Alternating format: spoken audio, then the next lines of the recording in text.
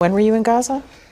End of April for the first couple of weeks. And then there's sniper bullets. I have children that were shot twice. Wait, you're saying that children in Gaza are being shot by snipers? Definitively. I have two children that I have photographs of that were shot so perfectly in the chest I couldn't put my stethoscope over their heart more accurately, and directly on the side of the head in the same child. No toddler gets shot twice by mistake by the world's best sniper. And they're dead center shots.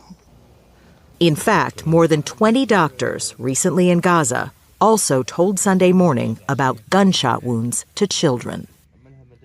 One American doctor told us he even reviewed CT scans to confirm what he saw because he, quote, didn't believe that this many children could be admitted to a single hospital with gunshot wounds to the head.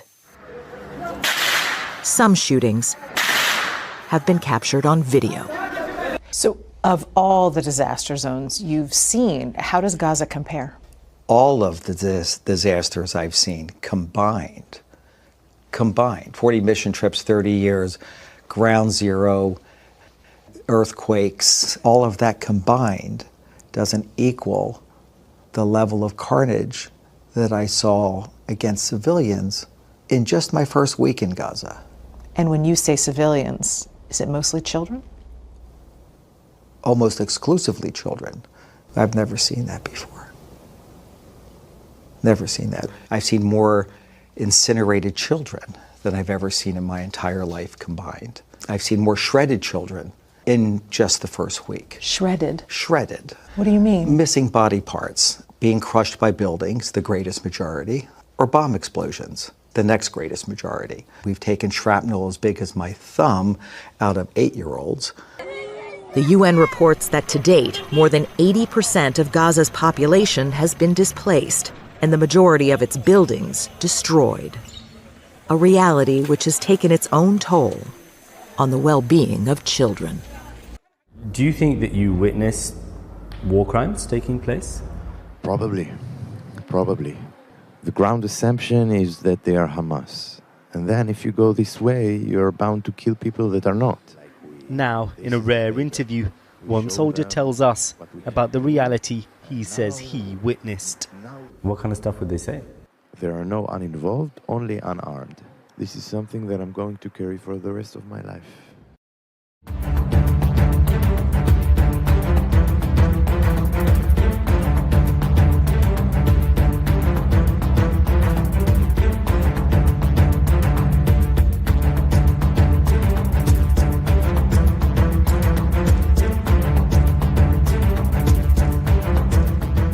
Welcome to the Daily Wrap-Up, a concise show dedicated to bringing you the most relevant, independent news as we see it from the last 24 hours. Thursday, January 30th, 2025. Thank you for joining me today. Probably going to be a longer show. Have a lot I want to get in today. I definitely want to make sure we start with some of the follow-up points that I was kind of trailing into at the end of yesterday's show. But the main part of today's show is going to be focused on primarily the Gaza ceasefire. I even struggle saying that, like with Lebanon, seeing as how we can prove easier than anything else in this conversation that they violated this every single day so far. Every single day from the moment this started, just like with Lebanon. Roundly proven in 45 different ways, and it's still ignored by the Western media and the Western press, and the Western politicians. The point is, we're going to get into the ongoing ceasefire dynamic, the overlapping points of Trump telling you he's going to clean it out, continuing to support the ongoing genocide and arming them, giving them the MK82 2,000-pound bombs, as well as the anti-Semitism executive order, which it looks like it was signed right while I was live last night, which is what I expected. And it's actually worse than we thought. I'll go into it more in detail today. How all this comes together with the immigration conversation, with the Israel-driven weaponized migration that's happening in this country, with the weaponization of your own ideology, right? Whatever you think, making you out to be somehow anti-Semitic or whatever it may be, or that you are a red hat. That wasn't that long ago. Now those are the ones pointing at anybody else because the team sport element of this on the left and the right are being driven by something other than what's the interest of Americans. But there's a lot of really wild egregious lies taking place right now, just blatant misinformation, which clearly does exist, primarily from the partisan field, it would seem, which in my mind is just an extension of the mainstream media, guys. That's what this is. So it's important to see these to start. I'm going to do kind of a rapid fire on this. I'm hoping this won't be as long as it might be, but I want to get through some of these to start so we can spend the bulk of the conversation in what's going on in foreign policy. And that's Syria, Lebanon, Gaza, and a lot of different extended parts of this story that are showing you the same thing we've been talking about for a long time. These are the villains of our time, guys. That's what we're staring at. The clip we started with, I've showed you that many times. That's a Jewish doctor who was in Israel, or in Gaza. And point is, it shouldn't make any difference, more so one or the other. Just because he's Jewish, it doesn't make his words any more impactful. But it might reach people who want to pretend that if you would only say such a thing because you're somehow racist. The bottom line is, guys, listen to what they're all telling you. I mean, never before in his entire career, all combined, has he seen what he's seeing there. Exclusively show. I mean, they know what they're watching. They know what we're seeing. It's torture. It's genocide. It's what this is. And everyone in the world seems to recognize that, and it still seems to continue. That is the point we need to make sure we don't miss. I bring it up every time. That shows you who these people really are. Now, there's a whole separate conversation on how we deal with that, because it seems to make no difference what we want to say and think and vote for. But just recognize they don't care what you think. They are not in some kind of representative government dynamic if they're willing to just continue to support the most obvious genocide in history using your money while you know they're doing it, and it just keeps going. It's pretty disgusting. But I want to go through some of these points to show you both the overlapping lies that we're seeing in that regard, but also from the people that are, I mean, I don't even know exactly why I would say I think this is happening so transparently. Other than the obvious point that I make, which is it seems it's in Israel's interest to basically burn down this country at this point, and that's what seems to be happening, divide and conquer, as even Vivek Ramaswamy said was the mindset of Elon Musk and them, but of course in a different context, right? As long as you see it in the lens of bad guy Democrats or woke ideology, all of which matter in certain conversations, but as long as you only see through that lens, you're missing 99% of the story. Those are the things that, like Antifa and Patriot Front, these different groups, these are things that they're being used to keep us in certain places. I'm hoping more and more people day by day are beginning to recognize that. I think they are. Now, I'd like to start before we get into some of these different hopefully quick points about just basic misinformation coming from currently the the current administration that's in power. You can pretend that's left or right. For me, it's just our government, but that's the point of, that's where this is coming from right now. I'll go through a lot of these, but I wanted to make sure we shouted out the ongoing event. Today was when I was supposed to fly out to Mexico.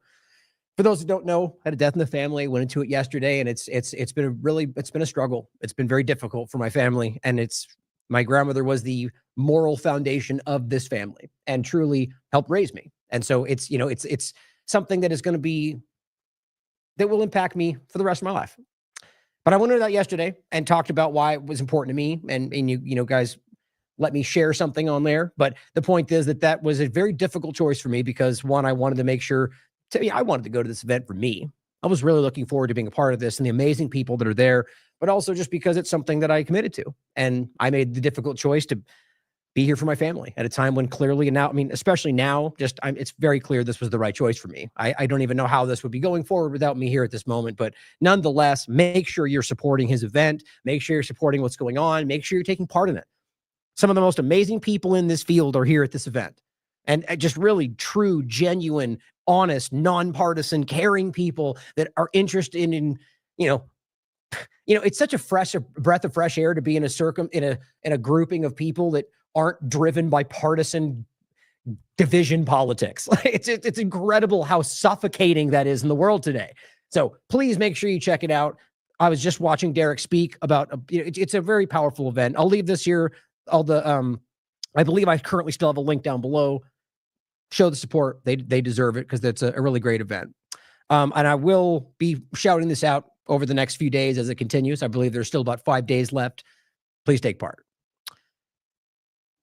Now, I want to start with something Carrie said, just kind of as an overarching kind of tone for like everything we ever always do forever, but really today, in especially. But my point, kind of joking, is this is just always how we're seeing this, and it shouldn't be taken as something that is like a derisive thing, like where it's like you're lesser than or you don't see it. The point is to just at least consider from a different perspective. Like I often stand back and go, am I wrong? Like, is it that Trump is the best, going to save us? Or is it that Republicans are somehow better than Democrats, or somehow the Democrats are better than Republicans and one side's going to bring us home? And, obviously, I don't think that, but I actively stand back and consider that or any number of other things that I could be wrong on, like during COVID-19. You know how many times I had because there's, you come across information and you go, well, okay, that's somewhat compelling, right? But you later find out it was because they completely lied about statistics, whatever. But the point is that I knew there was a problem with, there it goes. Something's going really fishy with the StreamYard today. My window's acting funny. I wanted to bring myself back up. But during COVID-19, I went at you as you're going through it. You're seeing these things and you're going, man, this is just like right now, by the way, way more obvious now, which is crazy. But we saw the building of the COVID-19 agenda and the things we kept calling out, like the DNA stuff and all. Remember at the beginning, we were going like down the list of all the different conspiracy theories that this was basically completing. Here we are again, by the way. But I constantly check myself going like, okay, am I wrong about this? Right? Or even in the mask conversation. When I first started, I wasn't really immersed in that conversation. And in fact, I only knew pretty surface level information about it. And I decided to go, okay, well, I'm going to look into this. It does seem very politicized and just barely scratched the surface. And I'm like, well, this isn't what they're telling us. And then the more you dive into it, now what do you know? Even Fauci's admitted it. Yeah, little old Ryan Cristian was telling you that in 2020, along with all the rest of the people that had a brain, because it was blatantly obvious and we weren't just going, but the CDC says. It's amazing, right? And I wasn't knowledgeable about it until we decided to look into it. The point is, though, I kept checking myself. As you go through it, you're like, well, maybe I'm hurt. Is it possible that I'm missing something and the mask is helping some people? That's what we have to do all the time. Constantly challenge your ideas, constantly check yourself, because otherwise you fall into these traps. They then abuse that. They know it's human nature to fall in and make your groups and then tend to be a little bit more difficult to pull out of those groups. And this is how they abuse that, leading the resistance from the top, from the, kind of paraphrasing the Lenin idea, not Beatles Lenin, but, historical concept around the idea of leading the opposition from within. This is a classic tactic. So that being said, this is something that she said that I think is just important to think about. And just consider our perspective is my point, as we often would do for anybody else's. Everyone cheering for a new masters to save them from the old masters, while a handful of us are waiting for the masses to realize that the root of the problem is the indoctrinated belief that we need masters at all. And she goes, to everyone who likes this post, I appreciate you. It's been a wild ride and just over a week with the new regime. And as hopeful as I am for humanity and freedom in the long term, it's going to be a rough ride for the foreseeable future. I'm glad you're here. Just the idea that why do we think we have to have this dynamic? Now, this doesn't even have to get into like government versus no government, which is really the core point. But why we think we need to have some dictated ruler that decides whether a king or a president or a prime minister, at least just take a second to think about, is it possible to be in a place where we don't need that, don't demand that, don't fight over which one we have to have? It's just interesting, isn't it? I'd like to believe we're at a point in the world, in our society, in this country, where that might be the conversation we should be having right now. Crazy, I know, but to start off with a couple of things I really wanted you not to miss. Now, this one's a little bit out of place with what we're going to get into next, but I just had to make sure you didn't miss this because it was buried in a 5-hour show, like way at the end. This is so wildly dishonest. And that's why it connects. The next 4 or 5 things we're going to go through are just ridiculous. The Gaza condom story, which I can still tell you right now, people are swearing that it's absolutely still, it's false, guys. It is not true. I will prove it to you in a second. I wish I would have done it yesterday because it was more impactful, seeing as how now it's still being pushed. Trump just publicly stated Gaza condoms and bombs and whatnot. It's just lazy. I'm of the mind he either very much knows that's not true or just doesn't even care because he knows the supporters will support it whether or not it's true. That's how this game works. Or the drone point or the California military point just one after another. It's pretty crazy. But this one is from Israel's side of it. I just want you to think about why we're seeing such consistently lazy dishonesty. When I mean lazy, it's not like it's easy to see. They bank on your willingness to go, I'm on their side, so I don't care, or I'm not going to say anything because they'll call me a racist or whatever it is. Instead of just giving it like a half inch more effort to maybe not make it so obvious, but that's not their style, apparently. So this was what we saw, and we'll get into this in the latter half, hopefully not latter half, but after the first part here, in regard to the releasing of the Israeli detainees, because they're all IDF members. That's pretty clear. So they're not hostages, as much as they all want to screech about that. The bottom line is they were very happy. Oh, thumbs up, heart symbol, right? That's why I used that image today on stage with their hands up, yay, cheering. And I'm not saying that doesn't, maybe they were scared the entire time. Maybe it was terrifying. But it's pretty clear they were not tortured. They were not raped. They were not abused. And they were it was like a sporting event, like they were winning something. Whereas the other half of the picture, as you can see, is one of the people that was recently released from prison in Israel without charge for a decade plus. That's what's going on there. And that's the difference. An emaciated, traumatized, can barely remember his name, Palestinian, versus 3 women that they couldn't stop telling you were raped and tortured and mutilated and come out cheering and high-fiving, giving you heart symbols. It's almost impossible not to laugh at how dumb this is if it wasn't such a serious conversation. So Aviva Klampus, doing what they do every single time, comes out and says, a representative from Israel's health ministry says the 4 newly released hostages, they're not hostages. I don't care how many times you want to say that. They're IDF members who were taken from posts. These are the women that were in, we went over this. But it says, are in an emotionally and medically complex situation. Now, just the simple statement in itself, when you can literally see them laughing and how many different ways we'll get into in a bit in the show, they're trying, like they did last time. They drugged them. No, they didn't. There's no evidence of that. Or they dressed them up and they make them, whatever, the craziest things. Here's how they make them look like they weren't starved, even though they were. It's like, guys, that girl is literally overweight, okay? It's not possible to tell. Anyway, the point is they're going out of their way because they're desperate. They went on a year rant telling you these women were going to be beaten up, tortured, pregnant, and and they walk out high-fiving each other. So what do? They make up all sorts of stories. They force them to wear a necklace. It's crazy. But here's the point that I thought was bigger than just some broad, emotionally complex narrative that makes it sound like we know some secret thing we're not showing you, is that this was an old quote. So there's only one of 2 things that happened here. See, this is the article from January 2025. Emotional and medically complex situation, says the health ministry. Okay. Actually, I'll read you directly from the quote. It says, right here, this is the full quote, okay? It says, this is an emotionally and medically complex event for the hostages, for their families, for the families of all the hostages, and for the entire people of Israel, Mizrahi says, okay? And right here, it says, that's who they're talking to. It says, today we met with the women you're seeing up there after 477 days. Okay, so that is clearly about these women. Now, this quote is either a verbatim, exactly word for word quote that he gave the last time, which wouldn't make much sense. They're going to try to make that make sense because they're all tortured the same way, but they're not tortured and they're not struggling. And they all seem to be saying the same thing, save for a few caveats well after they've been propagandized and forced into saying something different by the Israeli government. My opinion, but I think we all know what's going on. Or they just basically took an old quote and pretended that's what just happened. So let me show you. This is Jerusalem Post article from November 2023. Okay, so we had the last example where some of these people were released, and it says health of hostages released is good. Okay, so that's the headline from the Jerusalem Post. But then they have to push this later down in the article, a complex event, both medically and emotionally.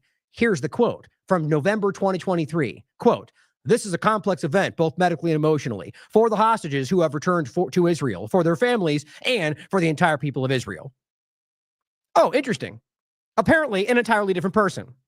Guys, this is how Israel operates. Either these people are given a script by the government and just verbatim said the exact same thing, 2 different people from the health ministry, or Israel's just blatantly lying to you about what's going on. What do you think is going on? I mean, even if they are actually being told to say that, that's still a lie. I think that's profoundly important. So we're being told these people are suffering. Aviva Klampus is just vomiting out whatever she's told because Times of Israel said that because they're being fed information from the government and they're literally quoting the exact same thing that was said back in 2023 about the people that later went on to have no problems, to have no issues, other than it was scary that we were taken, which I would never argue otherwise. They were taken. That's horrifying, guys. That was probably a scary situation. But they all seem to continue to argue they were treated well, like the literal headline says right there. I find that to be important. We'll come back to all of that. So keeping in mind the fact that Israel is willing to so desperately lie about the very people that they claim they want to support, right? Think about all these other lies we're going to go through. I just find that to be hilarious and disgusting that they're willing to make up lies about women. They want you to pretend that they were raped somehow. That's what they're doing, even though they know it didn't happen. Even with the chief example, the woman in the ground, the gray pants with the blood. Okay, that has now been proven without a shadow of a doubt to not have been raped. She is now one of the ones that was released. She wasn't raped. They've now proven that they even had the video of that at the very beginning, that they knew she wasn't, and they all still lied about it. This is a profoundly, profoundly sick grouping of people, okay? And it is not every Israeli and not every Jewish person, but it is without question the Zionist entities that are driving this. They're praising this stuff. They know what they're doing. And then on top of that, we'll come to this in a second. Don't forget, by the way, that you got the Tommy Robinsons of the world pushing the idea that the Muslim extremism idea, that this one is the idea of women in Islam with no choice. Oh my God, look at the horrifying burqa she's wearing, right? Oops. Hit the wrong button. So he says, this has no place in the 21st century. Well, you probably saw this in the last show, but I wanted to start with it for those that missed it. In case you didn't see it, guess what, guys?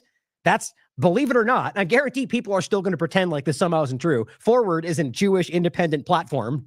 It says, guess what? Nope, that's not what you think it is. Nope, it's not even a woman in burqa. That is a hot 80-degree day in Israel.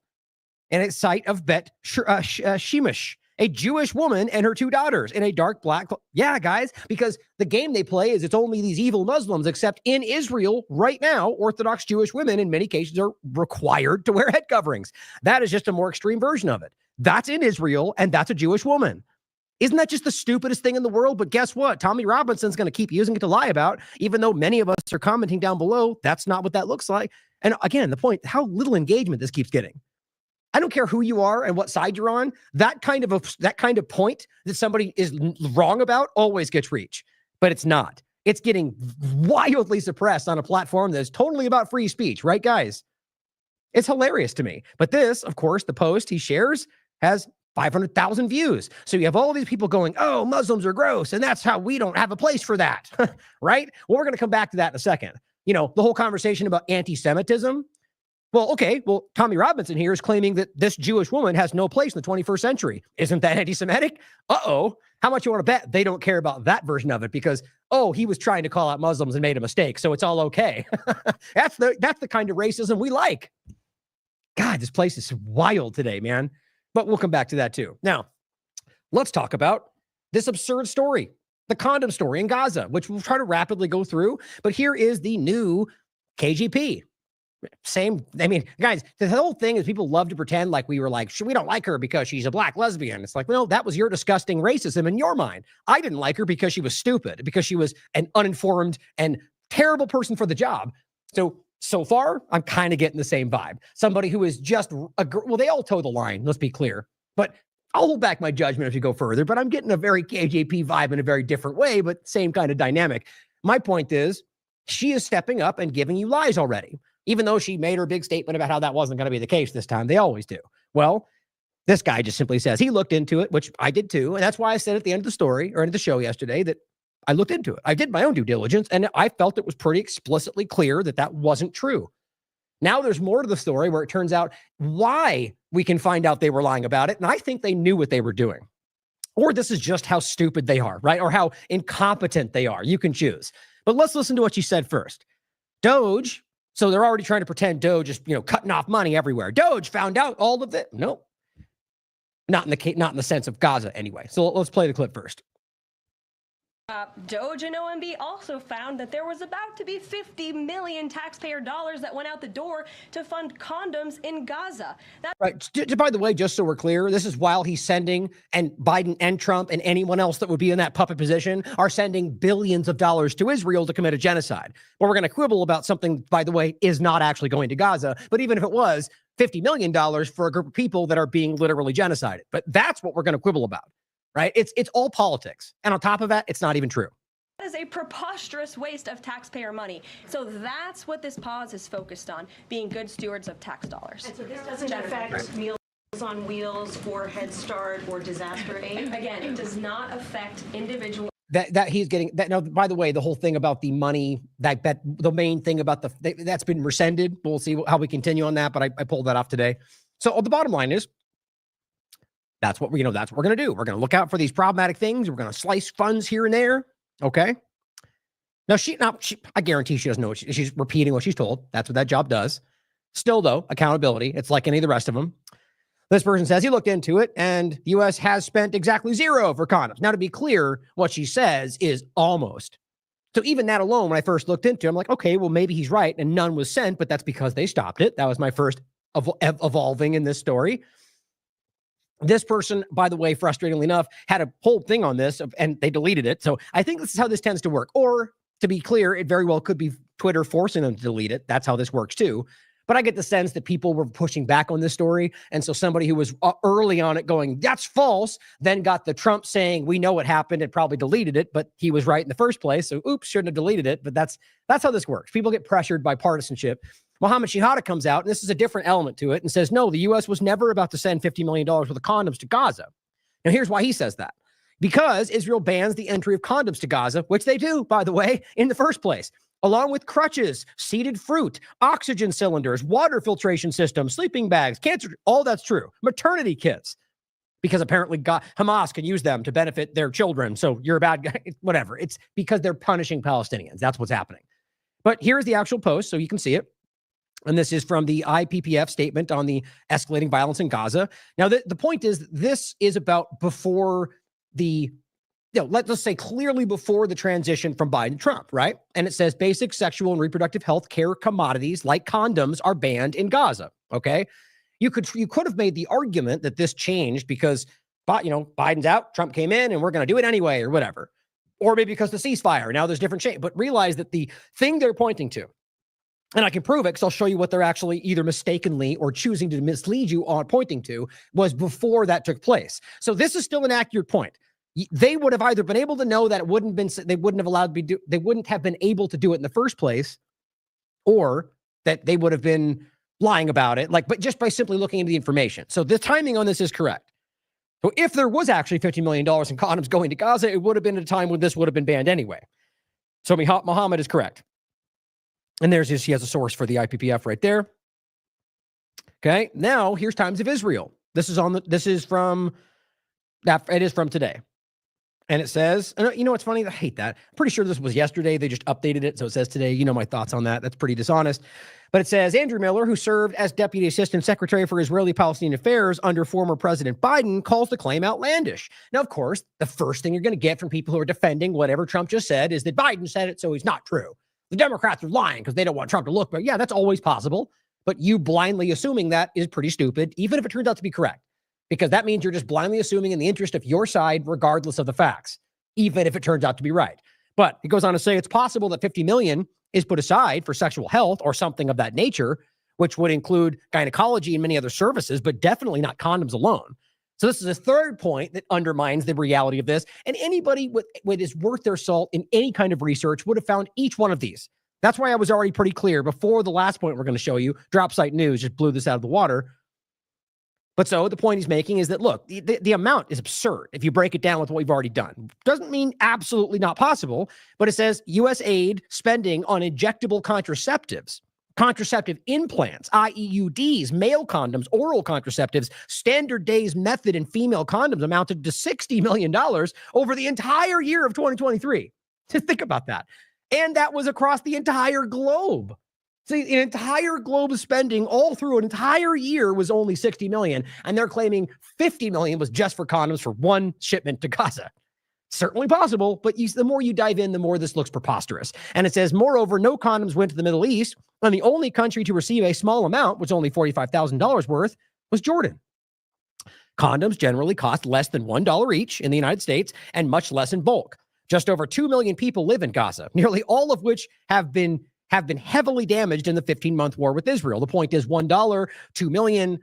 Obviously, something's missing here, okay? So all these things together, if you're objective and nonpartisan, you'd have been like, yeah, this is one of these stories. Either they've been misled or they're trying to lie to you for their own partisan reasons, both of which are absolutely possible.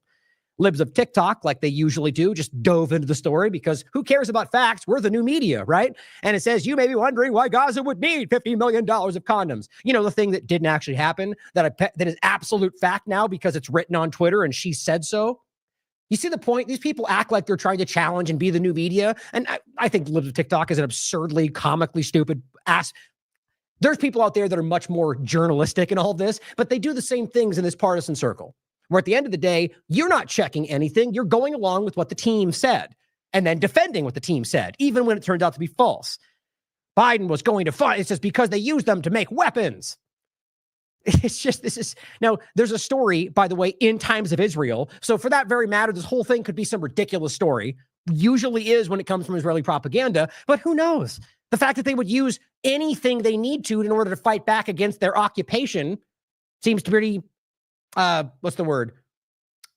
Not in, damn, I can't think of it now. But, they are showing the ability to think outside the box, right? Like using any, but the point is, we don't even know.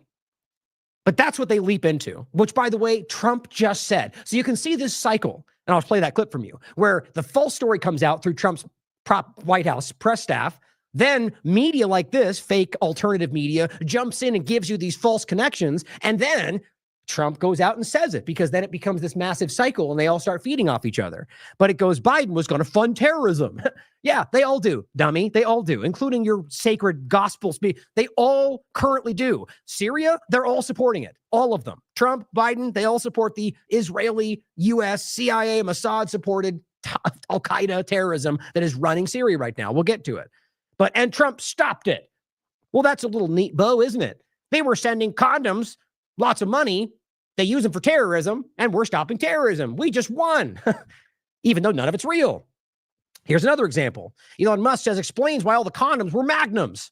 Ha, ha, ha, ha. Okay, there you give them the out. They can go, we all just trolled you, and it wasn't even real, even though you all very much did play this as a very real story.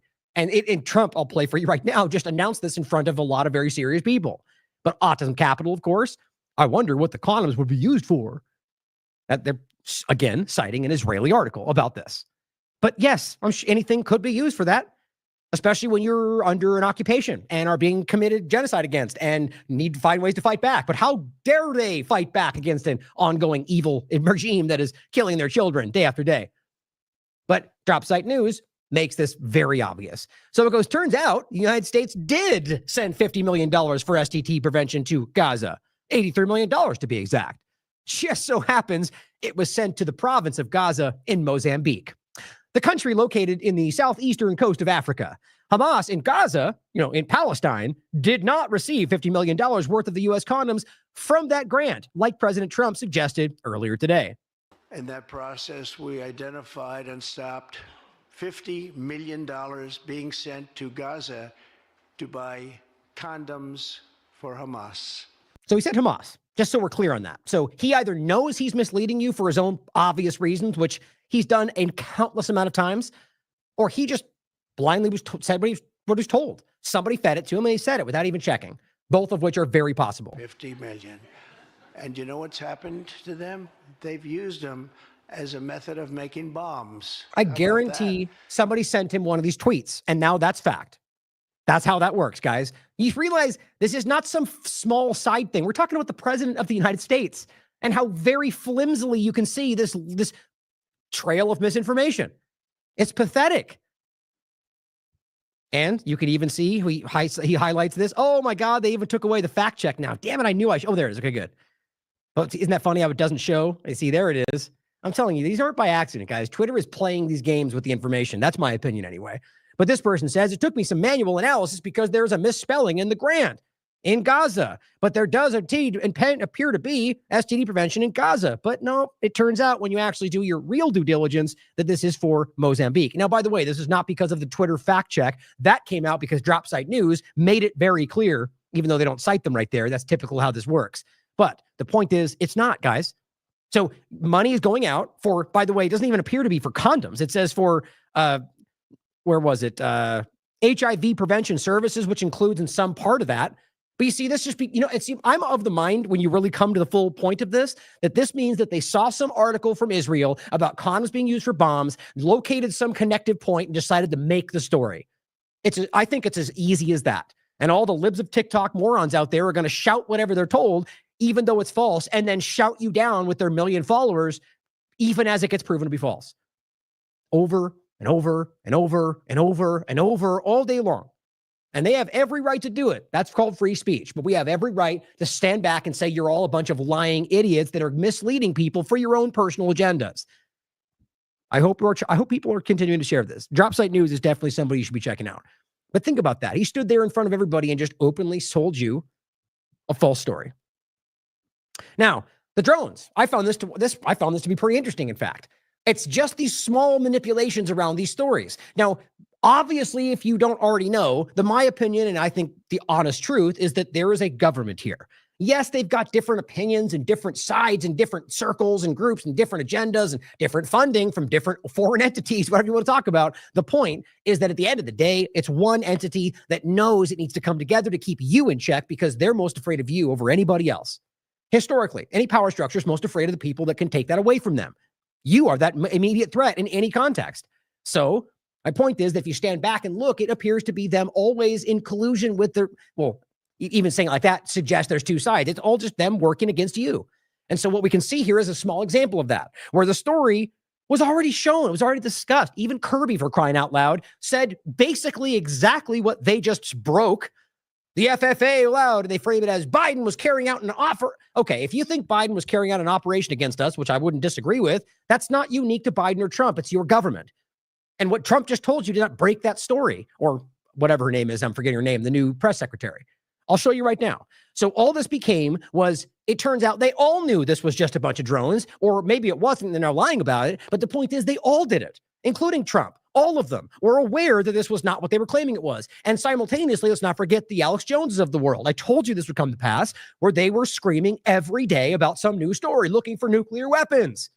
Northcom said it's China. Oh my God, now it's Iran. The next day, it's every day he came out with some new bombshell story that was totally proven until now at least they're claiming it's not. Does anybody want to follow up with that and go, hey man, what about all these fake stories you put out day after day after day? Or all the bombs about inauguration and the deep state Democrats going to overthrow? Yeah, well, I guess that didn't happen. I'm glad. Maybe it's because he stopped it. Sure, an easy way to play that. Sort of like, if you hadn't taken the shot, you would have gotten more sick. Well, I guess we'll never know. Seeing as how they both support those shots, apparently. But Trump says New Jersey drones authorized after suggesting Biden kept public in suspense.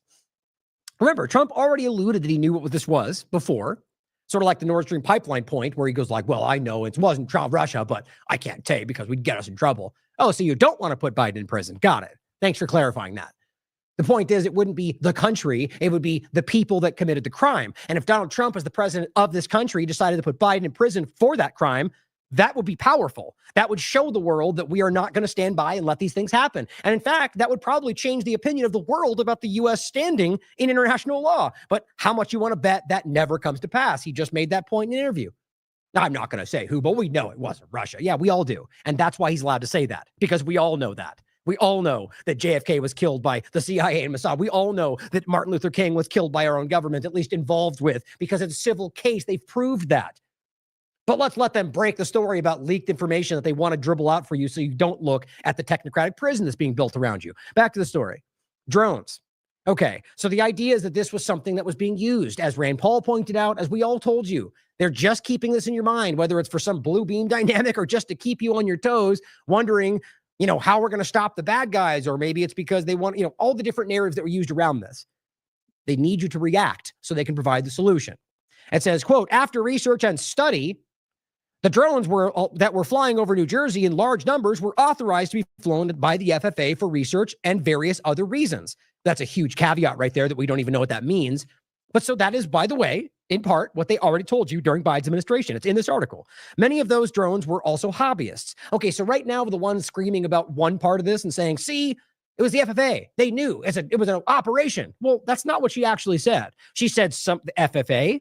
She said other reasons. Some were hobbyists, recreational. Others were private individuals that were enjoying drones. Okay, so basically what she said is any other normal day in this country with drones.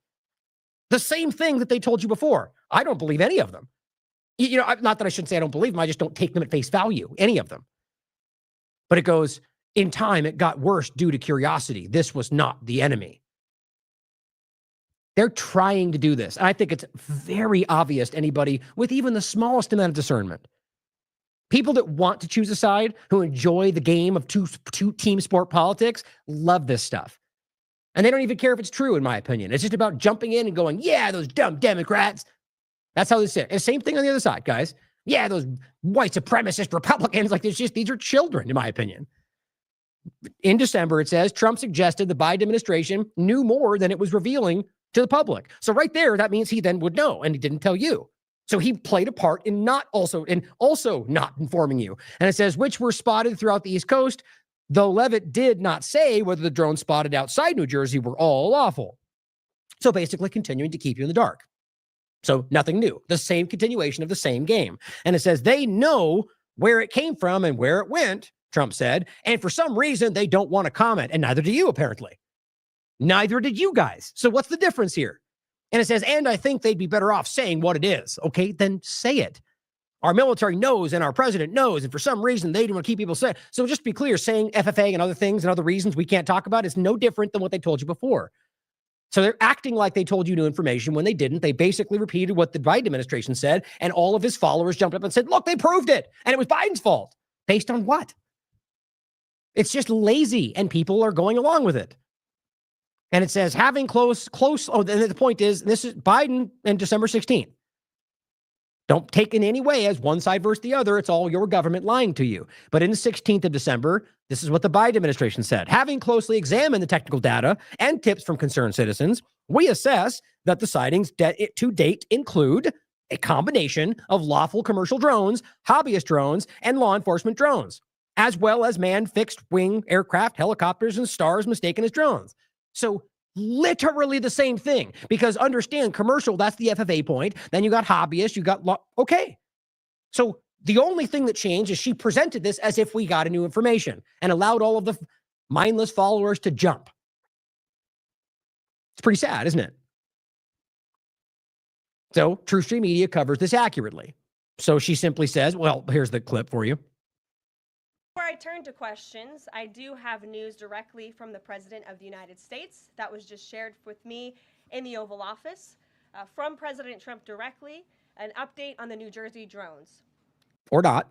All right. So Trump made sure, tell them this, not an update, repeating exactly what the Biden administration said. Little different juxtaposition of the words, but the same information. After research and study, the drones that were flying over New Jersey in large numbers were authorized to be flown by the FAA.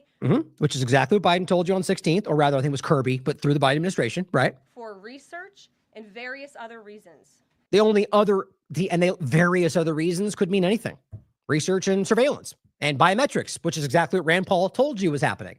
And that's probably why they don't want to mention that, because the only group driving that more than anybody right now is Trump's administration, Palantir, biometric wall, surveillance, technocrat. That's where that is. So they want to step right around that, but make you think Biden. Many of these drones were also hobbyists, recreational, and private individuals that enjoy flying drones. Okay, and things like that are what the Posobics of the world just casually left off the conversation. In time, it got worse due to curiosity. This was not the enemy. Right. Okay. So it got worse because they wanted that to be the case. They allowed you guys to pull your hair out screaming about it. Now, let's be clear. It still could be something bigger, because I would never pretend we know. The point is, you didn't know then. We don't know now. It very well could be a part of what they just said, and that's covering up some larger agenda, whether any number of things that you could fit into this possible story, whether Iran, aliens, any number of things are possible. The point is that they allowed you guys to go crazy about it. And all these partisan grifters, mostly on the right at this point in the Twitter sphere, were screaming about everything, and Jones was leading the charge. If you can't see that by now, you don't care. I want to be clear about that. It is objectively clear what just went down. And again, whether we even know what the reality is, they were pushing things all over the place that did not line up. And to this very point, they're now falling back into this position. That's just simple partisan games, because that's propaganda. A statement from the President of the United States to start this briefing with some news. And with that, I will turn it over to questions. Gosh, she just seems like she's pretending. I'm really going to try to hold back my judgment, just because we'll wait and see. Just because somebody's young doesn't mean that they're not, or I get a very, very immature sense from her, but that's my opinion. We'll come back to it and we'll judge as we go forward. But TrueStream Media says, so they knew what the drones were the whole time. And they just wanted everyone, including members of local and state government, wasting time in meetings with no answers. Think of how wild that is. To spend weeks freaking out about nothing. And let's be clear, they didn't add anything new. So they also continue the game. Just a thought, sharing the same thing, says various other reasons, right, including normalizing drone tracking, surveilling, and other even warfare. I was going to say other warfare, and I said it wrong. The point that was Rand Paul came out and said, look, this is what they tried to roll out while we were all distracted by the drones, which was allowing the drones to combat the bad drones to steal information from your phone, to scan your biometrics. Oh, I see. So it had nothing to do with the drones. It was a means to an end to get you to accept more technocratic surveillance. Exactly what we're all telling you is coming. Literally, Rand Paul walked out and nobody barely even got a conversation about that. You know why? Because right now you're not supposed to talk about that in the Team Sport Republican side because that's their bread and butter. Not supposed to be public, but that's what's happening. It says, make no mistake, Gaza, Ukraine, other parts of the world that the U.S. has funded war in have been experiments in total digital control that will come home. Like Israel, Palantir, Lavender, Hapsora, they're testing these things, guys, right now on people that the world's trying to ignore. Jack Posobiec, of course, comes out and says, breaking, Trump White House confirms New Jersey drones were authorized by Biden. That's not what she said. You see how willfully dishonest these people are. Okay, now realize he could be claiming that I know is the case because of my research. That's not what he's saying. He's saying White House confirms.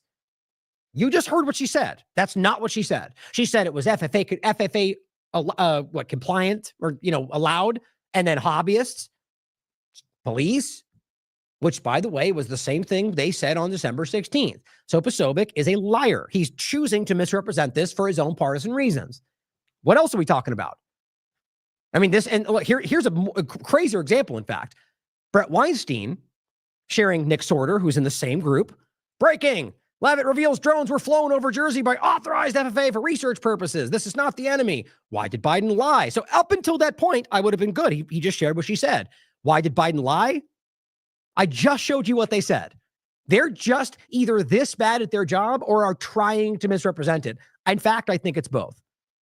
But Weinstein shares that, which, by the way, he's been bumping up against clumsily trying to call out Whitney Webb and then being torn apart because he doesn't know what he's talking about. And I'm not saying he's a stupid person. What I'm saying is he keeps trying to call out Whitney Webb for things that she never said or things that she's covered 1,000 times over that they pretend she's never pointed. It's embarrassing. But that's because I think people like this are leaning into people like that. And if you're going to believe Nick Sorter, you're going to get misled. Or you're going to believe people out there that are partisan manipulators, you're going to fall into those traps. But it says the Biden administration apparently ran a psychological experiment on the citizens of New Jersey and the nation without informed consent. Oh my God. When's the last time we saw that? Oh, Operation Warp Speed, Donald Trump, and then through Biden, right? The point is that, yes, I think your government is always doing this. But to try to slice it out as one part, even though they just continued the operation, is really stupid. That's partisanship for you, though. And I think these people are choosing to be dishonest. That's my opinion. But let's not forget, during all of that, you had Palantir putting out advertisements in December at the Army-Navy game for drones. Pretty silly not to point that out during the psychological operation point, because realize, in my opinion, why they don't. Because you can't make that only about Biden. Right now, this is Palantir. That's Trump's administration. That's what this is. And they don't want to point it out. And don't forget, Palantir is working with Israel to commit a genocide. This is when they partnered with them in January 2024. Over a year of ongoing genocide. And they're happy. Alex Karp and Thiel partnering with the most obvious genocide in history. Next manipulation. This one was pretty ridiculous. And again, this is about the Gavin Newsom. Like, if you read the comments, it's all people going, yeah, go after Gavin Newsom. Gavin Newsom is a criminal, but so is Donald Trump. The point here is he says, and here's his Truth Social just directly from it. This is his, I guess, a Truth Social relay for Twitter. But here's the Truth Social. It says, the United States military just entered the great state of California. As far as I can tell, and even as she just reported, that's not true. Under emergency powers, turned on the water, flowing abundantly. So now you're rational, even though it didn't happen, at least as we can prove, you're rationalizing the idea that you sent in military into a state under emergency powers. Isn't that what we've been warning about? So I think this was actually intentional to see how we would react. But it says, turned on the water, flowing abundantly from the... That's not true either. The days of putting the fake environmental argument over the people, they're really trying to bait you into the woke, the things that are real, by the way, the green manipulation, climate change, woke politics, because those things are means to an end. If we don't see that by now, then I don't think you even understand the Great Reset and technocracy that's happening. But these are still important because they have real world effects. But they're at a point, guys, where they've already stepped over this. They're already using these ploys to keep you divided, keep you looking anywhere other than what they're currently building. And that's what I believe very strongly. So when we have people like Millet at the Davos going, the two genders and woke politics, and you got all of the right manipulators going, we did it. She bucked the whole system. Meanwhile, the rest of the 99.9% of the Davos conversation about where it's all going that Trump and Millet were a part of is all the things they're rolling out while you're distracted by woke politics. Works like a charm. Played like a fiddle. The point here, the fake environmental argument. All right. So instead of focusing on the fact they just lied about this, it's all about the woke politics. But either way, military, emergency powers, there's a reason this is being framed this way. Now, first was just Reuters saying California denies it. But California could very much deny something that would happen. That wouldn't surprise me. All politicians are quite dishonest. But what was interesting, I think I had the important part is it's just simply saying they denied it. That's not what happened. And I'll just read it directly from this article. Now, this is, by the way, just as this is followed up, and I'll play directly from her speech at the press conference. It's not what happened. But here's what it says. The military did not enter California, according to the agency, on its verified account. And this is which one was it? The California Department of Water Resources publicly disputed this and says the federal government restarted federal water pumps after they were offline for maintenance for 3 days. So not only does it not have to do with what was just going on in the context of, like some long-term thing, but it also is something that was federal government, not military, and was scheduled to go back on anyway. State water supplies in Southern California remain plentiful. Now, I just to be clear, California is rife with corruption, especially on the water infrastructure. I've shared this millions of times about all the different times they've been sent billions and billions, both through Trump and Biden's administration, by the way. From 2020 all the way through Biden's last administration, they kept sending billions and billions and billions to California for water infrastructure. So it's funny that they want to make the point now, even though Trump was signing off on it the whole time during his last administration. And I was calling it out back then, going, what's going on in California? Where's all this money going? You think he couldn't connect the dots then? It's all about a means to an end. The point here is that this appears to be the reality of this. And this is even what she just said in this conference. On California, could you please clarify what the military did with the water last night as referenced in the president's Truth Social post? The water has been turned back on in California, and this comes just days after President Trump visited Pacific Palisades, and as you all saw, applied tremendous pressure on state and local officials in Pacific Palisades, including Los Angeles Mayor Karen Bass, to turn on the water and to direct that water to places in the south and in the middle of the state that have been incredibly dry, which has led to the rapid expansion of these fires. All right. Okay. So not the military then. Okay. So it was live. Just so we're all clear, a complete and absolute lie. It was them requesting something that was planned to happen in 3 days anyway. It's all a narrative, guys. It's about getting people on board with a certain narrative, knowing that they were going to turn it back on. Hey, let's just lie about that. We'll get a whole bunch of momentum. Well, bad guy California and all the people on our side will pretend Gavin's lying about it. Easy. They know who you are and they know how to play you. If you keep playing the team sport game, what's funny about it is people in this team sport politics, which I believe is the minority, really love to pretend like they're on his side. Like you guys are fighting the Democrats. The truth is that they're using you. They're playing you with things that you think you want. Very transparently, in fact, because they're not on a different side. Now, what I think is important to recognize is that one, it's just another continuous series of lies in order to get you in a very, very particular partisan position. Now, on top of that, we're talking about how in almost an experimental sense, like through Twitter and others, we're watching this play out where they're seeding false narratives. They're just blatantly from whole cloth and then watching as they literally in some cases roll out to borderline mainstream media. So this is where I found this to be important. Charlie Kirk says, breaking White House Press Secretary Caroline Leavitt make some huge news about changes to which outlets will be allowed into the Brady briefing room. Podcasters, bloggers, social media influencers. Now, I think if you're actually going to expand this into a nonpartisan objective grouping of people, then I would say good. Something tells me we know that's not going to happen. Realize that we just went through all these people that they would point to, all the people that are going to blindly parrot what they're being told, and they're going to be framed as the podcaster, blogger, and social media influencers. Like, I thought that was funny. Is this, I mean, so you're going to have, I should have found a good example. I was thinking about this last time. Like some really ridiculous, like, you know, some person that's like a TikTok influencer that's no idea what they're talking about, but they love Trump and they're going to be asking Trump, you know where this goes. It'll be this is the reorganization. This is the new mainstream media being presented in some new way. So podcasts and bloggers, even though it's going to be hand selected by the people that are very much in one position. Now there'll be your token differences. I guarantee it. You think they're going to invite people that are actually going to ask real questions, just like they don't want Sam Husseini in there in other contexts for the State Department? It'll be the same dynamic. I hope I'm wrong, but everything in our history, everything we've seen up until this point argues that's the case. So again, you can hope over here, but we can lean into the facts over here. I'm going to lean into the facts while still having hope that it might happen. But hope should not be the only thing that drives you to make a choice. But here is where this is going to go. Fox News say, hey, Trump White House is rolling out a new social media account that aims to hold fake news accountable. Oh, okay. So the same thing, right? So it's the same. It's just about as stupid as pretending like we don't want fact checks, but now it's okay because we have our fact checks on Twitter. Well, it's the same. It's the same game. You just are okay with it because you feel like it's going in the direction that you like.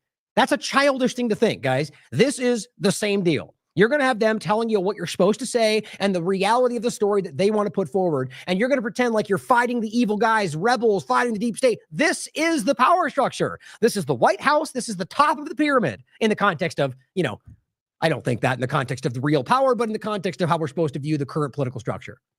And they're going to be telling you, this is what the story is. Here's how they're lying about it. And many of them are going to go, that's the truth because they said. So what you're doing is effectively taking the top of the pyramid. You're taking the president's word when journalists are supposed to be questioning more than anything that position. Is that funny? Because the only way this makes sense is they still see themselves as rebels fighting the deep state when they are literally the opposite of that. Trump White House rolls out social media account to hold fake news accountable. You mean like the fake news we just read coming directly from his mouth and his team and the people that he's going to point to in this group? Yep, those people. They're going to make sure they challenge the fake news by spreading fake news. And of course, just a side point, Meta, Facebook, whistleblowers are now showing that they changed their codes to manipulate millions of algorithms in favor of Israel.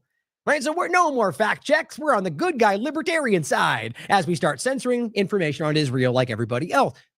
All we're seeing is a shift, guys. And it's again, it was so important to get you to think they was all about censoring pronouns and woke ideology. And you took the bait. Now, those things, again, they're important conversations to have. The point is that what they really wanted was for you to follow along. The Pied Piper you right into this controlled structure. And look at the coordination. All the people that we were all telling you were enemies, that you all agree with were enemies, are now on your side. I'm speaking to the Team Sport Republicans, but the reality is, guys, this is all across the board. They're setting up the new structure. It's right in front of you. Now, on RFK Jr., I think it's important to make a couple comments on this. This was from Health. Ethics disclosure reveal RFK Jr. owns stake in gene editing firm as Maha revolts over new Trump-backed mRNA project. This is the 24th, January. And it says RFK Jr. has invested in biotech companies that use gene editing technology that he previously cautioned against in his state Senate confirmation ethics paperwork revealed. Now, interesting that he has ethics paperwork, right? And shows something that seems to be uncomfortable for people. Funny how we don't get that from Trump. We don't get that from Pam Bondi. We don't get that from a lot of the Zionist-influenced people. I wonder why. It's amazing how the Democrats aren't screaming about how they're not signing ethics pledges. I wonder why. Maybe because they're all on the same side, guys. But it goes on to say Kennedy holds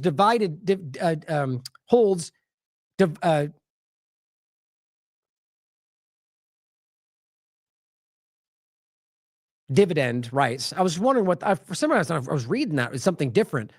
But so dividend rights to multiple biotech firms, including a stake in CRISPR Therapeutics, which is very important to this conversation, guys. CRISPR, the COVID-19 injections, all this stuff overlaps. This is gene editing.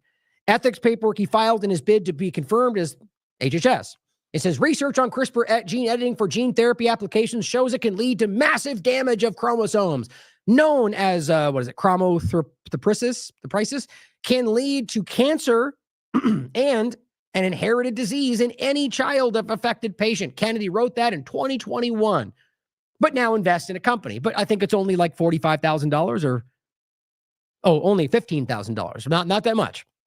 The point, though, is hypocrisy, I think. And on top of that, recognizing that what he just said was the gene therapy, otherwise known as cancer or mRNA shots, cause cancer. Well, yeah. And here's your mRNA shot for cancer. He knows all of this, guys. He does. Now, it says he also sounded the alarm on Microsoft, Bill Gates' founder's use of CRISPR, warning the Gates and the World Economic Forum, both frequently targets of Kennedy's harsh rhetoric, are prime purveyors of the technology. Now there seem to be overlapping, just like we told you they would. Now, important point, I think. Even if it's a small amount, I do think that's important. Now, Whitney Webb points out about the overlap of RFK Jr. Jimmy Dore says all the worst people in the world are organized against RFK Jr. I'm adding my list to support him. Whitney simply adds, please also consider opposing the nomination of the man proposed to be his number 2 in HHS under Kennedy, Jim O'Neill, who wants to deregulate the biotech market and flood the U.S. with mRNA gene therapy products by eliminating efficacy tests that can't pass. Think about it, guys. This is the same dynamic of the platform. They just pump in new information like a computer system and they pump out the new thing. That's what they already told you they're trying to do. It just spectacularly failed. We can prove that. And so they're trying to reorganize, I think. The point, though, as she points out in the next tweet, I think, is that ultimately it's not even up to him. This person's been chosen by the Trump side of this. So if we're going to pretend like it's a good thing, let's be real about what we're looking at. Now, look, I argue, even if I'm very concerned about RFK because of his stance on Israel. Simple. That seems to challenge almost everything else. But I still argue that his work around this is a positive change. But I just have concerns that it's not really what he wants to accomplish. But my point is, if we're going to stand back and look at all of it, his possible positives are very much more than the other people in the circle. Now, in no way would I argue that before a selection process to make that the reason we vote for a lesser of evils. Same stance I would take. I don't want any of them. If we're only given selective choices and they're all bad, then why would I choose a lesser choice? But now that we're in a position where it's not our choice anymore, and I argue it never was, my point is, if you're going to be choosing between the people they're pointing to, he seems to have more positives. But I'm still up in the air. I'm going to wait for outcomes, which we all should be doing. But the reality is, it's pretty clear all of this does not seem to be going the direction that we thought it was, like with the seed oil point I'll make here in a second. But 7Cs from that Iconic points out, Whitney perfectly explains why nominating RFK Jr. matters very little in the terms of the upcoming agenda. Odds are, even if they do confirm him, that it'll be the same sort of shallow gesture as the CBDC ban from last week, right? Because remember, that ban, not only did it leave its own little caveat, except required by law, but it also, as Whitney and Mark have been talking about, it seems to be already going in the direction of the stable coin private dynamic, which, as Catherine Austin Fitts has repeatedly pointed out, is way, way worse than a regular CBDC.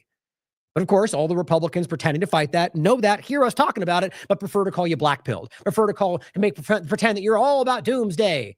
Yeah, the same thing they were yelling at us before the selection, and now everything we said was happening is coming to pass. Funny how that works. But it says, also a friendly reminder that RFK referred to the genocide in Gaza as a moral war for Israel and the company he keeps with Rabbi Shmuley, which seems to have been a while since then, but does seem to be the case. This is a new article from Unlimited Hangout. Longtime Thiel associate Jim O'Neill, so another connection back to Peter Thiel and Palantir, is set to manage HHS operations, whether RFK Jr. is confirmed or not. So we're going to pretend that RFK Jr. is in charge of anything if he's not even picking his second in command? His views and business ties strongly suggest he will push for mRNA and other experimental med tech to flood the market. Now, Liz Churchill comes out and says, this is what winning looks like, right? You know why? Because this Democrat got removed from the building. But how is that winning? What's the positive outcome for health policy or for the USDA? Oh, I get nothing yet. You just like that a Democrat got put in their place. Right? If that's all we care about, kindergarten is that way, okay? It says security physically removed her, which, by the way, as far as I could tell, didn't actually happen. She was escorted out of the building. Now, the point is, apparently this person was fired by Trump. Now, I honestly didn't even want to waste the time to get into, like, the dynamic.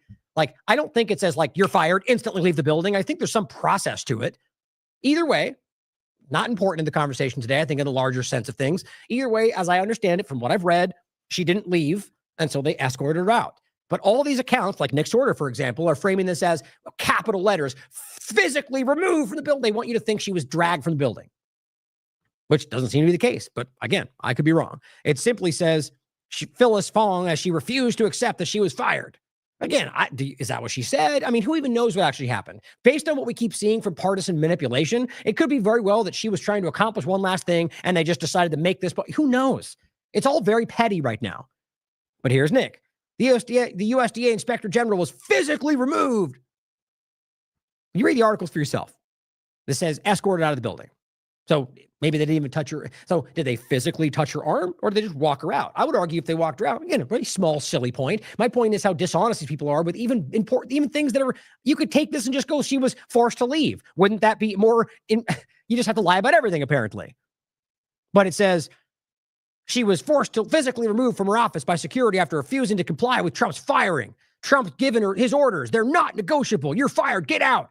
Guys, we're dealing with children. Like petty, small, lowest common denominator type people. You're fired. Get out.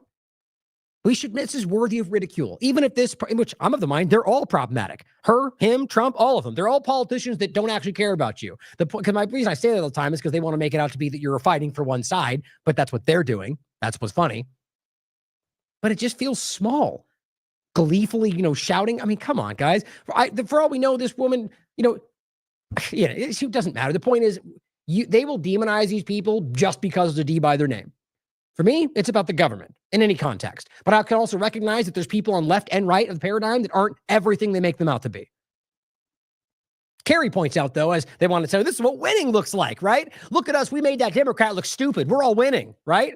Oh, but I guess, what about this, though? What about Maha appointing a seed oil lobbyist to be chief of staff for the USDA? The group you were just pointing at. So you're more consumed with getting rid of somebody that you don't like as opposed to putting a seed oil lobbyist as the chief of staff for that very group. Winning. This is either the deliberate misdirection of these people supporting this by pretending to support the good things, or that they're just this easy to mislead by the people they think they're fighting for. Putting a seed oil lobbyist in this position is the opposite of winning. At least what they pretend what they wanted. Maha. As Kerry pointed out.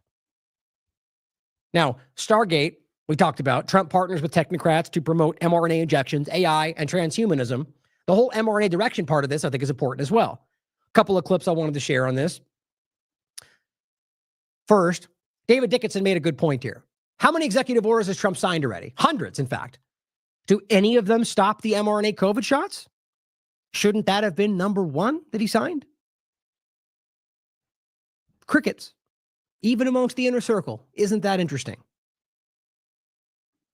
Well, New York Post writes, movement grows to put Trump's face on Mount Rushmore alongside Lincoln, Washington. What are we waiting for, right? We're winning. That's what matters, right? Who cares about the shots we all fought against that are killing children to this very day that he still supports? Let's get his face on there. Dumb Democrats. We're winning. I know you guys are not this stupid. I know you're not this easy to manipulate. This is so meaningless. Like the Gulf of America, guys. They're just it's bread and circuses, guys. That's what this is. You're being manipulated. And the point is, this doesn't appear to be a joke. And at the very least, either a joke or not, it's real and it's happening. Here is Representative Anna Paulina Luna saying, I've officially introduced legislation to put President Trump's face on Mount Rushmore. Now, it could be that this was floated as a joke by partisans online, and somebody like this saw an opportunity and decided to do it anyway, because knowing they'll even jokingly support it, and then it's supported all the way through after it's suddenly not a joke anymore. Well, the whole time pretending like you fell for the troll until it becomes real. His remarkable accomplishments for our country, really, and the success he will continue to deliver deserve the highest recognition. I mean, just think about how dumb it is to pretend that Trump, of all the people we could point to, all of which, by the way, have their own reasons why none of them should be praised, in my opinion, for the most part. But you're going to pretend that he, in his career, despite Operation Warp Speed, despite killing and assassination, overthrowing, but he deserves to be alongside those people with these iconic careers. It's ignorant, guys, and it's laughable. They're doing it probably just to make people upset. But Steve says winning, because that's what matters. Corey Lynn of Corey's Digs, just quickly to break this down, makes it a good point about the WHO. Saying Trump said he's pulling out of the funding of the WHO, but the WHO is still deeply embedded throughout the United States, as is the United Nations. Now, what she basically breaks down is there's other groups in this, the Pan American Health Organization, right? OAS, that are still very much immersed through all of this. And the point being, if you just simply cut to the chase, it's important to note that these privileges and immunities given to it in the 76 international organizations by the president can only be removed by a president, in this case for the US by Trump or whoever be in power. So the point is interesting that yes, the WHO move is a positive one. The question is if they're already working with Gates, as it clearly seems to be the case, it's probably the same shell game as before, which got a weird lot of pushback by people that are the ones we were just calling out before. I think we know why. But on top of it, that it may just be like another GARM thing where, yes, they go, look, we stopped it. But when you really look, they really didn't. It's still all there. The structure still exists. So in this case, if Trump wanted to fully stop this dynamic, he could. And what she's pointing out is he hasn't yet. Doesn't mean he won't. But if you were going to do this, you wouldn't stop at the WHO. You would make sure this is, so what the point is a much bigger dynamic. And I think we're being played with a shell game just like before. And this person says, this is interesting on the side note. They're saying something has me concerned that their job, this is a Trump supporter with the Trump, fight thing on there, saying, we recently had to fill out a survey at work where they basically state we will lose some of our benefits in order to implement a wellness program. It will require regular doctor's visits and biometric scanning. Lines up with 2030. Funny how this starts in the post-technocratic Trump administration. Interesting. On top of that, Ian Carroll says a story of the next 4 years. And everyone's been using this meme of, I forget her name, standing there with all of them looking. And the joke is meant to be they're all looking at her. And it simply says a global digital surveillance state, right? The joke being all of them are desperate to achieve a global digital. Yes, that's the reality. Just a Thought says, it would have been awesome if you had raised more awareness of this before the election and used your influence to spread awareness of the incoming technocracy and why these tech billionaires are sitting alongside Trump instead of telling your followers to vote for him. Ian Carroll says, first defeat Kamala, then deal with Trump. That's embarrassing in my opinion. And it says, I look forward to seeing how you use your influence to, quote, deal with Trump and expose his connections to Israel and technocratic billionaires like Musk and Thiel, which in some cases he's done. In other cases, it seems like he's pulled some pretty large punches, but you guys can decide. I'm kind of in the middle right now, whether he's, as he says, new to this and he's being manipulated by larger accounts, or if he's, because there's cases on this that I think it's hard to deny. Overall, defeat Kamala, then deal with Trump is you being played. If you believe that, you're being played. Because right now, all it is, and if you deal with Trump, that means you're acknowledging that they're all bad. And all you did was usher in the technocratic state because you were tricked by the two-party paradigm. That's what I think. But says this person says, "Do you see this? He's implying Q isn't a psyop." Ian Carroll saying something about this, basically implying that Q is something real. And he goes, "Well, it's pretty bad." Well, I think Q is a larger influence on this administration than we realize. Now, where are we at on this? About an hour. Let's see. Yeah, I'm just going to play through these, and after this, we're going to spend the rest of the remaining however much time on the entire conversation of the ceasefire. But I thought it was important to talk about a couple things on RFK overlapping with the COVID-19 direction. Alex Zeck said this. During his confirmation hearing, RFK Jr. reiterated that he is not anti-vaccine, that he is pro-vaccine, which, by the way, I've made clear for a long time. He's always made that point. That's not new. He very clearly has said, I'm pro-vaccine. He just wants the science to be clear and doesn't like the COVID vaccines. No, that's clear. But it is important to point out that a lot of people that support him don't believe that. And a lot of people that don't support him claim the opposite of what he said. It's very interesting. That's partisanship for you. Everyone's lying all the time, it seems. But the point is that he has maintained that. But I think that's a contradictory stance for a lot of people on the Republican side that think that they're fighting all vaccines, which is why a lot of the left frames him as being against all vaccines. And he's really never made that point. Not as he's made more open statements about how there's a lot more to be worried about in certain podcasts. But as far as I can tell, he's never came out and said all bad. He's always left open the caveat that some, it's a really, as he says in the hearing, that the most important thing we've ever done, kind of a thing, which I don't agree with that. But it says that he is pro-vaccine, that vaccines play a critical role in healthcare, and that Operation Warp Speed, and this is the one I think is most concerning, was an extraordinary accomplishment. That's what he said. I'll play it. It's important to note that he's made several of these statements on multiple occasions before this hearing. His question for people listening, is he, quote, playing the game, which a lot of people want to pretend, like with Israel too. He's just doing it to get into power and then it will all change. Well, certainly possible, but I think that's a very dangerous game to play and almost always turns out to be not what you think, historically speaking, but just to get his foot in the door. Or is he revealing his true thoughts and feelings related to vaccines? It's a good question. Now here is the conversation. And I'll just play I think just it's only 1 minute, but just the part where he says this. that science is unobstructed by vested or economic interests. That's good. Or by bad culture. And I'll just say about Operation Warp Speed, it was an extraordinary accomplishment, demonstration of leadership by President Trump. When he promoted Operation Warp Speed, he was looking at all of the different remedies, including vaccines. Therapeutics, everything. Therapeutic, ivermectin, hydroxychloroquine, famotidine, even chlorine dioxide. And he was not looking at shutting down our country for the year, forcing people to wear masks for a year, forcing all social distancing that did not have any scientific basis, which Dr. Fauci has now acknowledged. He said, we took it out of thin air. Isn't that funny? Now, who knows? It's up for you to decide. I wouldn't necessarily push back.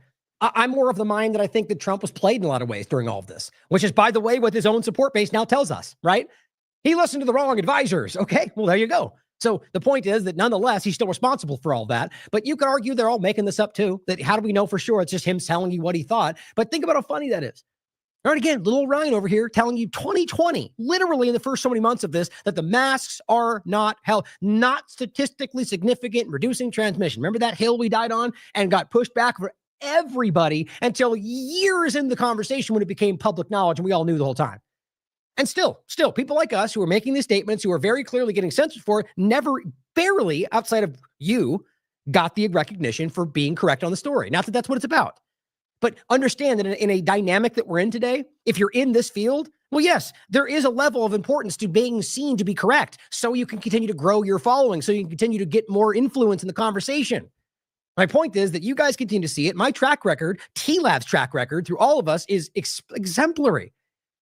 Now, yes, you can call them that. You could say I'm promoting myself, but the point is that's objectively clear. Look for yourself. And I'm not saying about like narratives we disagree on. I'm saying about things that were contradictory or rather contentious until later it comes to the point to where everyone's forced to essentially acknowledge at least part of it. And that part of it was the main point we were making. Many times consecutively over the years, we've been right well ahead of these stories. It's not because I'm psychic. It's because we just are balanced. We're objective and we've made mistakes too. But think about that. Fauci admits it, and all these people are these Johnny-come-lately step in and act like they always knew. The Weinsteins, the Tuckers of the world are out there acting like we all knew. They were the ones pushing the lies in the beginning. But all of those changed during the Biden administration. And it became very narrowly focused. We ended up with the worst, the highest death count of. Well, the reality is clear that it was a handoff, guys. I'm of the mind that no matter who was in the second administration after they started this, it would have gone the same direction, whether it's Biden first, then Trump, or Trump first, then Biden. Of course, we can never know. But we can't deny the facts that he still to this day supports those things. Donald Trump still argues that saved lives. We all know that's not true. I don't know how anybody gets past that. But Whitney says, sorry, but Operation Warp Speed was not an extraordinary accomplishment, Kennedy. It was a military operation to normalize mass use of gene therapies that previously couldn't make it through clinical trials and get them into market via an emergency deregulatory paradigm. Give CIA front Palantir access to American health data and mass welfare for corrupt big pharma firms at the public's expense. Now we saw that come to fruition. Larry Ellison and Oracle talking about using these databases for the training of the army. Guys, it's as transparent as I've ever seen this roll out. And I don't know how RFK wouldn't know that, but that's for you to decide. Now, here's another side of it. Now, this is why this is so funny. Now, who knows whether these mindless people in Congress are just put there by others that want people to, who knows how the dynamic is. I'm of the mind these people are so far out of the know, it's embarrassing. But they think they're in the know because they're being puppeteered by some lobbyists or whether AIPAC or some other dynamic. But what's funny is you've got RFK Jr. sitting there, who, by the way, is correct on basically every health conversation he's having, despite supporting a genocide, which contradicts damn near everything he's doing. Nonetheless, whether it's autism or vaccine, he's right about these things. The scientific research is effing ridiculously obvious, but this woman has no idea about that. And here's what she has to say about trusting the science, even though it's sometimes wrong, right? Think about how stupid these people sound. My point is, this is how they make it look like, the false paradigm dynamic, right? To pretend like the Democrats don't want him. I'm of the mind that, I still argue that I think what's most logical is that they don't let him in. So they can act like they wanted that. It's always the one to stop. But who knows how this goes forward? I think he's too much of a liability for a lot of different things that Trump's team supports. But he still very well could make it because I think it would be a big benefit to claim they did that for Trump's direction. But either way, this is what she's trying to say. And these are the people that are supposed to be pushing back on Kennedy. Like, there's plenty of things you could call out if you really did want to go after Kennedy, but they don't bring it up, which shows me this is a false paradigm. Or the idea that none of them are going to bring up obvious issues around foreign policy, but that's not what they're really going to talk about because it's all about the health dynamic. But here's what she said.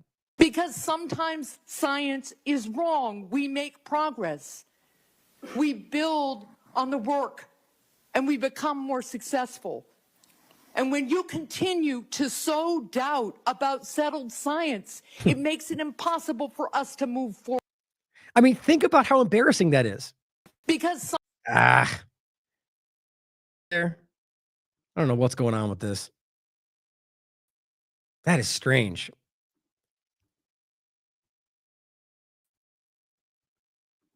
I can't get this. That's so frustrating. Oh, well. Something's going on with StreamYard, guys. I don't know what's going on with this. I don't know if you can see me right now on the screen. Let me know if you can see me on the screen. I don't think you can.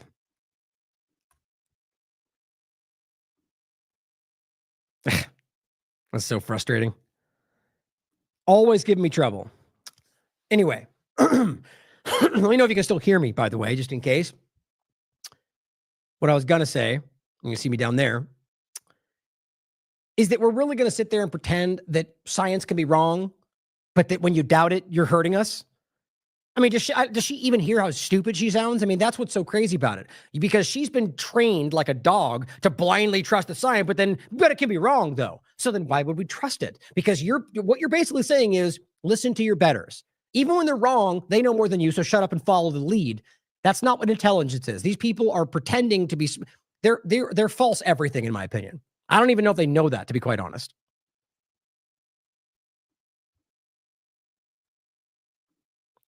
This drives me crazy. Thanks, StreamYard. Okay, sorry, I just yelled at the microphone. So let's keep going. Here is a clip from Rand Paul. I'll probably play the whole thing. It's about 6 minutes. The point is, it's interesting. I'll stop it and make some comments about this. I don't know how I feel about Rand Paul in this. Quite frankly, I'm really concerned about this kind of like this false binary or whatever you want to call it. Like, we're in a situation right now with what he's laying out, in my opinion, sets up the Trump administration to roll out their mRNA platform because it's done right now, right? Because this is the wrong way they did it. Now we're doing it the right way. That's what I get the sense of. And even Rand Paul gushes about the vaccines being the most important thing. I mean, I don't know what your opinions are out there. I think we're at a point where it's so transparently clear that we can't trust any of these people in any aspect of this field. Doesn't matter. Maybe at one point it was. Maybe at one point it can be. My point is, I don't know how we pretend we can go forward with the same institutions and the same people who just did to us. I mean, Trump is still promoting it and is rolling out an mRNA cancer shot. How can we pretend like we can just keep going forward? That's what the CIA is saying, the lab leak thing. They're trying to package this so they can keep pushing. Here's what Rand Paul had to say. And this is in regard to RFK Jr. Discussion over vaccines is so oversimplified and dumbed down that we never really get to real truths. And it's why people up here are so separated from real people at home. By the way, exactly the same thing comes to mind when we're talking about Israel and Zionism, right? It's the same thing. We can't have an honest conversation for the same reasons in a different conversation. So think about that. So we talk about hepatitis B. It's a terrible disease. It could lead to liver failure, as the chairman said. But the reason you have distrust from people at home, why they don't believe anything you say, they don't believe government at all, is you're telling my kid to take a hepatitis B vaccine when he's 1 day old. You get it through drug use and sexually transmitted. That's how you get hepatitis B. But you're telling me my kid has to take it at 1 day old. You're not. That's not science. And so every person with a bit of common sense, even people who don't resist vaccines, I vaccinated all my kids. I believe vaccines are one of the modern miracles beyond all pale. The Speckled Monster is a great book about the introduction of the smallpox vaccine in 1720 into our country. All miracles. I recommend you look into that for yourself and understand a lot of the lies that have been told around all of this leading to this very day. But I'm not a one-size-fits-all. It's not all or nothing. I chose to wait on my hepatitis B vaccine, and we did it when they went to school. Does that make me an awful person? Does that make me an anti-vaxxer because I questioned the government dictate of whether I do it? And I'm not speaking for anybody else. I'm only speaking for myself. But for goodness sakes, let's have an honest debate about these things. We can't, though, because this is the way it's set up. Now, look, I don't know where he's coming from. It may well be this is him trying to call it out, honestly. But I get the uncomfortable sense this is him trying to give you the illusion of that process. I know I'm super jaded, guys. Please don't just follow. I'm just my opinion.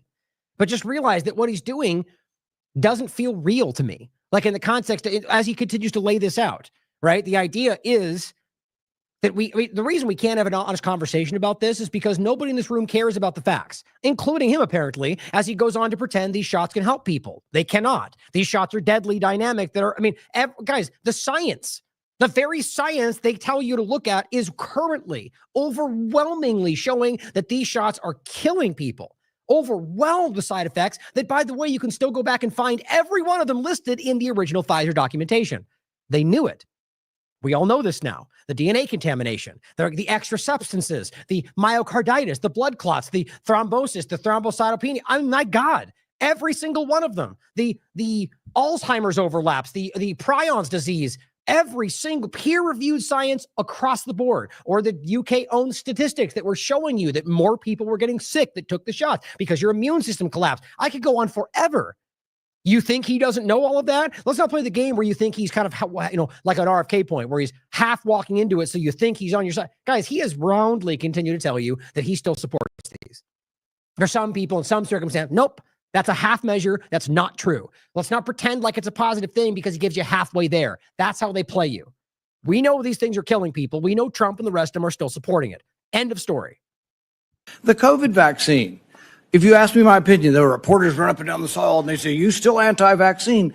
No, I'm pro-vaccine. But on the COVID vaccine and on the COVID illness, there was a 1,000-fold or more difference between the elderly and children. If you don't acknowledge that, you're committing malpractice. You're showing your ignorance.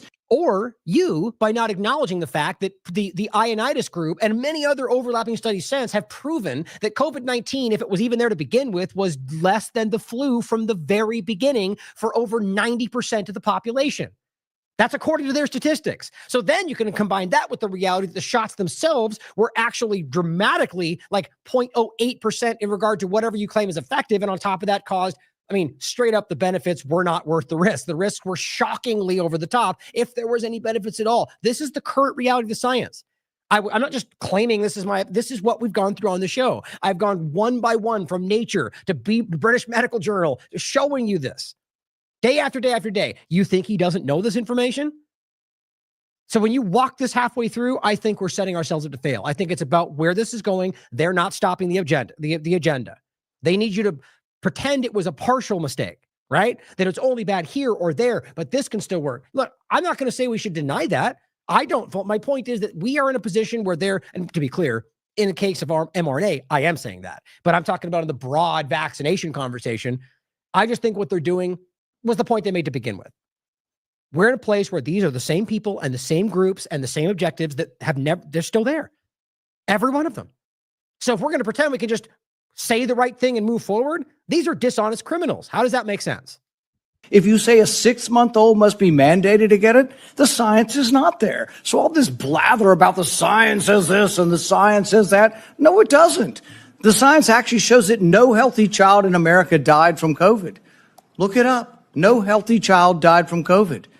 And so the thing is that it's 1,000-fold greater. So if you ask me my advice as a physician, if you were 65 or older or overweight and some other conditions, I would have said, hell yes, I'd take the COVID vaccine. The risks of the disease were real and much greater than the vaccine. But nope. That is objectively proven by peer-reviewed science to not be the case. We'll get pushed back till the end of days, right? Just like with the conversation of Zionism and Israel, although because that is their chosen gospel. In this conversation, he's wrong. You all know he's wrong, and yet we still walk through this like they're going to guide us. And it is because of the people that are tapped into the same mainstream political structure. They've just somehow convinced many of you that you're fighting as some kind of rebel force against the deep state. You are inside the system, and this is the system, and they're telling you we're going to go forward. I hope you can stop that. I hope you can recognize that's where it's going and choose to stand up and stand for what you believe in, that you said you believed in. If you ask me, should my healthy 6-month-old get it? See, these are the nuances you're unwilling to talk about because there's such a belief in submission. Submit to the government. Do what you're told. Yeah. There is no discussion. There ought to be a debate. You're not going to let him have the debate because you're just going to criticize and say, it is this, and admit to it, or we're not going to appoint you. But it's more complicated than that. And this is why people distrust government, because you're unwilling to have these conversations. And go home, ask your Democrat young mothers, your Republican young mothers, if they're vaccinating their kid for hepatitis B, and they're like, well, do I have to do it on day one? It's this precious little baby. Is there science to say you shouldn't do it? Probably not, but it's my kid. You know, it's like, there isn't clear-cut science saying not to. But on autism, there's no good science of anything to show what causes autism. We don't know. I disagree with both those statements, by the way. And I think there's a very, very clear science that shows that without question, there is a connection. Now, whether you can prove that, there's obvious overlaps of things, right? Like we talk about like correlations. My point is you can show, and they've been forced to admit it, that there is a link between them. I think there's also been very clear studies that have shown that it causes it, but that's where we get into the debated, contentious point, the same way we try to argue about the religious aspect. You get it. It's the same point everywhere. You can literally prove these things are killing people, but people will defend it to the day they die because they forced their child to take it because Trump said. The reality is, though, that everyone in this room is already aware of the information that even RFK's put forward. There is a connection. Look at the Vax documentary. Look at I just forgot his name again. Dr. Brian Hook and his ongoing research around that, both with the injections causing all sorts of things, but specifically autism. That's where this origin point comes from in that conversation, that documentary. They know it, guys. It's a profound disease. I know many moms here and dads who have kids with autism. I know them personally. I've met their kids.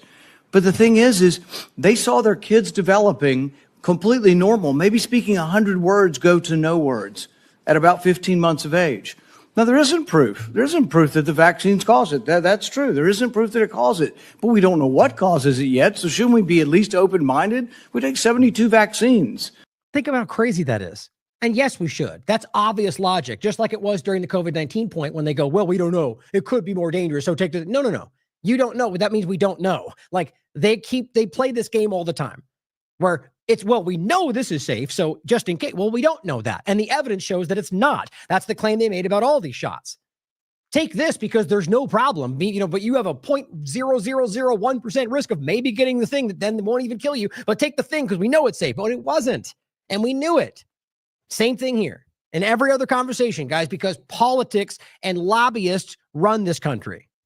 Could it be? I don't know. But we shouldn't just close the door and say we're no longer, because we believe so much in submission, we're not going to have an open mind to study these things. And so it's sort of this crazy notion. Schizophrenia, I would put in the same notion. You have a kid who's completely normal to 18 or 19, and their brain goes haywire. How does that happen? It's the most bizarre disease.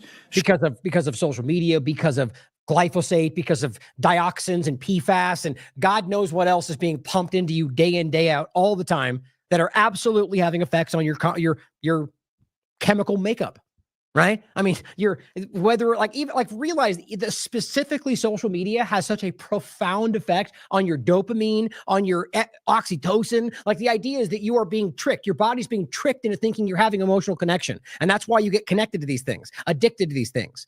It ruins you. Same with pornography. These things are ruining you. It's worth some spending time to find out where these things tie back to. Shouldn't we be open? Could it be our food?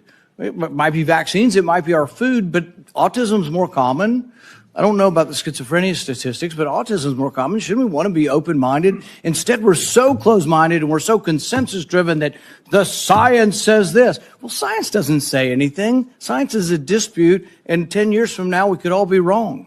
That's why even the term settled science is simply ignorance. Any actual scientist would have laughed at that. That's why it's so alarming to see how many went along with it during COVID-19, which shows you how much of it is bought off, paid for, controlled science. Which even people like Asima Holtra made that clear in the beginning of this when he really started stepping into the scene and was talking about even the statins. He's like, look, guys, our own body of evidence proves these things are deadly and we still use them because politics. Same thing to this day, by the way, or any number of other things, or the COVID shot, for example. We were told in the beginning, 20 years ago, they did this enormous study and they said, everybody over 50 should take an aspirin. I thought, well, that's a pretty good idea. It makes sense. But you know what? 20 years later, they measured it, and they found if you had no heart disease and you were taking aspirin, your chance of dying from a brain bleed or from a stomach bleed were greater than the risk of heart disease. So they put you at risk is the point. Probably because they wanted to sell aspirin. Heart disease, they still say take an aspirin. If you don't, they've changed their mind 20 years later. But would you have all said I was crazy and I should no longer be in public discourse if I had said 20 years ago, I don't feel like taking an aspirin. I ride my bike all the time. I'm afraid I might hit my head. But that's what country's about. It's what dissent is about. So just ask you to look at the larger picture and give the guy a break who says, I just want to follow the science where it leads without presupposition. I think really what we have up here is presupposition. You've already concluded. It's absolute that autism isn't caused by it. We don't know what causes autism, so we should be more humble in what we say. Sorry, I didn't get to a question. Now, just to wrap it up quickly, the guy comes on and tries to make an excuse for why hepatitis B should be given. And he makes the argument that it's just in case. Like literally because we don't know. The mother could have it and then they might have a bigger risk. So give them the shot because we don't know. That's actually his argument. Rand Paul pushes back a little bit, but that's the game, right? The argument is inherently embedded in the idea that these shots are harmless, therefore, and that's not true. None of them, even remotely harmless. Some of them are far less dangerous than the others, but the reality is clear that all is well, just in case. He has a 1.01% chance, and we don't know, so give him the shot to be safe when he's 1 year old, even though it only gets transmitted through drugs and sex. That is disgusting profiteering for the government that are gaining risk. Like, then we wonder why they get autism and all sorts of mental issues and whatever else when you're giving them 70 different shots. I mean, it makes me sick. And they never test these alongside each other. That is real. And nobody, think about how crazy it is to put these things in your body simultaneously, and they've never tested them alongside each other. Everything about this is broken. But here is Rabble Rouser saying, Piers Morgan says he admits he was wrong about the shots. Oh my God, bombshell. Rabble Rouser says just in time, right? These Johnny-come-latelys. And by the way, I considered Tucker in that group too. Where I was completely wrong was, you mentioned COVID. And it was interesting. It really changed my thinking about these things. In COVID, I got very, I think, overly emotionally engaged because I knew people who were dying of COVID. Isn't that what we told you? Now, frankly, who knows whether they were just lying because they were told to or not. But think about how crazy it is to be shouted down so aggressively. For people like myself, we lost $6,000. PayPal just pushed us off the platform. Patreon censored us. We lost thousands of dollars in regular funding. I've lost so much money in this conversation. They've boxed me out of every platform. We're still to this very day having to take 2 steps forward, 1 step back, everything we do. And he thought, well, we were rushed a little bit and we were emotional, and turns out we dumped the gun because I trusted the CDC and they were wrong. Yeah, that's exactly what we were saying. And think about in the moment simply going, well, we shouldn't just blindly trust them. And they were going, you're a crazy conspiracy theorist. Guys, these are the people that are trying to buff up their personal position now when all they were doing was towing the line. That's what they did. Piers Morgan is one of the most disgustingly low, bottom of the barrel, opportunist, fair weather journalists out there, in my opinion.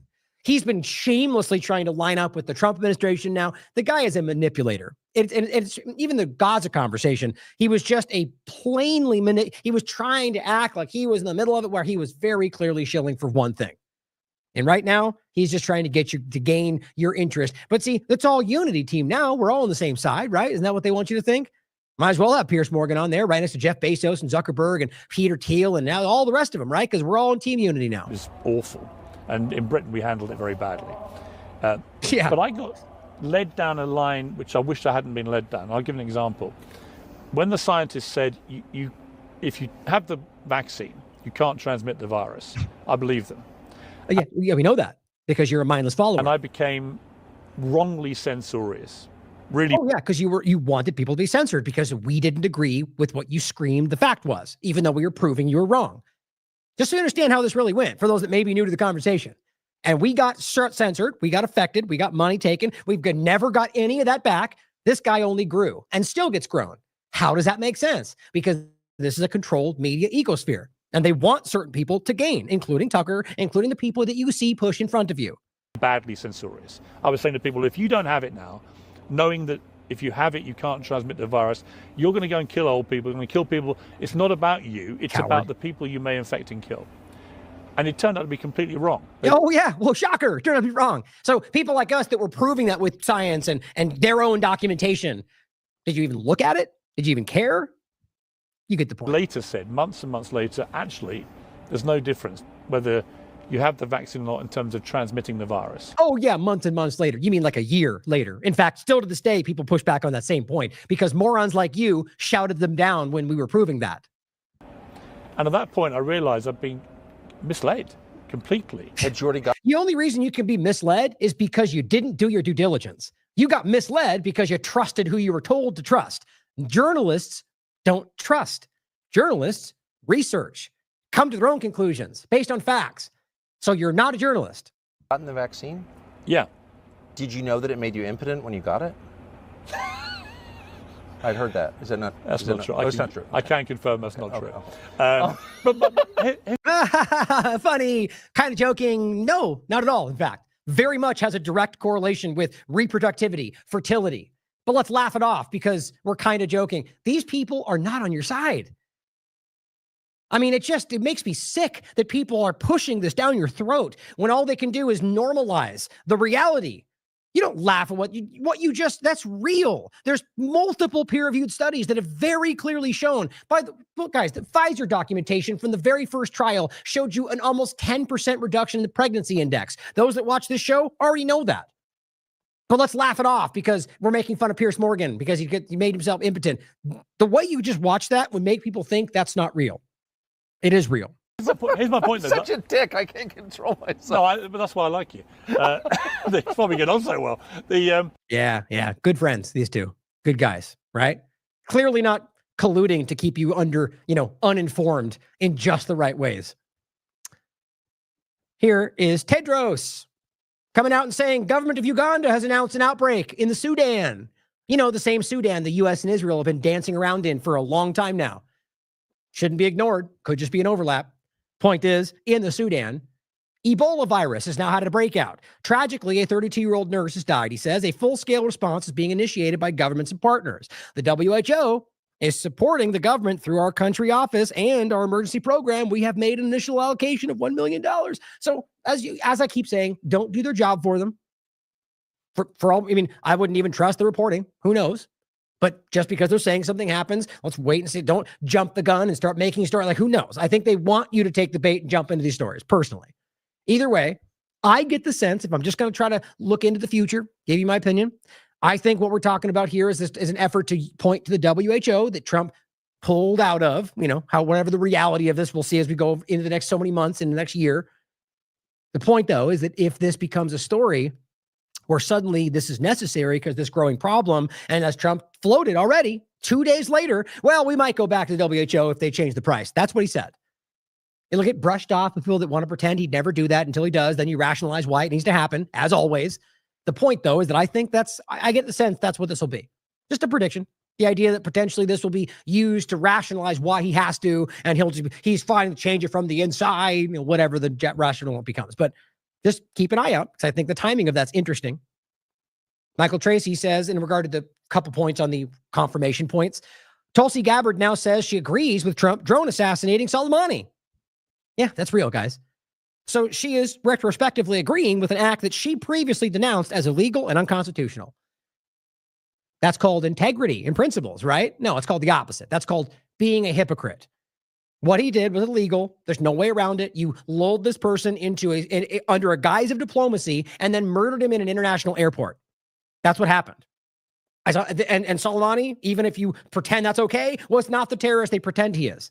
Not even remotely. And it's one of the most easy things to prove in this conversation. He was the one actually fighting ISIS in a lot of respects. And the narrative they give you about how he fought Americans was when they were illegally invading Syria and he was fighting back the illegal invasion.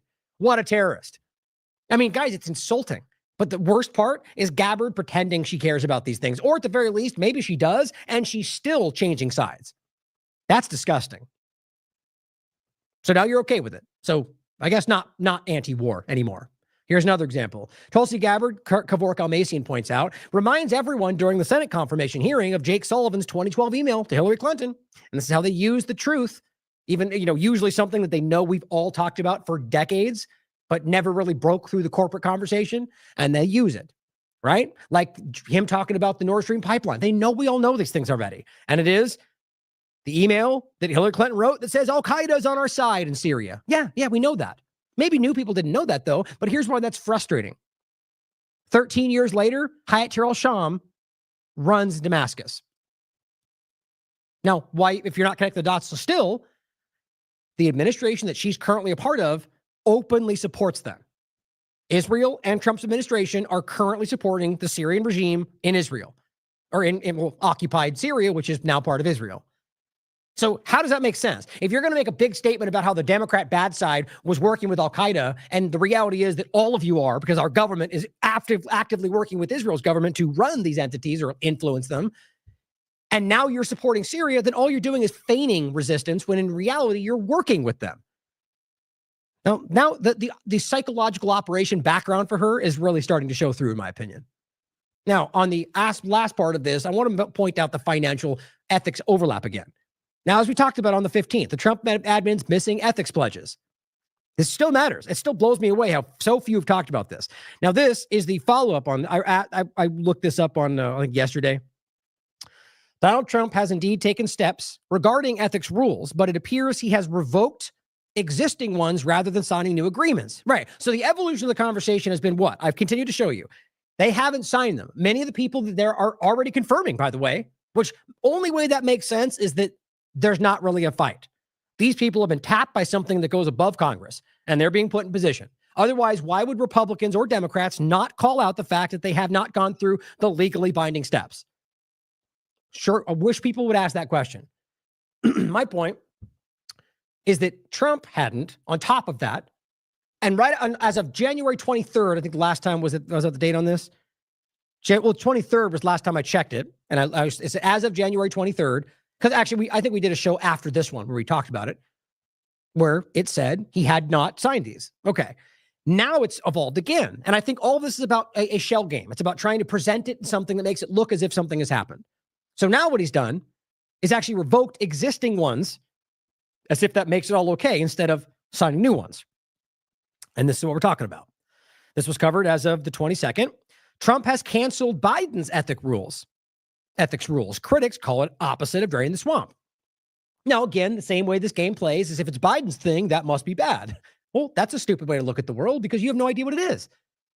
Just because Biden's thing doesn't make it, these are just things that are, the point is that if you look at it, it turns out to be something that gives him leeway and not accountability. Well, then maybe you should realize that's him just giving himself the ability to not be held accountable. But he'll know you'll jump on it and go, Biden bad, so this good. Because that's as simple as it gets these days. This is from CNN. The gloves are off. Trump appears poised to cash in from his presidency in new ways. Now, again, of course, same thing, CNN. So it's not about the platform. This is being covered by a lot of different corporate things. And yes, you should aggressively question all of them, including independent media, especially mainstream alternative media.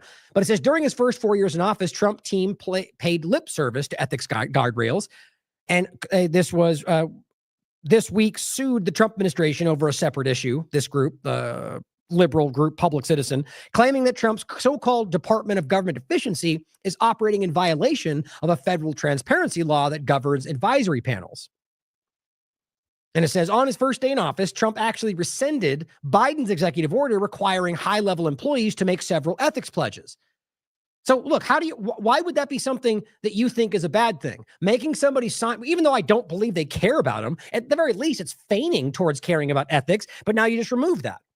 Which to me only signals one thing, even whether it's Biden's or not. And it's not Biden's, it's just from that administration, which is about your government. But it says the Biden policy included a ban, get this, on accepting lobbyist gifts while working for the government.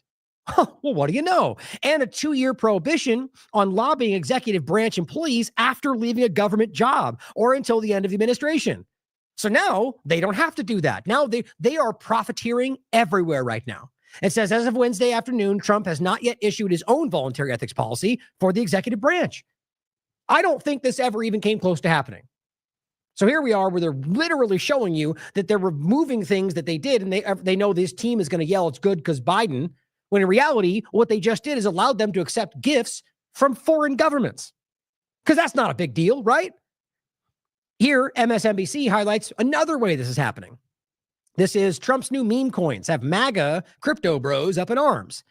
Just the one quick part here. We talked about this already. Cryptocurrency enthusiasts are not happy about Donald and Melania's new meme coins. If you don't know what that means, it means it has no background. It is just an idea.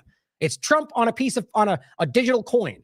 Right? It's not a currency. There's not some kind of technology. It's only valuable, just like fiat currency, by the way, because you decide to buy it and the price goes up and then they can drop it out underneath you and sell out. And, that's how these things tend to work. But it says essentially glorified trading cards. So digital things, guys, that's what we're dealing with. The same digital direction that you all thought you were fighting. But it says the digital tokens seem like a perfect vessel for anyone, including foreign governments, to funnel money to the Trump family. Now, whether or not you think, MSNBC, it's again, if that is as easy as to play you, then you're probably not even worth watching the show. The point is, whoever's reporting this, you know as well as I that any crypto dynamic like this is, guys, that's a perfect medium for them to take funding that they can just pretend isn't even there. It's just people buying crypto, right?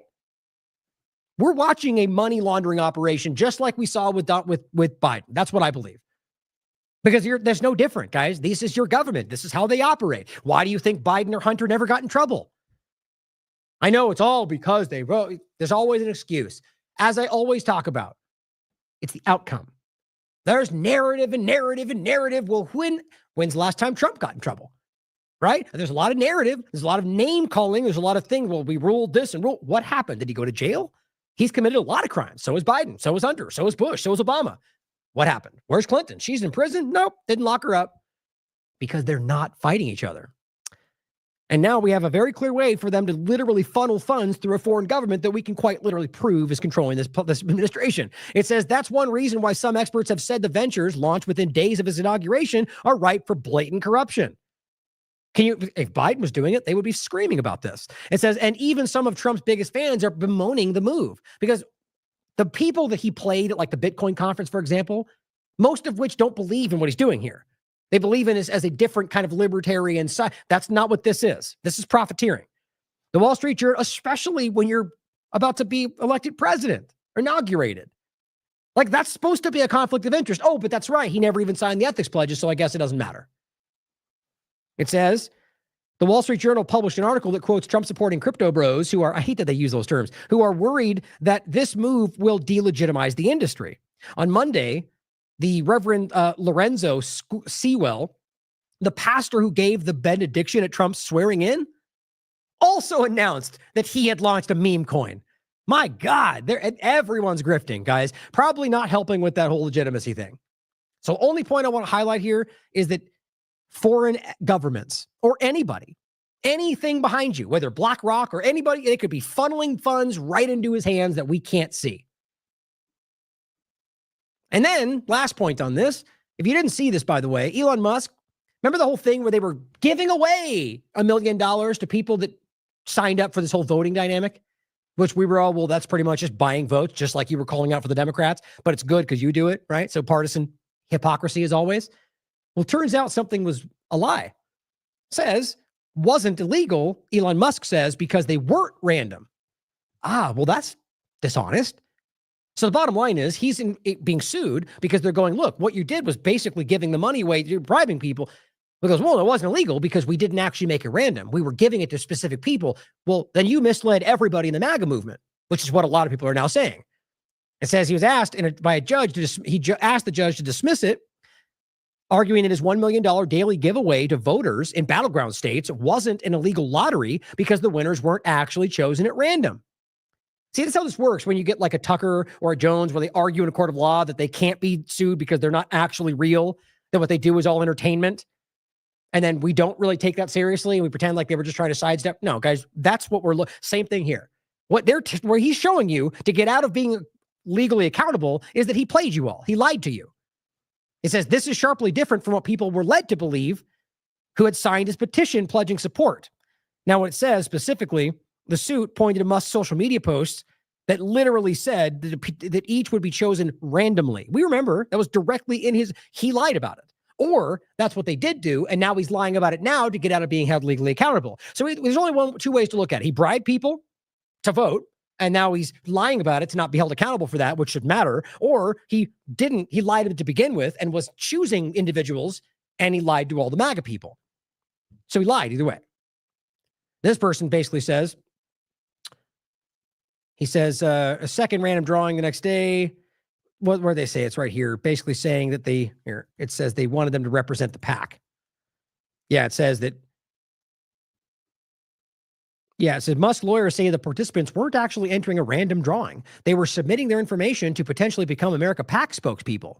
Well, that's what nobody thought that. In fact, there's people that are saying, well, that's not fair. What this is, I feel misled. It says I never would have given. Where is it? I'm trying to hurry. Yeah, it said this one says that she never would have handed over her private information, which we know what they're asking for. It's like all the rest of this, WorldCoin, Twitter, Authentics. They're scooping up your personal data. But she never would have given it and signed the petition had she known that there was not a real chance that she would win this, that it wasn't a random drawing, that they were selectively using all of this to give it to certain people. Guys, this is money. This is money. I wouldn't call it money laundering, but this is a dishonest act. What they're doing is money changing hands in very deceptive ways. There's probably a lot more going on around this than we even realize. So keeping this in mind, damn it.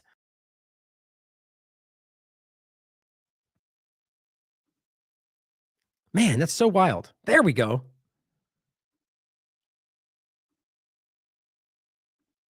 It's so weird. Anyway, so I found a way around it. But anyway, coming into the next part of this.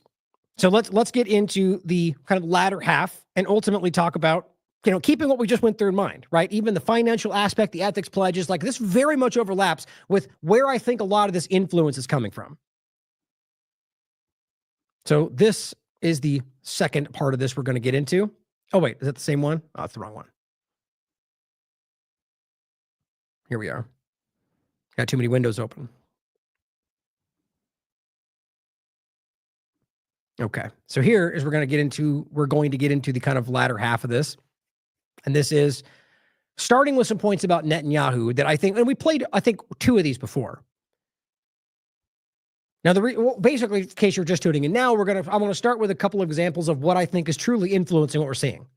It's not just Netanyahu, but that's the leader of the current dynamic for the most part. But we're going to get into this. We're going to get into a conversation about the ceasefire and what's happened thus far, and the firing on Palestinian people that are being released, the scooping back up people that are being released, just like every time before it. The comparison between the people that are being released on the other side, the idea that Israel tried to pause the whole thing under a guise that they were at risk. I think there's a lot of things that are flying around this. At the moment, unless it's changed, let me know in the chat. It seems to it that it has gone back on and they're still moving forward. But what's so insulting about the whole thing is that everybody knows, including Palestinians, that Israel's been killing innocent people throughout Palestine the entire time. The entire time, from day one till right now, they've been violating the ceasefire in every possible way, including, by the way, the weird pause they just did was also a ceasefire violation. Had any of this happened, or even Hamas had responded in a way, they would have used it to already break it. I promise you. Which, by the way, I argue they're still going to, because they already have the agreement that I think was publicly acknowledged between Trump that they were allowed to break the deal in the second phase, which we're not there yet. Before we get into all that, and other information that is important around the anti-Semitism executive order, Netanyahu has been maliciously influencing the U.S. government for decades, all while pushing for Americans to die for Zionist agendas. None of these wars have been in the interest of Americans. If you take away the Soviet Union and its chief proxy, the PLO, international terrorism would collapse. If you take out Saddam's regime, I guarantee you that it will have enormous positive reverberations on the region. Obviously, we'd like to see a regime change, at least I would, in Iran, just as I would like to see in Iraq. The question now is a practical question. What is the best place to proceed? It's not a question of whether Iraq's regime should be taken out, but when should it be taken out? It's not a question of whether you'd like to see a regime change in Iran, but how do it... Are there any other nations that you would recommend that the United States launch preemptive attacks upon at this point?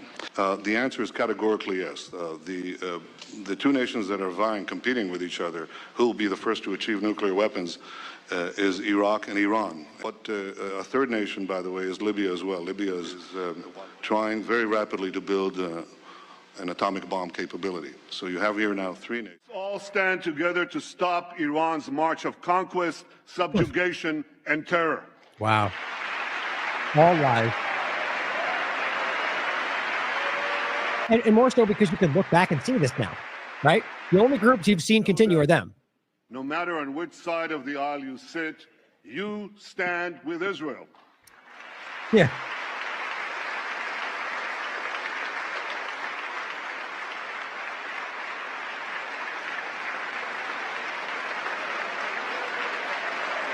Oh, yeah. No different today. In fact, I think it's far worse. Khaleesi shared this. This is Netanyahu's own definition of terrorism. We just played this one recently. Compare this to what's going on right now. What terrorists do is target the innocent deliberately. Therefore, my definition of terrorism is the systematic and deliberate attack and murder, maiming, and menacing of innocent civilians. Her name is Hind Brajab, and she was just 5 years old when she was killed with her family trapped in a vehicle. You can tell a lot about terrorists, but what happens when they come to power? They end up as being masters of terrorist states.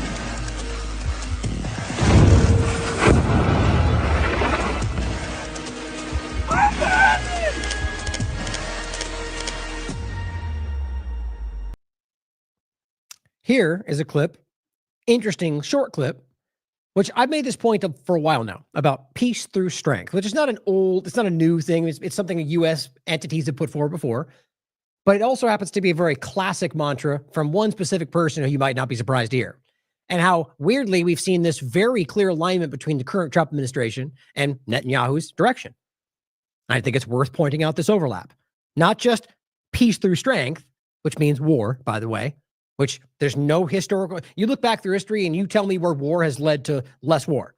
Like in the context, you could argue that the end of some kind of warfare dynamic would lead to the nobody being able to fight back, right? But it's not the same thing as peace. And the concept in general showing you that that's usually not how this works, that eventually people will then fight back because they're fighting back for what's theirs and what's been taken. Now, maybe that's the only way the world works. You guys can decide for yourselves. I'm of the mind that we can strike a different path in the future. Violence begets violence. And people like this know that. It's about total victory, which is exactly what they said, what Gaza is right now. That's what their goal was. Peace through strength. Right? We don't have to fight the wars if we can do it without fighting. As long as we have total victory, total victory. Total victory over Hamas can bring us additional gifts of peace. Our doctrine of peace through strength. Hamas is the obstacle blocking a better and more peaceful Middle East, and it's threatening Israel's security. The pressure of the world should be on destroying Hamas as quickly as possible, and not on preventing Israel from doing so. All those who yearn for peace should support our quest for total victory. Total victory for our security, total victory for peace in the region, total victory to secure our common future. How's that working out? Gaza's flat, it's gone. They destroyed it all. So are they pretending it's all done? Like, are we going to pretend if they destroyed all of Hamas that it would be over? What about the Palestinian Islamic Jihad? There's 3 times as many of them in Gaza. See, they don't talk about this stuff, or about Lebanon or Syria or any. They wouldn't. Their lies are transparent. What they want, what total victory would have achieved, is one more step in their total domination, which is exactly what they pretend everybody else is doing, while they literally show you they're doing it. In Lebanon, in Syria, in Egypt, in Gaza, or the U.S. government, all around the world. They're the groups that are conquering and taking and conquering and taking, but Iran's going to do it. They're secretly, wink, wink, you can't see them. They're all back there. Maybe, sure, why not? Still don't see it, still don't have the evidence. What we can prove is that what you're doing is obviously more than anybody else. You're even pretending. Here is Benjamin Netanyahu today, or rather 26th, recently, saying, thank you, Donald Trump, for keeping your promise to give Israel the tools it needs to defend itself. This is after he gave them the very bombs that his very followers said would not happen because he's not going to support Israel. But guess what? He stepped in and said, remove all the restrictions from Biden, give them all the bombs they need to keep murdering children, which is what's happening. And I said, the most known war criminal on the planet, thanking Donald Trump for continuing to support the genocide. Just another day in the U.S. empire. Antiwar.com, Netanyahu going to meet with Trump at the White House next week. All right, so the first foreign leader, just like with Rubio, first person he couldn't wait to call was Netanyahu. I just don't know why we can't see, some people can't see how clear this is. Now, you could pretend they're the chief ally of the United States and all they want is the best for America. It still shows you an overwhelmingly obvious influence on what these people think and do and want. It's obvious. And nobody honest can stand back. Like, you could argue that people want the same things, but you're going to pretend that just forever, for the rest of existence, they're always going to be on the same page. That never happens. Eventually, something will they'll have a different opinion, and they'll be able to push and make it happen on our side because of the influence. The reason they don't care about that is because that's what they want. That's what they're fighting for. And over a very long period of time, lobbying groups and other very weird, malicious sexual blackmail and all sorts of things that we can prove, they're Mossad and Epstein networks and CIA and all the different things that even Acosta, or was it Acosta? Yeah, I think, or no, it wasn't Acosta, was it? Guys, all the names blend together. Basically, the U.S. entity admitted that Epstein was working for both. Intelligence. This is how it works. The infiltration we can see, the startups, the threatening, the blackmail of anti-Semitism. It's all working to keep these people in a very clear position where they're acting definitively against American interests while screaming America first. And all the people that don't see that, the people that are screaming that this is what we're fighting for are the ones that I think know it's not happening. You're smart enough. You know what you're seeing. This person points out, Munther Isaac, that the man who has an arrest warrant for him from the ICC is invited to the White House as guest of honor. This is Donald Trump's document. His Excellency Benjamin Netanyahu, I would like to formally invite you to the White House. I look forward to discussing how we can bring peace to Israel and its neighbors, an effort to counter our shared adversaries. Yeah, genocide support. This guy is the most known war criminal on the planet. Every institution of any standing, it's all told you this guy's committing genocide. You know why? Because he's openly praising the genocide. Every one of them have said 15 different statements that are on the record without question genocidal. There is nobody innocent. The Amalek, all of it. They know that. They're all supporting it. And this is what your president just invited for the very first person to come to his office. Mike Pompeo, of course, because, he's a good hero, not totally in the deep state, says it's great to once again have a White House that treats our allies like friends and our adversaries like enemies. Well, maybe you should reflect on who your enemies are and who your friends are. If you're literally friends with the worst people on the planet and you're fighting all the people that are trying to stop them. Pretty sure that makes you part of the problem. William Darrell points out this is Max Hastings overhearing the young Benjamin Netanyahu dreaming of a war when, quote, if we get it right, we'll have a chance to get all the Arabs out. We can clear the West Bank and sort out Jerusalem. It says this is the plan of the Israeli right for the new Nakba that Trump has now endorsed. History is rife with examples of them on the record, openly telling you exactly what they pretend isn't real.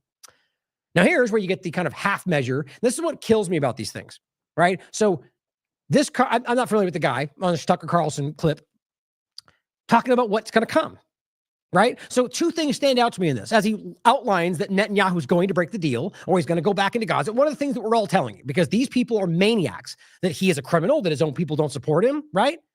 But so two things stand out to me. One is crazy that this is about, release valving out some of the information through a platform that is barely touching on the genocide. But at the same time, think of what it shows you. If Tucker Carlson, a right-leaning platform that's supported by the Trump circle, is openly pointing to the things we're saying that group is then calling us racist for, what does that show you?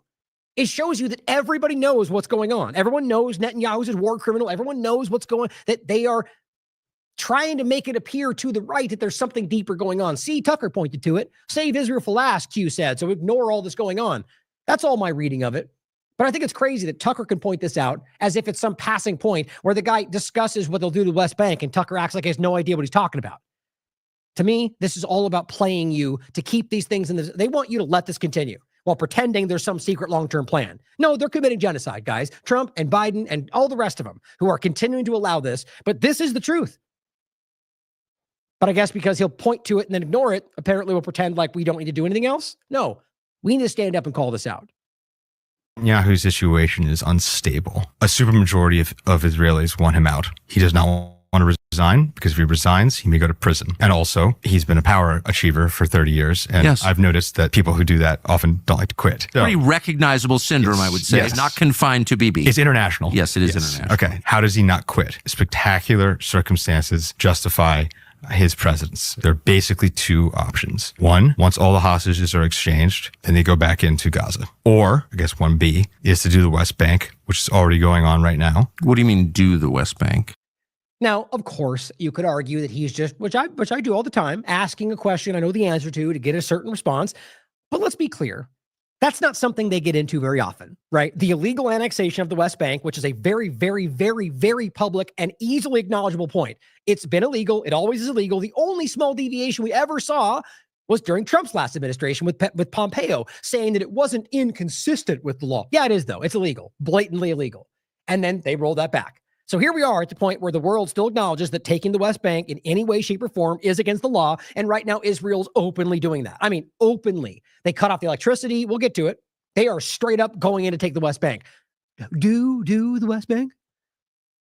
I think that he's playing dumb because they don't want you to know what's going on there. I don't think if he wanted to, he would talk about this. It's been going on for 70 years or, occupation of Palestine has been going on for over 76 years. Invade it and exit. What about the people who live there? Not Israel's problem. The problem is the U.S. is the military underwriter of this. The Israelis probably can't do this without us selling them weapons. And so... Probably. No, that's absolutely easily proven. While Americans are tuned out and not thinking about this kind of thing, and why is that? Because people like Tucker are pulling punches and not pointing to it. The largest genocide we've ever seen, the most documented, the most publicly, the most social media shared. And what did you say?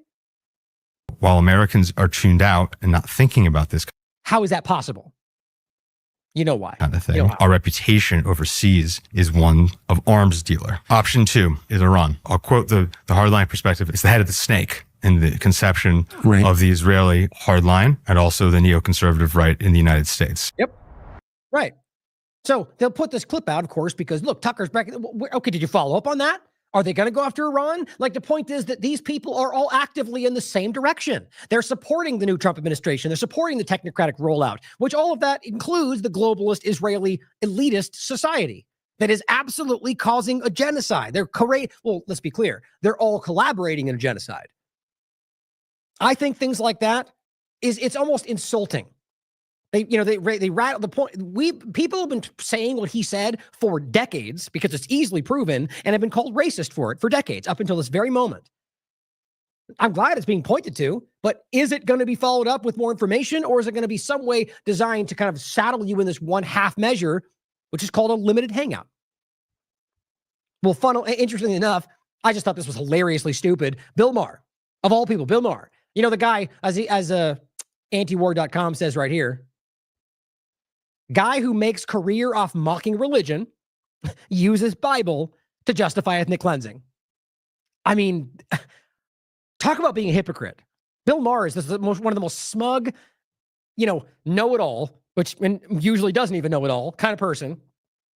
He made this whole thing about mocking religion and God, right? So he then makes this case, and this is Vivid, a Zionist manipulator, saying, Bill Maher, Israel is the Jews' homeland. And Jews have always lived there, he says. You can look it up. It's in this book called the Bible. You mean the very Bible that you've laughed off smugly that doesn't exist because religion is for children? So now you're making the argument that because the Bible you just derided as a false thing proves that they've always lived there, therefore they're allowed to be there, so ethnic cleansing is okay. This is the kind of moment that shows you what these people are. That either means that he believes everything he's ever said, but somebody's paid him, influenced him, threatened him to go against that right now, or he's always been feigning things he didn't believe because he's an opportunist profiteer. Bottom line is, you can't pretend that the Bible, which, by the way, regardless of your religious beliefs, is still an old written document or book through humans, right? So there's all sorts of, which I can prove to you, going back to all sorts of discussions about which gospels were chosen by man to be included and which were not, based on political reasons, even all the way back then. The bottom line is this person pretends all of it's stupid, but then literally is willing to point to it to justify why Israel, the Zionist organization, is allowed to murder people for their interests. Bill Maher, you're a disgusting person, and you just made that more clear than I've ever seen in my life. Here is Tom Cotton showing you the same damn thing. This is more than just him showing you that he's a feeble, childish kind of person that will follow with whoever will make him feel powerful. what he's telling you here is, I think, the pulling the mask off moment for what these people are doing. How long have they been telling you it's about democracy? It's about democracy and freedom and rights and all that, right? We only want to work with democracies, but we'll work with Israel, which isn't a democracy. We'll work with Saudi Arabia, which is an openly authoritarian, but it's because we won't even acknowledge that. We'll just pretend like it makes sense and then pretend like anybody that's even far more democratic than they are is a problem because they don't like us. The truth is they only go after people that are not in their interests, and they support people that support their interests. They don't care how extreme they are. They don't care how racist they are. They don't care any of it. That's the reality of this that's easily proven. Tom Cotton is trying to tell you that. In a fallen world, we have to take our friends where we find them.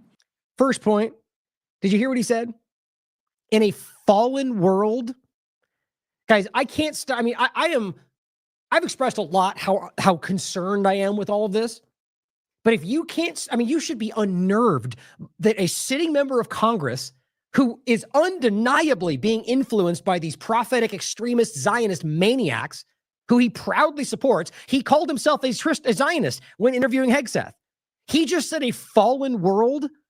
Do you realize where that mindset is coming from? They're of the mind that this is a fallen world and that the Zionist mindset is going to take over in the end times, and that's about to happen. These people are lunatics. I don't care if you believe them or not. We're talking about a religious perspective that's guiding political policy. Look at this person, guys. I mean, I am terrified that people like this have any level of power, even if I don't believe they're truly the ones in power. There is still power in this position. In a fallen world, we have to choose our allies carefully. Now I'll let it play.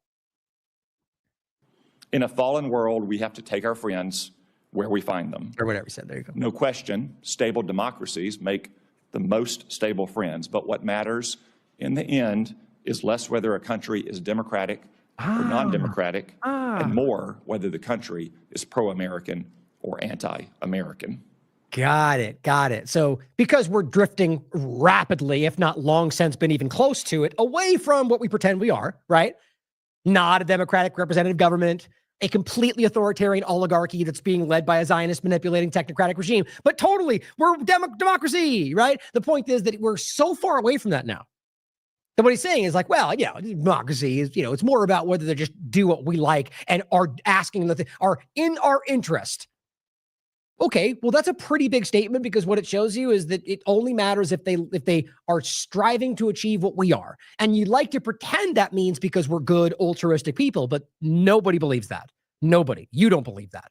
Your own history shows you that. Your own tenure in this position proves that's not the case.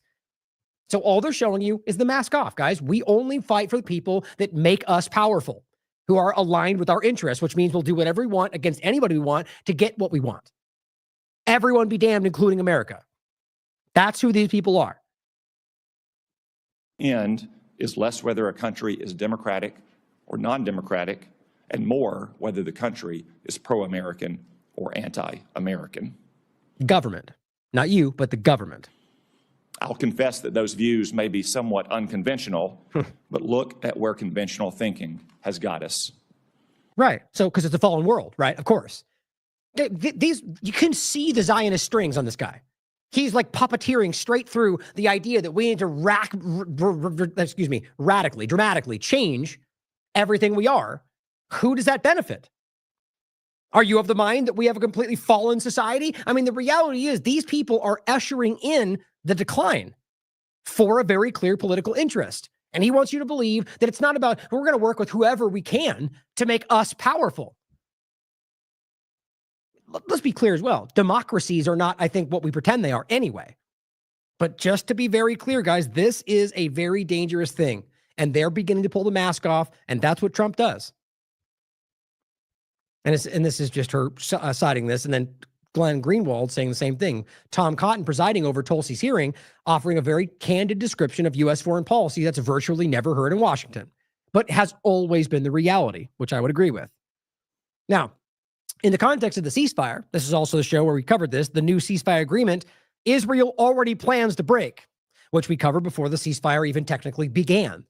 Just showing you yet again, this was my opinion based on the facts at hand, but here we are, and that was correct. Day one, already breaking the deal. We also covered this, and the follow-up on the 21st of January, Israel has then repeatedly already violated the ceasefire, which nobody in the corporate media and the West politicians, nobody cared about that. Who cares if they violate it? Because they're on our side. That's what he's telling you. We don't care about the rules or human life. They're our ally because we're in a fallen world, right? Zionists are going to Zionist, right? That's how this works. They went full Zionist. Haaretz covers an interesting point on this. Now, this is on the 30th. This is this morning. After 482 days, 3 Israelis, 5 Thai hostages, or rather, it says 3 Israeli, 5 Thai hostages released from Gaza captivity. So this is early in the morning. So what's funny, if you look into this more, you'll find that the Israeli government was really trying to pretend that these Thai hostages were because of them. And this is what they do. It's just like Trump and the rest of them lying about the Gaza condoms, lying about the drone thing, lying because they're going to take whatever lie they can get, knowing that people will go along with it because they're being paid to. In this case, Israel pretending that we did this for them and we succeeded because we're powerful, which just shows you how weak they are, right? That's how this works. Turns out they weren't responsible for it. As Zachary Foster highlights from the BBC, the release is part of a separate agreement between Hamas and the Thai government. Oh, so you mean Hamas went out of its way to get these people released and it wasn't in the interest of fighting Jews? I wonder why that makes, because they're lying for you guys, because Hamas has been trying to get these people released from the beginning. As it even turns out now, if you've been following this show, that one of the people they tried to release, the earliest one, I just said an interesting name, I forget it now, the very first person that was released. The only reason they were released is because they dropped her off. They tried to release her. Israel declined. And then they just dropped her off. They pretended they rescued her, but they found her. That the story came out. She just recently publicly admitted that they refused her, that they didn't want to take her. They've been trying to kill these hostages from the very beginning. If you can't come to terms with that, you're just denying the facts at this point.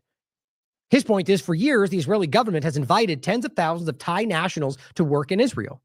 That's how this works, right? They use this is like the agricultural underclass of like the U.S. government dynamic, where you've got the Hispanics working in the field. The same thing for Israel, right? They use the Palestinians. They see it as beneath them. And it says, yet the Thai hostages released today were not released as part of the Israeli-Hamas deal. That's because Israel did not negotiate for their release because Israel did not care. It says that's for one, I added that, it's my opinion, but I think it's clear. And that's for one reason and one reason only, that Thai workers weren't Jewish. Welcome to Israel, where non-Jews are considered less human than Jews. If you support Israel's so-called right to be a Jewish state, you are affirming an ideology that regards certain humans as less human than other humans. That's supremacy. It's as simple as that. There's no way around it. Which, again, is what even the Israeli leading human rights group claimed in 2021. That it is an apartheid state, a regime of Jewish supremacy from the Jordan River to the Mediterranean Sea. This is apartheid. That's the Israeli human rights group.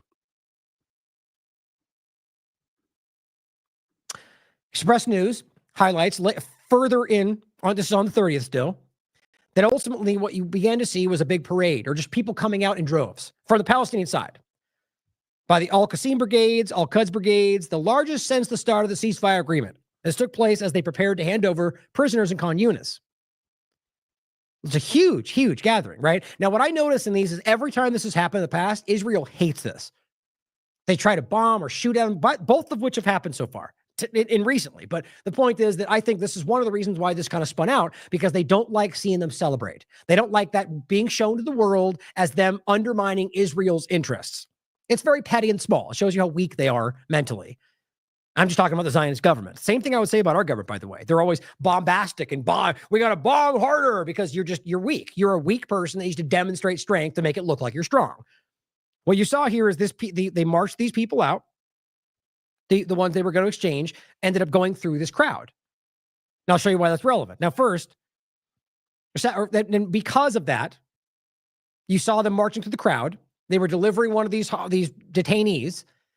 Israel made a huge statement about this, claiming they were, and all you really got was a lot of these Zionist manipulators making this out to be a lynching. They literally called it a lynching. Well, that person was safe the entire time. They walked through the crowd. The Hamas leaders brought the person through and then delivered them. Nobody touched them other than the people delivering them. There were a lot of people standing there making photos with their phones, which I guarantee what they didn't like. But so they had to lie about it because that's what Zionists do. They made it out to be some aggressive thing. They all they were raping her with their eyes. That's what we keep hearing. It's crazy. You have people that continue to come out and they keep saying we were treated well, we were fed, while everybody else was starving, by the way. In fact, they gained weight in some obvious examples, but they have to make it look bad because they're secretly suffering. If you have to lie about this after screaming they were raped and tortured the whole time, then we can see what's happening. The point is that they used that excuse, like we told you they would try, and they suspended the release of prisoners at that point. This was the middle of the day. Citing footage from Gaza, we just showed you, of them handing over these prisoners with a large crowd. They claimed it was unsafe for them. Israel has halted release of Palestinian security prisoners to protest Gaza release chaos. Well, there is a lot of people, but it was not what they're claiming it was. Israel has halted the release, which, as far as I'm concerned, is a violation of the ceasefire. They're going to give a pass, even Hamas most likely, because they're going to say, well, we thought there was danger, so we wanted to pause for everyone's safety. They don't care about anybody, especially not their own people. But my point would be that that's going to be accepted because a logical person is going to say, okay, I guess that makes sense. And then because what we're going to get to is it basically went right back to it. They were on buses ready to be released, and they said, nope, because it's not safe. Of course, then this propagandist comes out and says, Netanyahu's officially decided not to release the prisoners today until Israel is promised a safe release of hostages next time without being surrounded by hundreds of savages. They cannot hold back their unbridled racism in everything they do. These are just Palestinians who are filming on their phones. The only reason you want to make it a problem is because you need an excuse to not go through with this. Now, of course, this guy is incorrect because they went right back to it. So again, Zionists online pretending they have all the insight when they don't, because it went right back. Now, this is the same day. This is today. And it says Israel releases Palestinian prisoners after delay over chaotic hostage handover. So basically, the mediators assured them that it would be done differently. There wouldn't be the same thing. It wouldn't be safe. And they said, okay, we'll go back to it. So that's good. I kind of half expected that was going to be the end of it. But I do think that's what's going to happen, sadly enough. But so here's where we are, unless something has changed since we've gone on. Overall, the point is they've released 110 Palestinians so far. And the Israeli military confirmed that it killed approximately 10 Palestinians in a strike on a gathering of armed terrorists, that's what they called it, in West Bank. Not true. I mean, we're going to go over. These are Palestinian. There is no Hamas presence in the way they're framing it in this location. Let's understand, this is not Gaza. West Bank is controlled by Israel. They're just bombing. They're bombing people literally under their control. That's crazy. That's like the U.S. government bombing Florida. Like this, it's wild what they're doing. And they're just blatantly pretending it's about terrorism because they've shifted into the West Bank like we promised. Trump told them they could. Miriam Adelson paid him to be able to do it. It's not confusing. It's very simple. Then it says Israel's ban on the UN agency, UNRWA. We're going to the next show, potentially tomorrow, in regard to UNRWA. I pulled that off today. It's the same thing we've been talking about. But as of right now, today, they're officially, I guess, banned in Gaza, which is going to guarantee these people are going to suffer. That's the whole point. Nobody but UNRWA at this point is helping these people. And it says to evacuate their headquarters. Now, Norway, at the same time, it just announced $24 million to UNRWA. Now, how much you want to bet if that got sent, that they're not going to send it back? I'll bet you anything. No, we'll do it for you, or not give them anything and starve to death, but take the money for sure. So that's where we are. Let me just update this and see if there's anything new that popped up. Looks about the same. Now, Patrick Henningsen points out, now there's many reports of this, and this goes back to every single time we've seen. From the Flower Massacre dynamic to previous hostage releases. Israel is releasing Palestinians and then shooting at them. That's why I played that opening clip. Like the snipers are waiting to pick these people off. This has happened every time so far. As Patrick Henningsen reports, this is the level of degeneracy of Israel's apartheid culture. The Cradle reports Israeli forces are opening fire on Palestinians around the very buses they've rolled out to release the prisoners. This is in Betunia. It's crazy to me how many times this continues to happen. Now, realize that they've continued to open fire on Palestinians, whether in the hostage dynamic or just in Gaza or the West Bank or Syria or in Lebanon. We'll go through all of it. On top of that, this is what the difference is, guys. These are the hostages being released. They're actual hostages. This guy was taken when he was a child at the age of 14. Captive was released in the deal. Skin and bone, infected with scabies, traumatized. That's the guy you're looking at right here.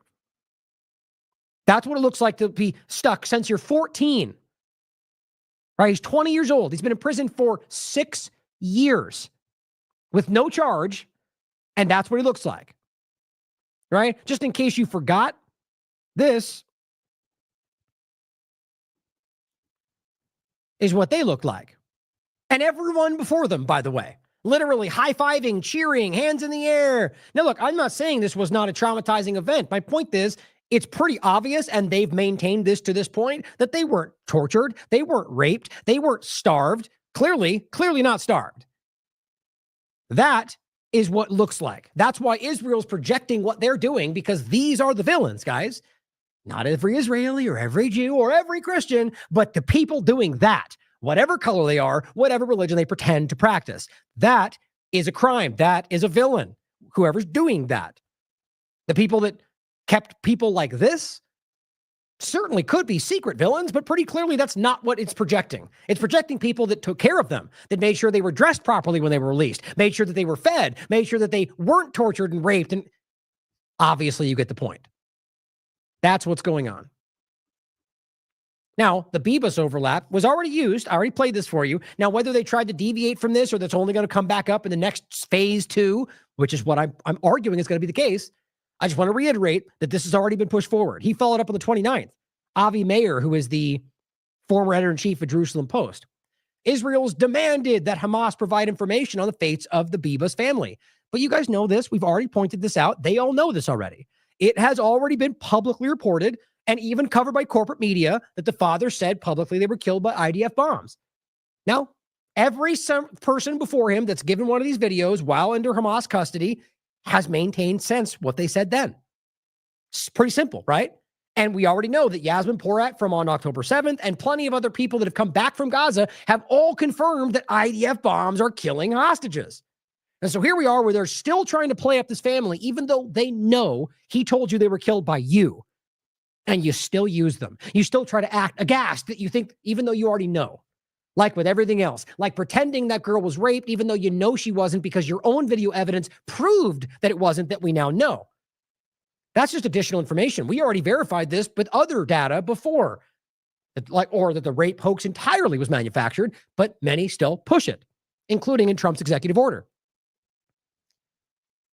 Makes me sick.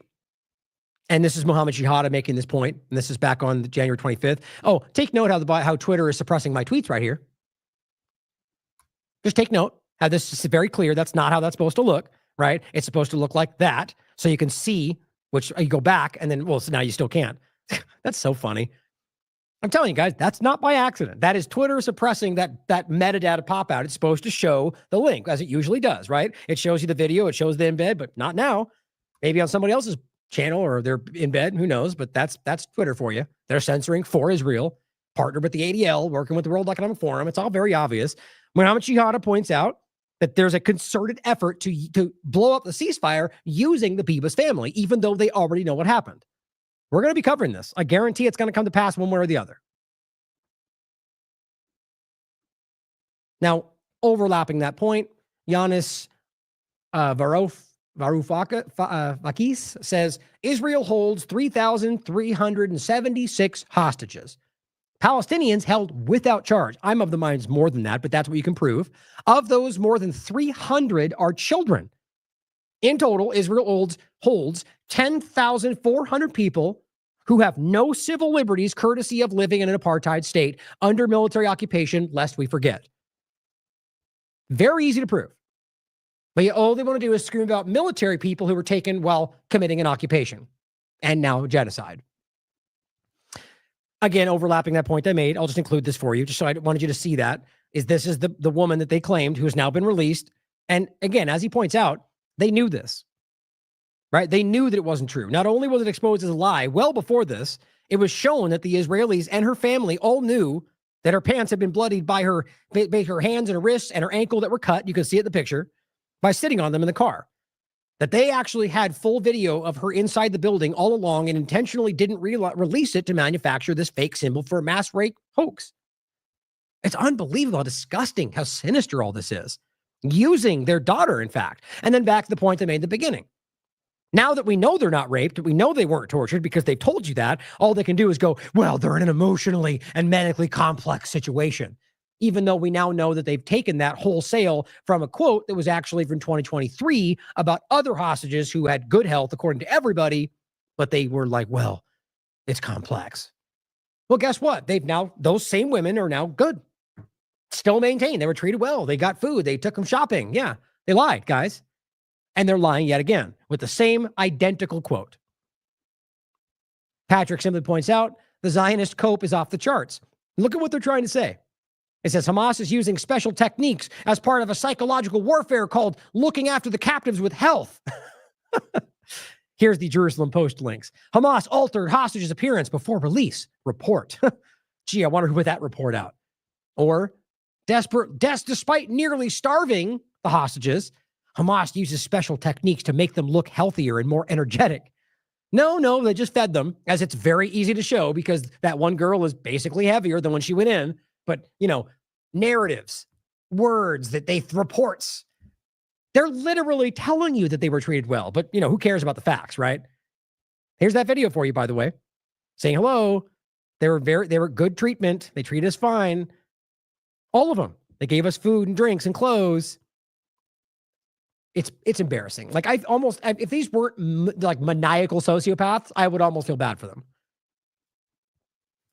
As Greg Stoker points out, in case you already missed it, Trump is now telling you the plan is to clean out all of Gaza, which that's not Trump. That's just the plan. That's always been there from the very beginning that Biden or Trump or anybody else that's in this controlled government has always been a part of. That's been the plan, as we've been telling you, as Greg has been telling you from the very beginning. Greg Stoker was one of the ones that pointed out the island and the game. They've been floating old plans from the beginning. All it was about was removing all of the Palestinians. I'll show you why. But he says, as BlackRock is buying up property in Pacific Palisades and Altoona from desperate people for cents on the dollar, Trump is trying to permanently displace Palestinians and redevelop Gaza. Americans should realize whatever the U.S. state is willing to do to Palestinians, it is willing to actively do to you. Not as blatant or violently yet, but think about that, how we're all up in arms about land grabs and manipulations, but of course it only matters when it's something that can be used for a partisan agenda.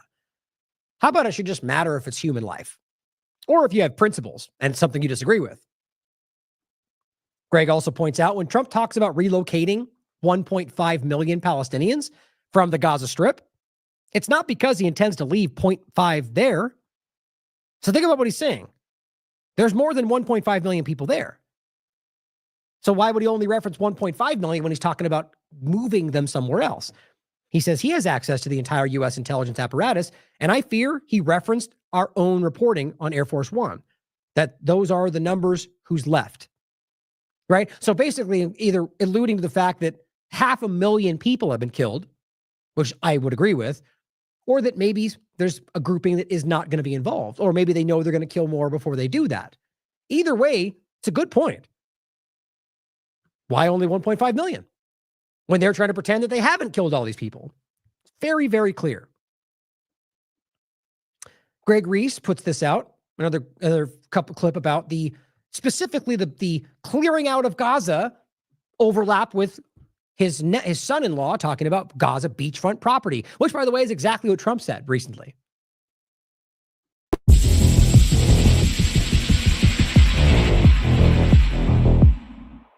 That are you, Mr. President, that you can keep the ceasefire in Gaza and conclude the 3 phases of this deal? I'm not confident. That's not our war, it's their war, but I'm not confident, but I think they're very weakened on the other side. Do you support the 2 states? Gaza, boy, I looked at a picture of Gaza. Gaza is like a massive demolition site. That place it's really got to be rebuilt in a different way. Do you plan to help rebuilding Gaza? I might. Gaza is interesting. It's a phenomenal location. On the sea, the best weather. Everything's good. It's like some beautiful things could be done with it, but it's very interesting. But some fantastic things could be done with Gaza. How do you see the future in governance for Gaza? Well, it depends. I can't imagine you could have, well, you certainly can't have the people that were there. Most of them are dead. While much of the world decries genocide, Trump recently brought up the great real estate possibilities in Palestine. This is reminiscent of his son-in-law, Jared Kushner's recent comments, whose family is also in the real estate business. There are real fears on the part of Arabs, and I'm sure you talk to a lot of them, who think once Gazans leave Gaza, Netanyahu's never going to let them back in. Maybe, but I'm not sure there's much left of Gaza at this point. So, if you think about even the construct, like, Gaza was not really a historical precedent, right? It was the result of a war, right? You had tribes that were in different places, but then Gaza became a thing. Egypt, used to run it. And then, over time, you had different...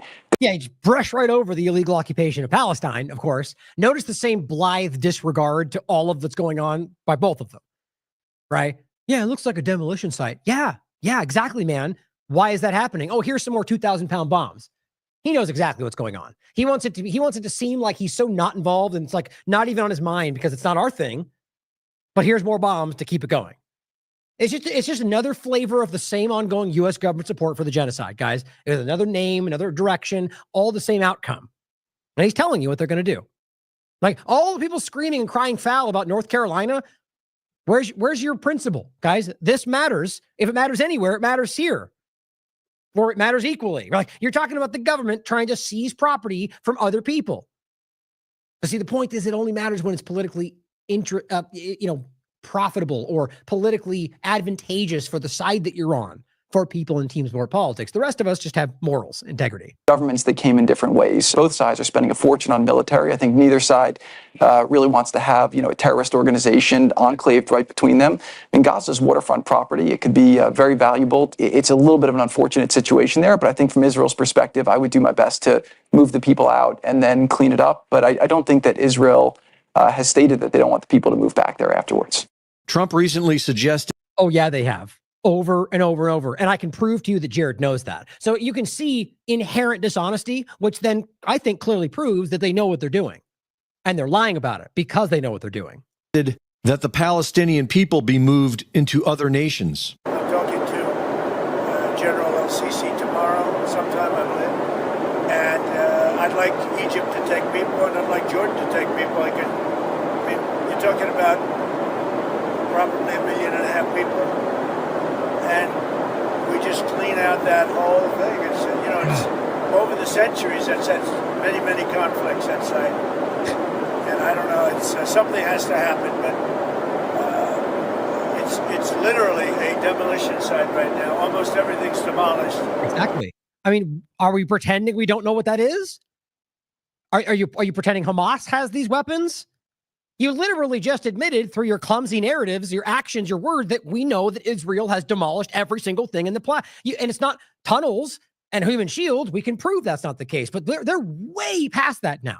They're now trying to rationalize why we just take it from you and act like this is an afterthought, not the obvious plan from day one that we all know they're involved in, including Trump. And people are dying there, so I'd rather get involved with some of the Arab nations and build housing in a different location where they can maybe live in peace. Right. Because all Arabs are the same, right? I mean, I don't actually think they're of that mind, but I think they're happy to play into that, to use the perceived ignorance so they won't be seen as blatantly racist.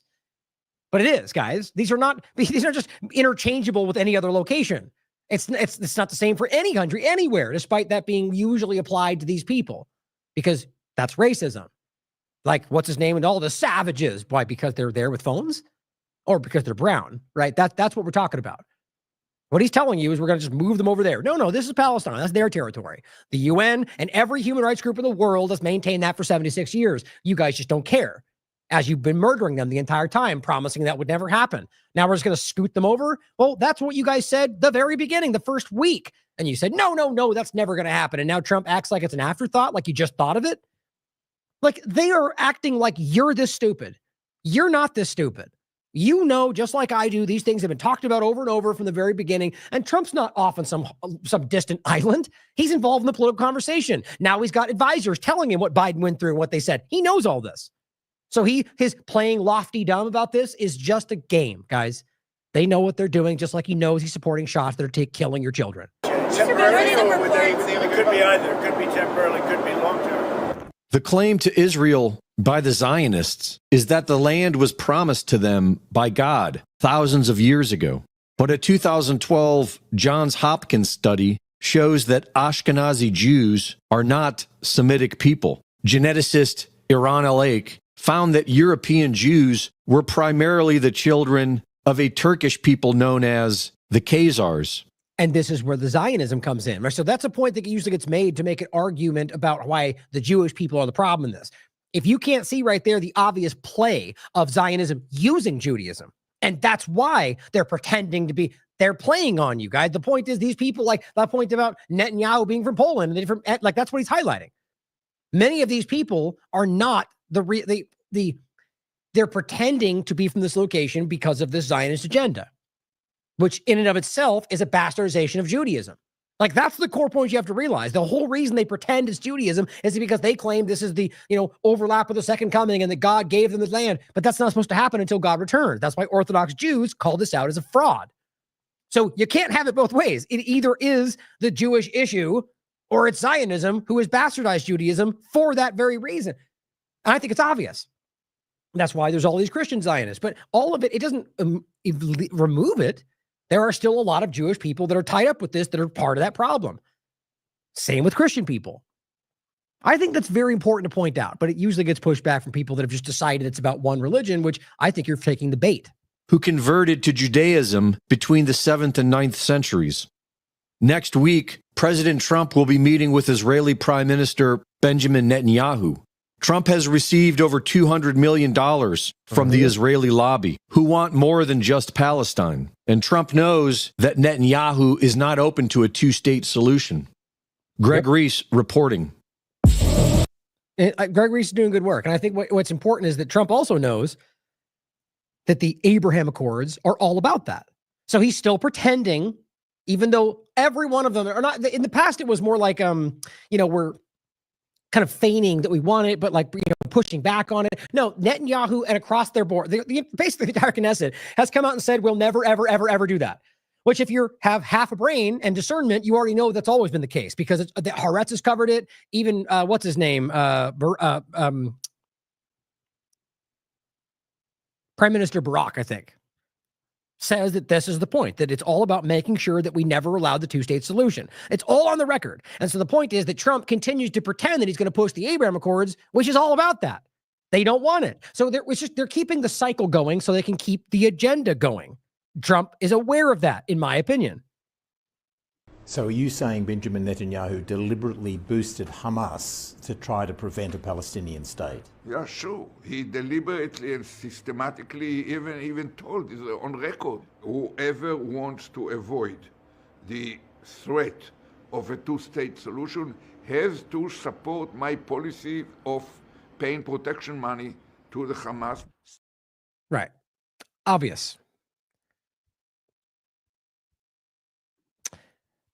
Asaf points out, anyone find it odd that this is one main piece, is one of the main pieces of armaments in Israel's arsenal?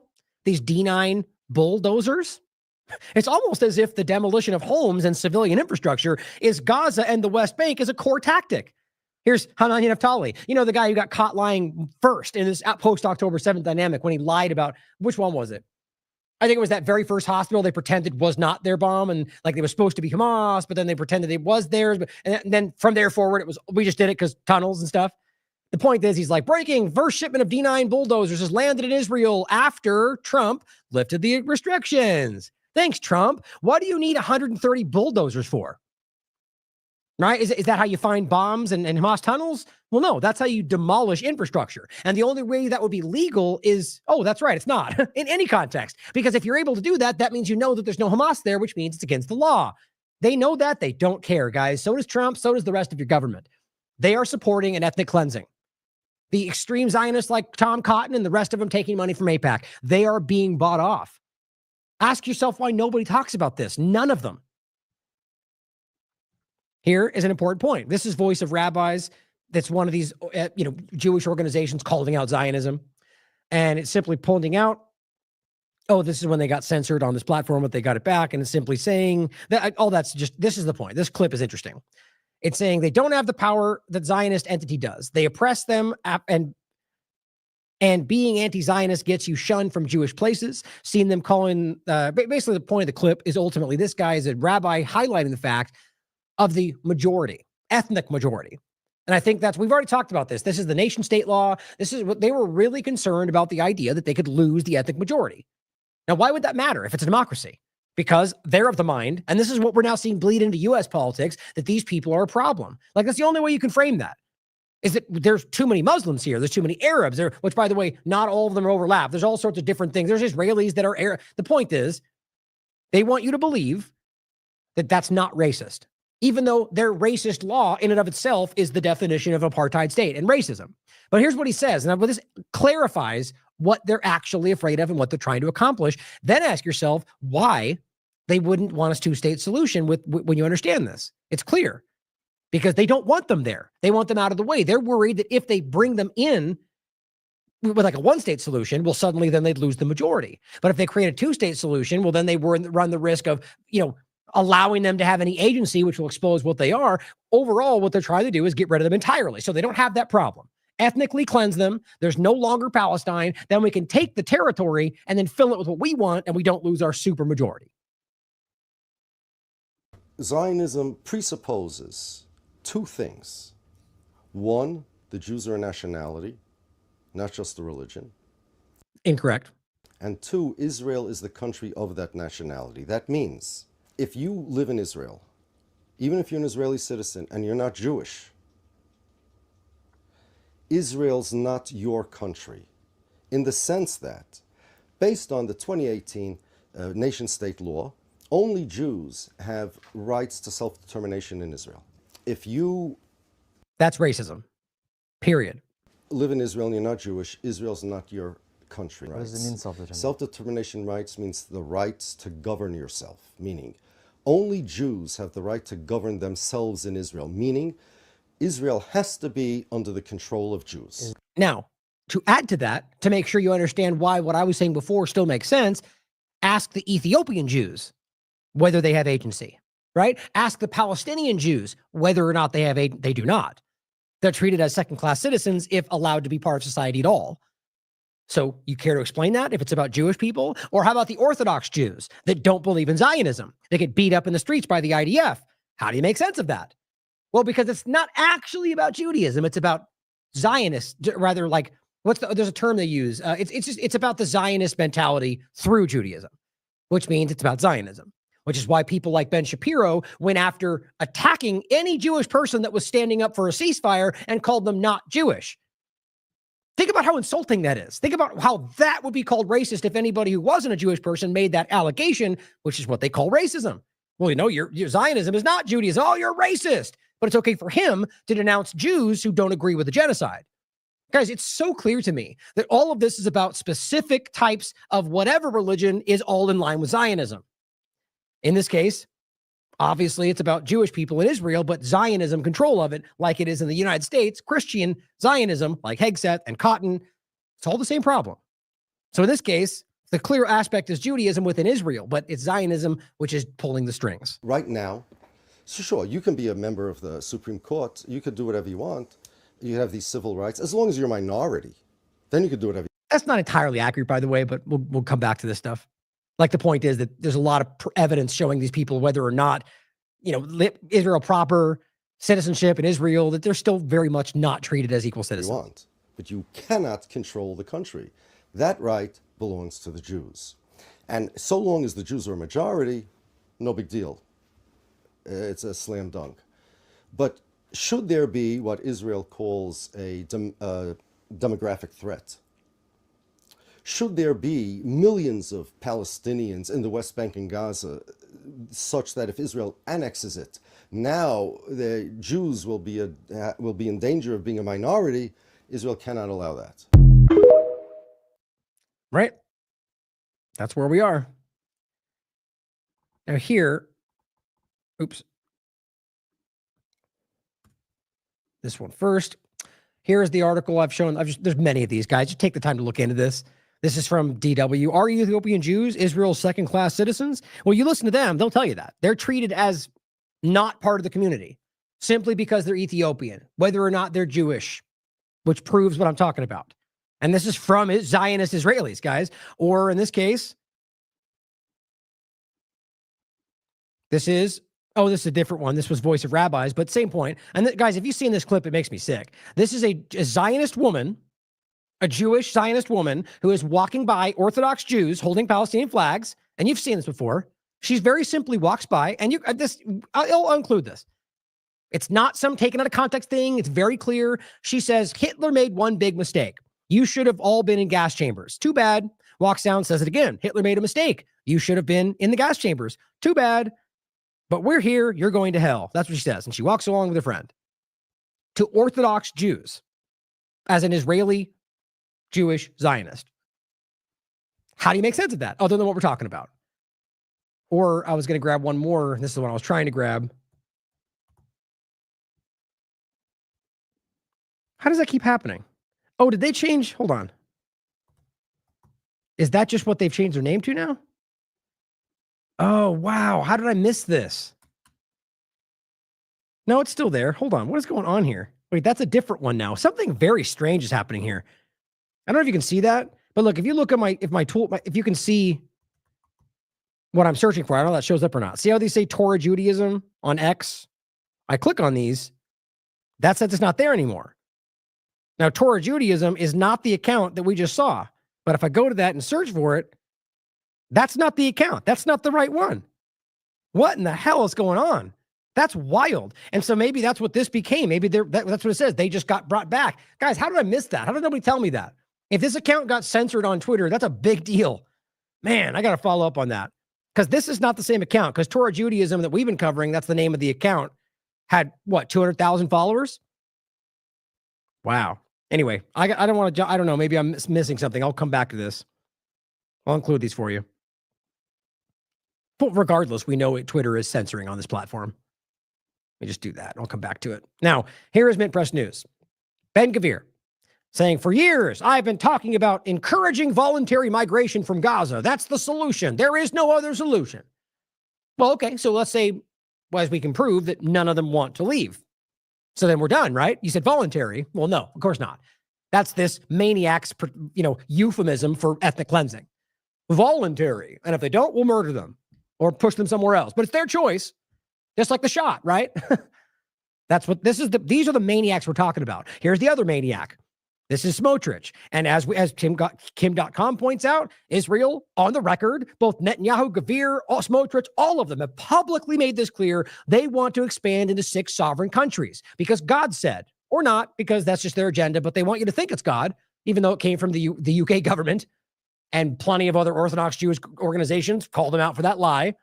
But it says, I want a Jewish state that includes Jordan, Lebanon, parts of Egypt, Syria, Iraq, Saudi Arabia. He's publicly telling this to an interview because it's that obvious to see. Then you got the Weisses of the world who are out there building settlements in Syria, in Lebanon, in Gaza, while your government and your media pretends like it's just about freedom and fighting bad guys.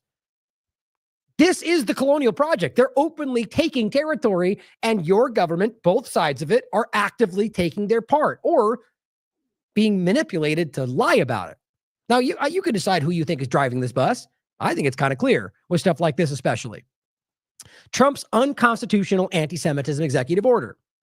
Now, we talked about this yesterday. Make sure you watch this. I think it's important to go over a lot of stuff in there.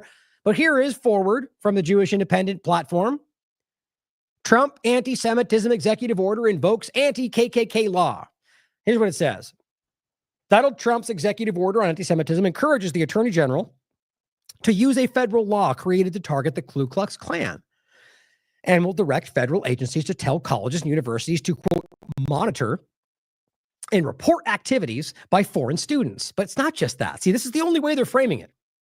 You can read it right from the order that makes it clear that anybody, including Americans, could potentially be removed from this country if they claim they broke the anti-Semitism law, which applies in all sorts of ways. By the way, any anti-Semitism law is unconstitutional, therefore null and void. So they're all unconstitutional. But if they just decide to what they're doing here, they pretend executive orders are laws anyway, right? So suddenly they call you anti-Semitic for saying Zionism is not Judaism, and suddenly they make the argument that you can be arrested for that. That's happening in the UK, but the Elons are screaming about it because it's only about what they claim is one side of the conversation, even though it's the same thing. It's called hate speech. It's called censorship. It's called suppression based on the idea that you're saying that's the same thing. But they're okay with one of them because they're hypocrites. So also the Ku Klux Klan, you're literally arguing with it's you have to see how transparent this is through Trump, because they want you to think Hamas, KKK. Really? So there's your vanilla ISIS dynamic, guys. It's ridiculously lazy. Or how about ISIS if they want to, even though both of those are so contradictory, it's insulting. And you can prove that ISIS and Al-Qaeda, and they're all working with Israel and the United States in the same way. But it goes on to say, the Anti-Defamation League said it had provided recommendations to the Trump administration and praised the order. Are you okay with that? Aren't these the same people we were calling? Isn't it the ADL, the group that was calling you racist for wearing a red hat? Why are you supporting this? The order expands on a 2019 executive order from Trump. That's right, guys, because the first one was Donald Trump's in his last administration. It's amazing. If you can stop listening to narrative, all the facts are pretty clear. That directed federal agencies to interpret a crucial provision of the Civil Rights Act of 1964 as covering anti-Semitism. So here's how this game keeps getting played. We don't need new extensions to apply to one specific group. The laws are already in place. It's against the law to harass or attack somebody, right? It's against the law to be violent against anybody. Everything else is a game where they're extending this out to say you can't think or say these things, but only in the context of our foreign ally. Who needs adversaries when you got friends like Israel? And endorse the widespread but controversial International Holocaust Remembrance Alliance working definition. That is the IHRA, which includes anti-Zionism. So that's like saying anti-Republicanism is hating Christians. That's how stupid this is. And you can see Jewish organizations all around the world. They're telling you that's not what we believe. That's not the same thing. So if you know there's major Jewish organizations that are telling you that's not what all Jews believe, then you can't simply broad stroke and say that's what Judaism is. That is what Zionism wants. Pretty simple. And Trump is the one executive ordering this into reality. Twice.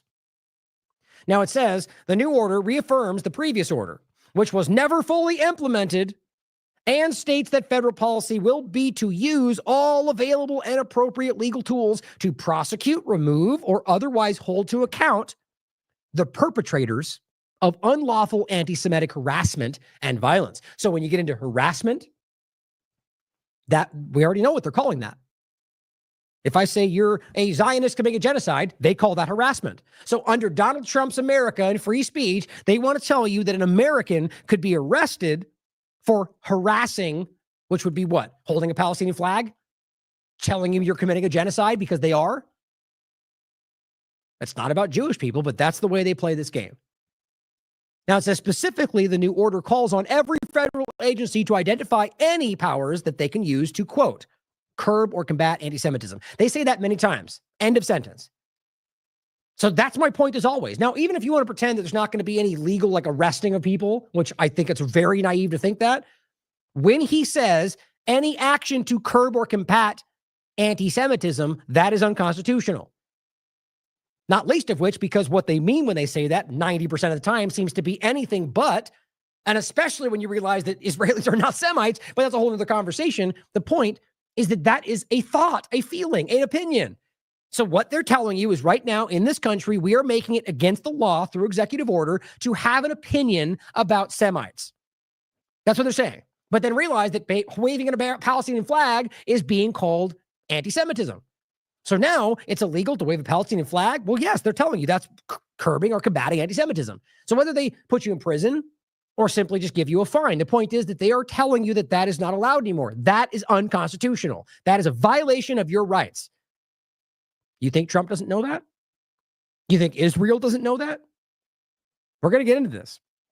It says, in addition, it says that the Attorney General is encouraged to use the federal conspiracy against rights law to combat anti-Semitism. Broadening this out left and right so a foreign government can come after Americans if you dare criticize what they're doing. Otherwise known as free speech in Trump-Elon land. Now, it says Trump's 2019 order was less broad in its scope. It was tailored to clarify Education Department investigations into anti-Semitism. Its ultimate impact was limited. And here's what's important to remember for the next part. It says its impact was limited in part because the Trump administration never fully implemented it. You'll see why that's relevant in a second. Then it goes on to say President Joe Biden left the order in place during his administration, but similarly never converted it from presidential decree, right? So same time, right now, it's executive order. It hasn't actually been fully, this is the same thing. But what's important to recognize is that it went from Trump to Biden back to Trump, and they all did the same thing. And the reason it's relevant, I'll show you next, they're already trying to pretend like Biden tried to stop this. It's just not true. It's just they're trying to get a short little win to make you think us doing this is good because Biden didn't want it. That is how dumb they think you are. Clinton didn't want the biometric wall, so we need to do it because bad guy Clinton. No, they're just very simply like basic reverse psychology tricking you into wanting your own subjugation. Before we come back to that, the conspiracy against rights law. Now that, as it says here, is a law. The law of conspiracy against rights is a federal offense in the United States under 18 U.S.C. 241. It prohibits two or more individuals from conspiring to injure, oppress, threaten, or intimidate any person in any state, territory, commonwealth, possession, or district in the free exercise or enjoyment of any right or privilege secured to them by the Constitution or laws of the United States. Well, you know what's interesting about that? They're going to make this about who they want it to be about. What's funny to me is that literally outlines like basic Israeli tactics through ADL, through AIPAC, through all sorts of manipulative groups that are going after people for simply calling out their genocide, getting people fired from their jobs, otherwise known as the woke right at the moment. Do you think it's going to apply? So if you find out there are two Zionists who are colluding to oppress, threaten, or intimidate you, which happens literally every 10 seconds on this platform, do you think they're going to do anything about it? No. That's my opinion. They're going to go after people who are simply saying Palestinians should be free. Oh God, they're racist. Get them, because they're threatening me with their comments for peace. We've actually already seen those arguments. So that's where I think this goes. So it's broadening this out to become a federal offense if they simply argue that you did it together to suppress their rights. But what they're literally doing here is the suppression of your rights. Talk about the great inversion, right? We're literally in 1984 here, guys. This is ridiculous. And then it goes on. So remember, Donald Trump is the one who did not fully implement it during his administration. Biden left it there, which shows you how they're allowing, same agenda, but also similarly didn't implement it all. Now it says the ADL has called for more aggressive action against students protesting Israel, including asking school presidents to investigate students for justice in Palestine, a Jewish organization, chapters for providing material support to terrorist organizations. Well, actually, I think, is that correct? Students in Justice for Palestine. Let me take it back just in case I'm wrong on that. I know that Jewish Voices for Peace is one of them, but there was one that didn't have an explicit Jewish X, Y, and Z in the name, but was led by a Jewish organization. But just in case I'm wrong, I'll pull it back. The point, though, is that what they're literally telling you, we want you to go after Americans who are speaking what they believe. Not because they're threatening or because they're colluding to suppress. No, they're just basically saying, don't let them protest Israel. That's how blatant this is. More aggressive, and then Trump followed suit. ADL asks, Elon Musk and Trump follow suit. It says Republicans have focused almost all of their attention on what they believe is anti-Semitism coming from the left-wing activists and critics of Israel. Right. Because there's not a single Republican out there that's openly going, yes, we can see the genocide. Like, it's just so selectively applied. Clearly, this is, even Greenblatt made it clear, this is not a left-right thing. But that's the only way through Trump's administration they can make this look like it makes sense. right? Because you'll get far too many Republicans that are going to go, well, pretty sure that's the whole free speech thing, but Israel's, they're being accused that, it's anti-Semitic, and we know the lefts are crazy, so Democrat bad. It's as simple as that, guys, and it's working for some people. I don't think it's the majority. The White House fact sheet, which lists education advisor Eric Bledsoe as the author, also stated that immediately following October 7th, Hamas terrorist attack against Israel, pro-Hamas aliens and left-wing radicals began a campaign of, no, they didn't. Intimidation, vandalism, violence. Do you know how many times? It's the same with all the Israeli propaganda. Even the corporate media in this country was basically forced to acknowledge that this was a massive campaign of psychological lies. Fake stabbings in the eye, we just went over yesterday, a whole series of fake claims of anti-Semitism that were then proven by the police to be faked by the Jewish person in the home. It's just ludicrous how obvious all this continues to be. And so what they're telling you is the lie, just like all the atrocity propaganda.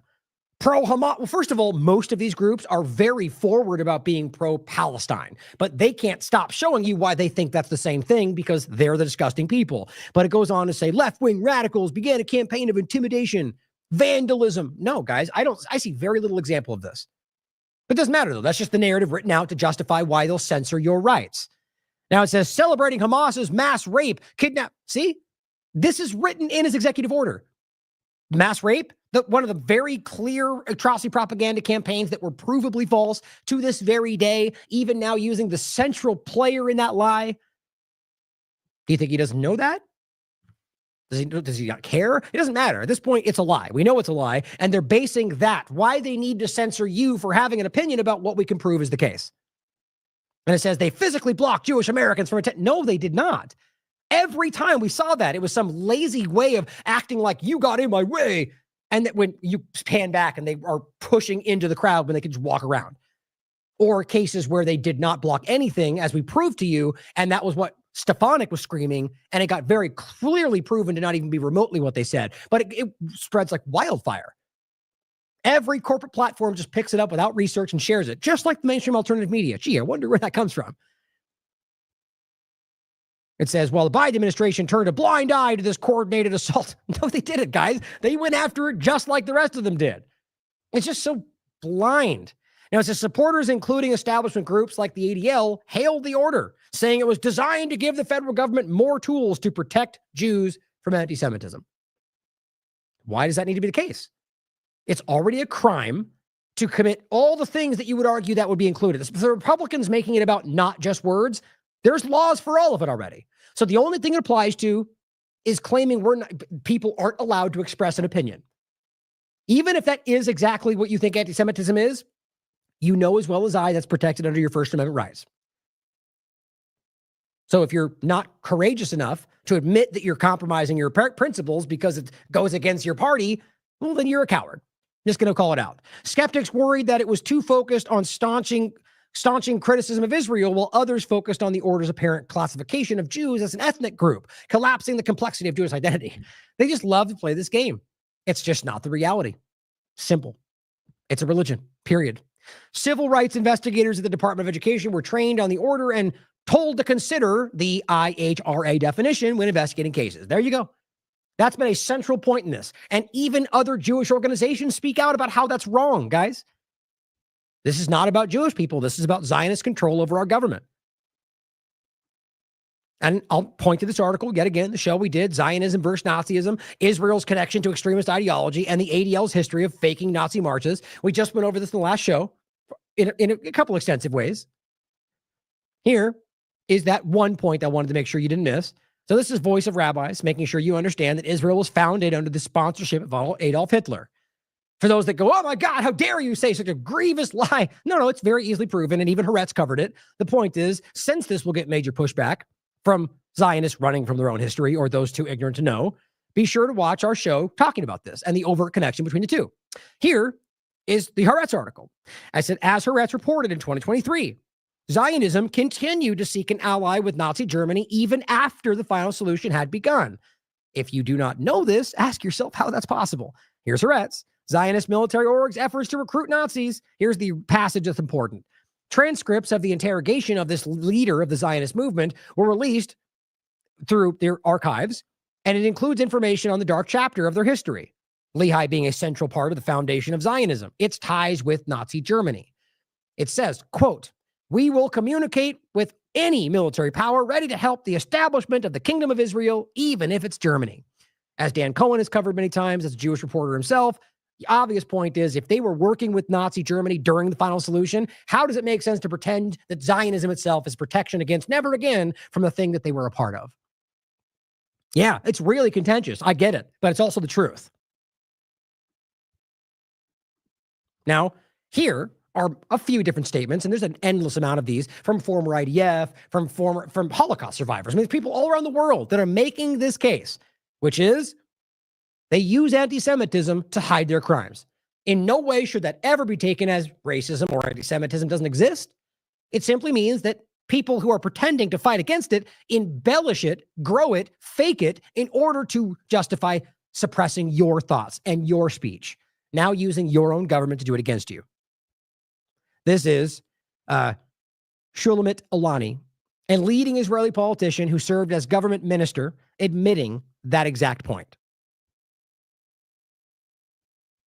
Often when there is dissent expressed in the United States against policies of the Israeli government, people here are called anti-Semitic. What is your response to that as an Israeli Jew? Well, it's a trick. We always use it. When from Europe somebody is criticizing Israel, then we bring up the Holocaust. When in this country people are criticizing Israel, then they are anti-Semitic.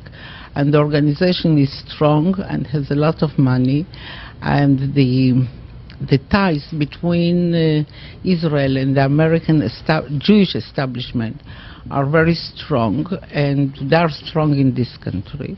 As you know, they have power, which it's okay. They are talented people, and they have power, money, and media, and other things. And their attitude is Israel, my country, right or wrong, the identification. And they are not ready to hear criticism. And it's very easy to blame people who criticize certain acts of the Israeli government as anti-Semitics, and to bring up the Holocaust and the suffering of the Jewish people. And that justify everything we do to the Palestinians. Yep. Now, again, that doesn't mean that there's not valid things to be concerned about, or that there's not clear hatred against Jewish people for no reason, which, by the way, is the whole point. Zionism is breeding that. That is how they justify their own existence. But even without that, it still would exist. This is simply a provable reality of how Israel, not Judaism, but Israel uses them as some sort of human shield. Here's another example. This one is John, Merschmeyer, exposing the same point. Chapter or the section of the book where we talk about this charge of anti-Semitism is called the Great Silencer. That's what we call the charge of anti-Semitism, the Great Silencer. Who wants to be called an anti-Semite, especially in the wake of the Holocaust? Do I want to be called an anti-Semite? Oh my God, no. So it's very effective. But, you know, it is important to talk about these issues, in my humble opinion. They wanted to silence us. And this is not good, right? It's not good for Israel. It's not good for the United States. And I would argue in the end, if anything, it's going to foster anti-Semitism. Exactly. I think you don't want to run around telling people that they can't talk about Israel without being called an anti-Semite. It's just not, it's not healthy. Well, it's designed to do that. And I'll grab Dan Cohen's interview about this, which I think is exactly that point. Now, and it's interesting because, you know, Dan is out there very right. And I think we're on exactly the same page with this. And you please come to your own conclusions about it. I'm never claiming that I'm always right. I very well could be wrong, but I think it's very clear in my opinion. And Dan has been out there trying to push back on the people that are, you know, these major accounts that are seemingly misleading people into the idea that it's just about Jewish people. Now, I can understand how people can be led into that. That's the game. But I'd like to believe if they had discernment with people like me out there waving our hands and putting this out there, and we're not some small platform. Like, that point is they see this stuff. And so I think people then choose to stay on that path. But my point is, Dan's out there pushing back on that, going, guys, this is where you're being misled. And this is a Jewish person himself who is actively taking the very contentious stance of calling out Zionism as a Jew himself, and then still having to push back on the people who are, like, as he even does that, acting like he's somehow the one deceiving. It's very frustrating. My opinion is he's coming from a very honest place, and he just sees the real problem and has the courage to call it out. Here is another example of that. You know, Finkelstein is somebody who is, family from the Holocaust. The point is that he is a Jewish person himself and has always had the stance, even though it's just like RFK, so aggressively misrepresented, that you should have every right, because it is free speech, to say whatever you want about the Holocaust. But he is very clear about his stance that the Holocaust is very real. And yes, there were Jews that are persecuted. Nonetheless, because it is still free speech, we should be allowed to say what we want. I know, crazy, right? Like, it just shows you, even with that point, how crazy it is that there's this one point of just carved out conversation that you're just not allowed to. Why? I get it. You could say it's insulting. You could say it's challenging the memory of your family. Sure, that you could be insulted about it. But the way that people go after them and, like, box people out of society, lose their jobs, that's because of Zionism. If you believed in free speech, you'd allow people to say what they want. And then you'd also have the right to say, oh, you're absolutely disgusting and stupid, right? That's how that works. But this is a different part of it. Here is Finkelstein telling you this. The industry built around it. Now, the reason I gave you that preface is because it's important not to misrepresent what he's saying. Just because he argues you have the right to challenge this, he's been clear over his career about what he believes about the history. I was wondering if you could tell us what the Holocaust industry is. Basically, it's the exploitation of the colossal suffering of Jews during World War II for political and then for a certain period financial gain. The political gain was basically using the Nazi Holocaust as a club to silence criticism of Israel. And at some point, this Holocaust compensation racket, the extraction of monies from European governments in the name of what were called needy Holocaust victims, began. And several, I think the figure comes now to about $20 billion, were coerced from European governments, mostly on fraudulent grounds. And then there was all of this schlock nonsense, which basically is used to defend Israel and deflect criticism of Israeli policy. You can usually tell this literature because it asserts or insists on the absolute uniqueness of the Nazi Holocaust, the claim that no people in the history of humanity have ever suffered the way Jews suffered. And that's clearly an ideological claim. You can't intellectually prove things like that, and it's almost absurd to want to prove them. The purpose is fairly straightforward. That is, if people have uniquely suffered, then they can't be held to conventional moral and legal standards. So, for example, if you say that Israel tortures Palestinian detainees, well, then you're told, remember the Holocaust. Or if you're told that Israel illegally demolishes the homes of Palestinians, you're told, remember the Holocaust. The point being that because Jews suffered uniquely, it somehow excuses these, by any other standard, crimes. Here is, it was Professor Ilan Pape talking about the same point. Yes, we are in a very strange age where Israel is weaponizing anti-Semitism in order to stifle debate about Palestine and silence criticism against its policies.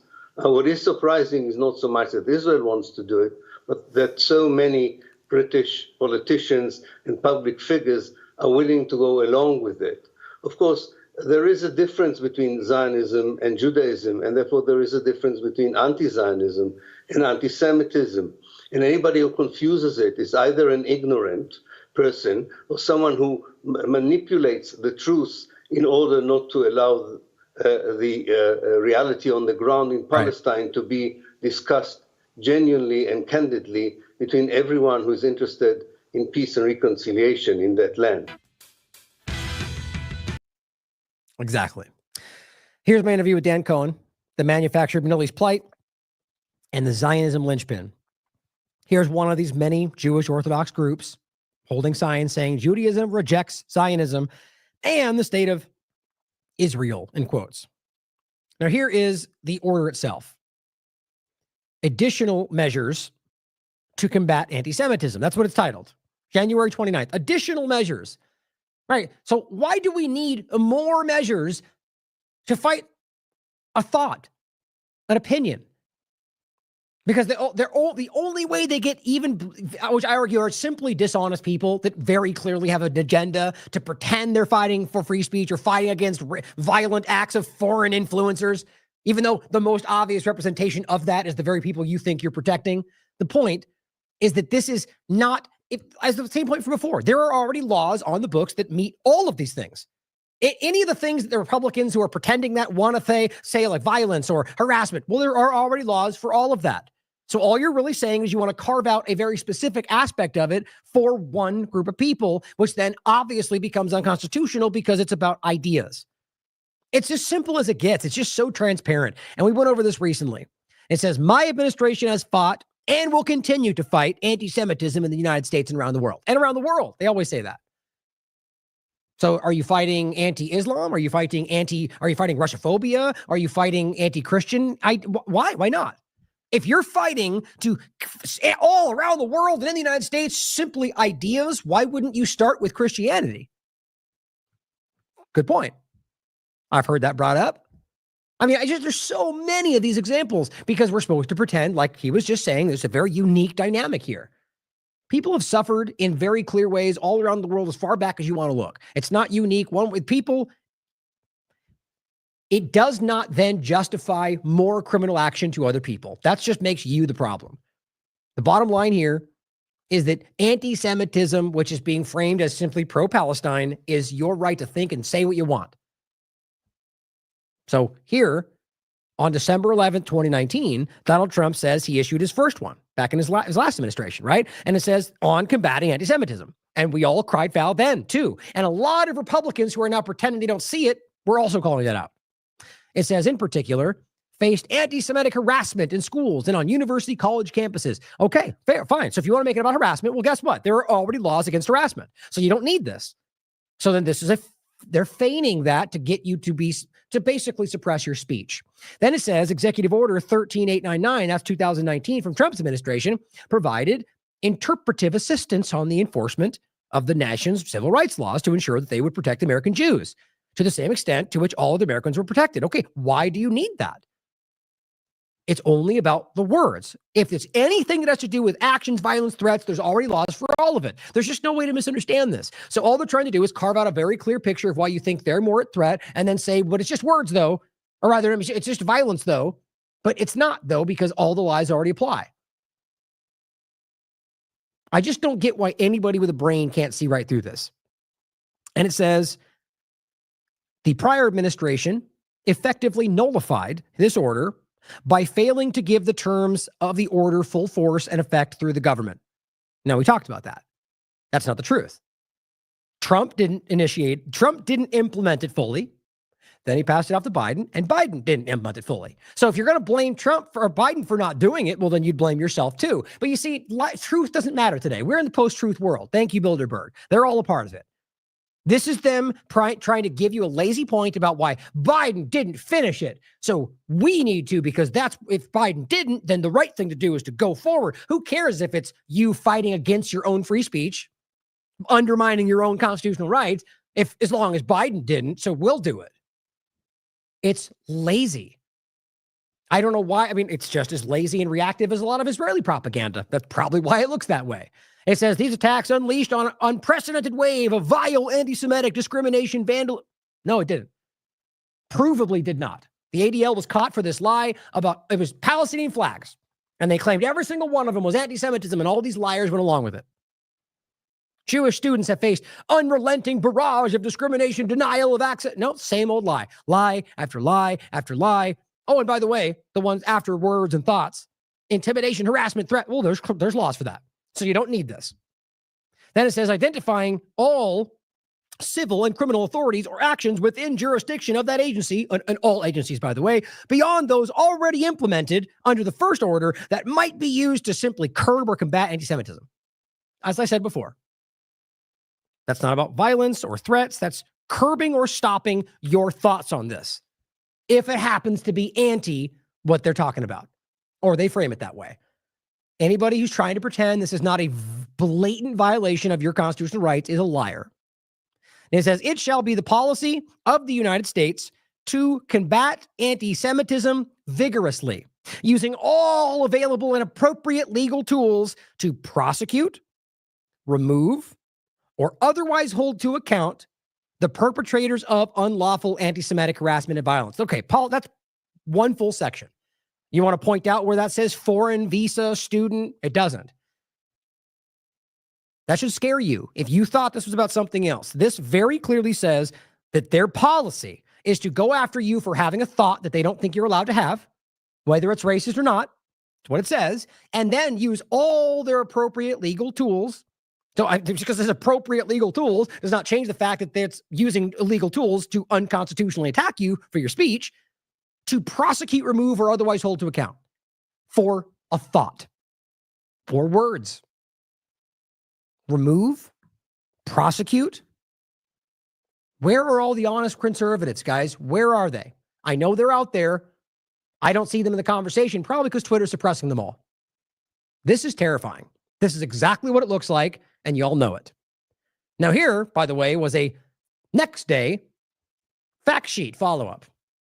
Basically reiterating all the same information, but adds a few more additional points. Immediate action will be taken by the Department of Justice to protect law and order.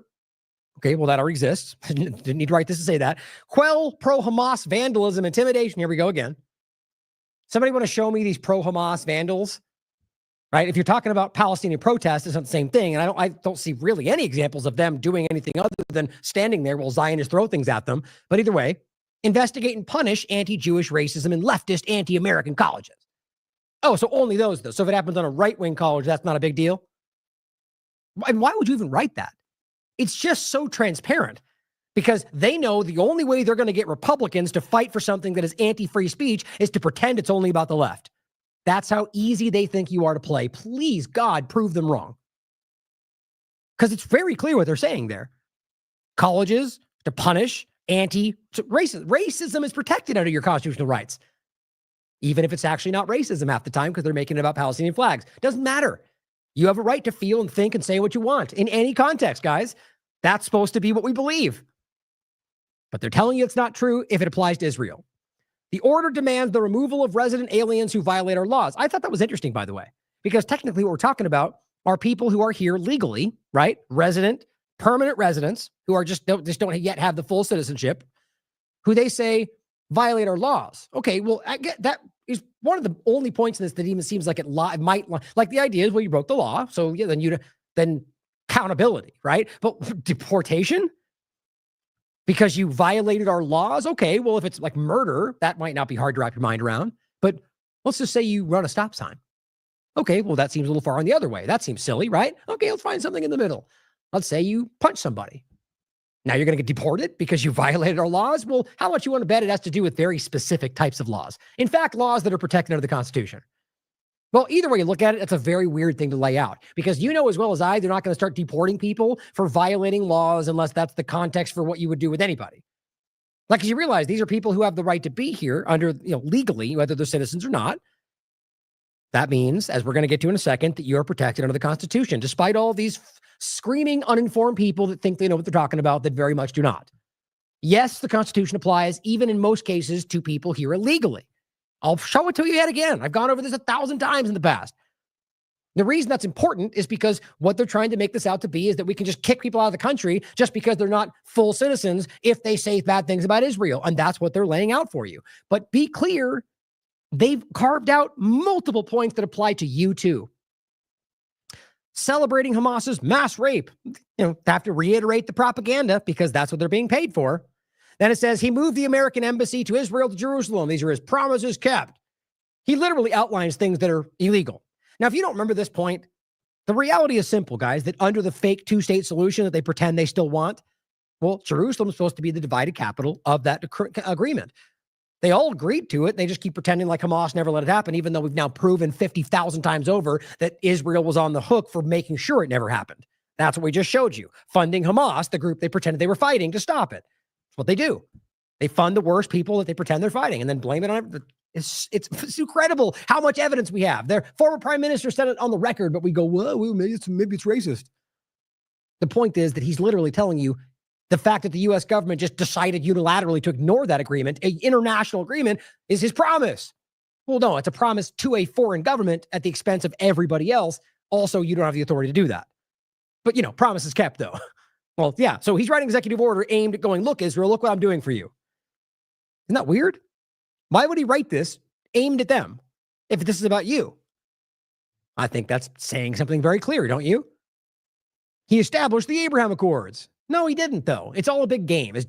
Robert calls it the steal of the century, or this fake two-state solution plan, which overlaps with the Abraham Accords. The point is, this is about forcing countries in the Middle East to normalize with Israel. Well, which usually amounts to putting a fake puppet in place, which will do that.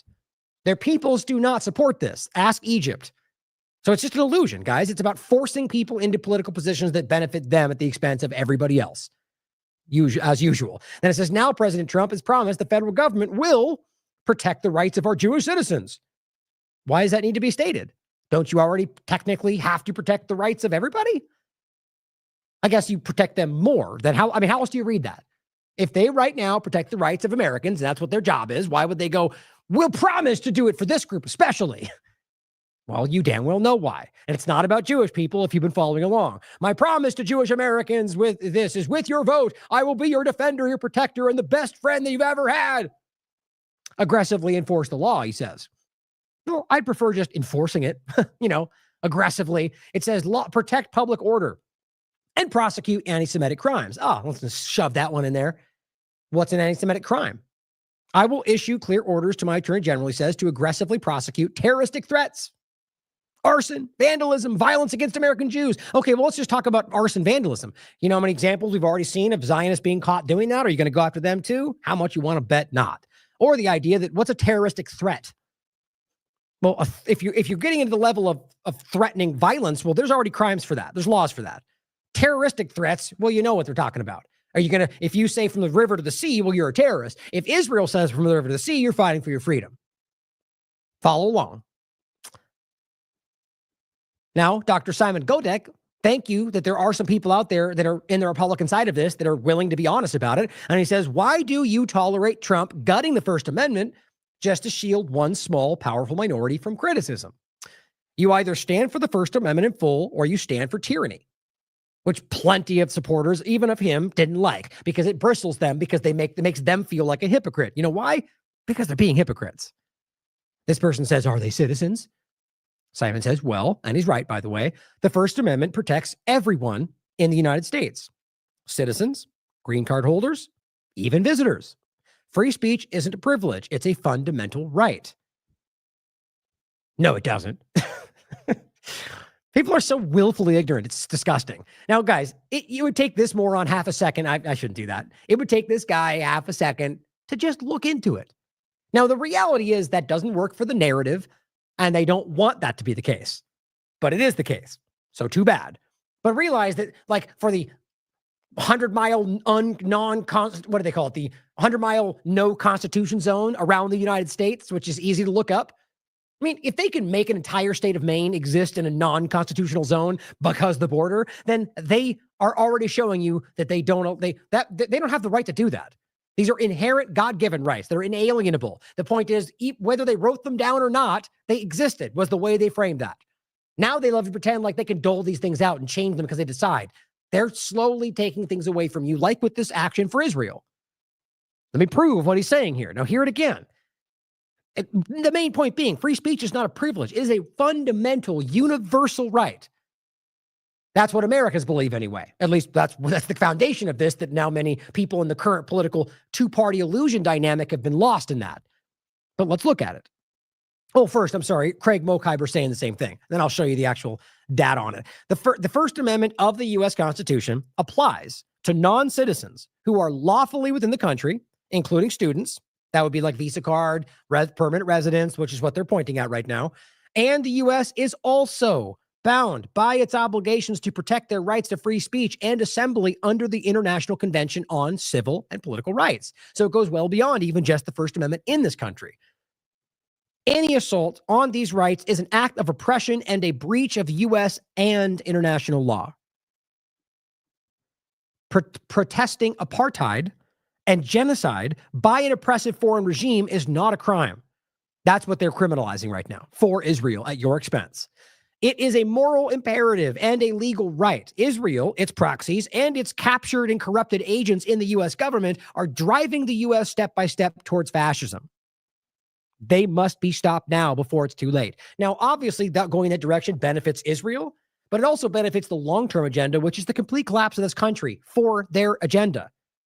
Which, by the way, if you really don't know that by now, they're like proudly having conversations about that. And why you don't think Tom Cotton, Head Segseth, Pam Bond, they don't know that? They're Zionists. They know that. So they're actively working towards a point which means the destruction of this country if you just listen to Zionists. And you're being played America first. No, you cannot be if you believe in what they believe. Here is just a simple question, and we've gone over this in depth. You can look, if you just type this in, like even just right here, you'll find numerous different, like New York School of Law, points that'll talk about this. The simple reality is the First Amendment of the Constitution protects the freedoms of speech for everyone within the United States, regardless of citizenship status. However, there's obviously limitations and nuances. Now, the first point is undocumented immigrants and visitors, non-citizens, including undocumented immigrants and visitors, are protected under the First Amendment while they're in the United States. Now, one of the overlapping points is whether somebody's illegally here. That's what the point I made before. Now, that's an important caveat because it's debatable. But the Supreme Court has ruled more than once that these things still apply to people who are, it's the way this works. If we're under the mind, which we're supposed to be, that these are inherent, it doesn't matter whether you're American or not. It's an inherent right for everybody. Now, that doesn't alleviate that you're breaking the law and you can still be deported, but you have the right to these same things. That's how this works. The fact that Americans act like it's some only American thing and you're not allowed to have it, that's the supremacist mindset that's been bleeding into us for a long time, whether through Zionism or just because our country's been falling to this kind of mindset for a long time because it benefits power structures.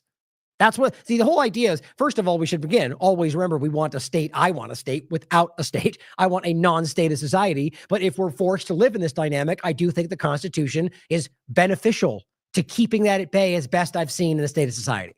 That's why they're chipping away at it, both sides.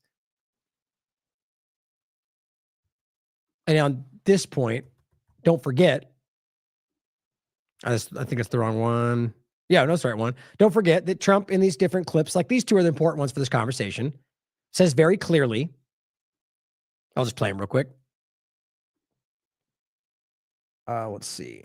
That ultimately, that, and this goes back to 2016. It's not new, but that they should close the internet and work with Bill Gates because ISIS. That's not the point. Things have changed since then. There's a narratives and whatever else. The point is still then, and still to this day, I'll show you the next one. He says that's people will say free speech because it matters, because you're shutting down people's ability to express themselves. He says these are stupid people. You don't just change an opinion like that, guys. He was claiming to care about free speech then. Because we're losing a lot of people because of the internet. And we have to do something. We have to go see Bill Gates and a lot of different people that really understand what's happening. We have to talk to them, maybe in certain areas, closing that internet up in some way. Somebody will say, oh, freedom of speech, freedom of speech. These are foolish people. We have a lot of foolish people. Think about saying that. No, it's not foolish. It's literally free speech. You're literally violating our rights, but it doesn't matter because that's what he wants. Same thing. And then there was this one, right? This one is about the flag. The idea being that we know, as Ron Paul has argued in front of Congress, as plenty of others have made the case, the Supreme Court has roundly ruled, whether or not you agree with it, it's irrelevant, that it is constitutionally protected to burn the American flag. And it makes sense, right? Because what we're talking about is your ability to take an action that has nothing, it's not a crime in any other context other than they make it illegal. And that's the authoritarian dynamic we're talking about, right? So if you don't recognize that he said it in 2016, he just said it very recently around the American flag dynamic, and what that ultimately shows you that he doesn't believe in these things. then I'm worried. I'm worried about what you perceive, and I'm worried that either you don't want to see it or you won't allow yourself to see it. Took the American flag down. They were writing Hamas on the bell outside of Union State. And remember, that was never verified to be anybody. Somebody wrote that, and we've already caught Zionists doing that. But it's certainly possible that somebody wrote that's pro-Palestine. The point is that they're making it out to be because that's the only way it would make sense, because Zionists wouldn't. No, they would. They've been caught doing it. But we don't know. So typical journalism from corporate media. What does a Donald Trump do if he takes office to these people on the street? Rarely have we seen anything like this, and I think you should get a 1-year jail sentence if you do anything to desecrate the American flag. Now, people will say, oh, it's unconstitutional. Those are stupid people. No, it's literally unconstitutional. You're stupid, Trump, for saying that, or you're dishonest. The point is, a lot of Republicans also made that clear. Ron Paul has called that out more than once. So anybody out there pretending like you don't see this, you've been shown, guys, just like with COVID-19. The same way you'd make fun of the Democrats for ignoring how obvious the shots were dangerous, or Trump to this very day, by the way. You're doing the same thing. Now, here's Michael Tracy simply pointing out that the executive order he signed, right? It builds upon the 2019 order mandating the so-called IHRA definition. That's saying you can't criticize Zionism. And of course, it is applying double standards to Israel. Now, it says violations could result in criminal prosecution of Americans. And he highlights the point we just showed you. That very clearly, Section 2 applies to you, and about simply saying things or having thoughts that they argue are anti-Semitic. Very, very clear what we're seeing. Now, Max Blumenthal overlaps this with the horrifying reality of the Guantanamo Bay point. Today, I'm signing an executive order to instruct the Departments of Defense and Homeland Security to begin preparing the 30,000 person migrant facility at the Guantanamo Bay. All right, overlapping with the idea of deporting people because they support Hamas, which really they mean Palestine, but also the deportation conversation with the border. And how do you think they're going to figure all this out? Well, you know why. Drones and biometric scans and technocracy. It's all literally being done right now. Max points out the precedent for Trump's order was set by George Bush, HW, and Bill Clinton, who detained thousands of Haitians at Guantanamo during the 90s, following the U.S.-backed coup that removed Haiti's elected leader, Aristide. This was Guantanamo in 1991. So now you're just doing exactly what Bush and Clinton did. Think about that. That make you okay with that, team sport Republicans? Probably not. You'll probably pretend it's not true. Now back to the point about Tommy Robinson. Right? So here you have these people that are desperately trying to seed this fear about why Muslims are dangerous. And here's bad. Says there's no place for this in the 21st century, and shows this Muslim woman in a burqa, which I showed you earlier, is actually a Jewish woman in Israel, as according to Forward, the Jewish platform. Literally telling you, no, it's not a Muslim. This is a 80-degree day in a Bet Shemesh location in Israel. A Jewish woman and her 2 daughters. So it doesn't matter. He still has it up. It still has almost 500,000 views.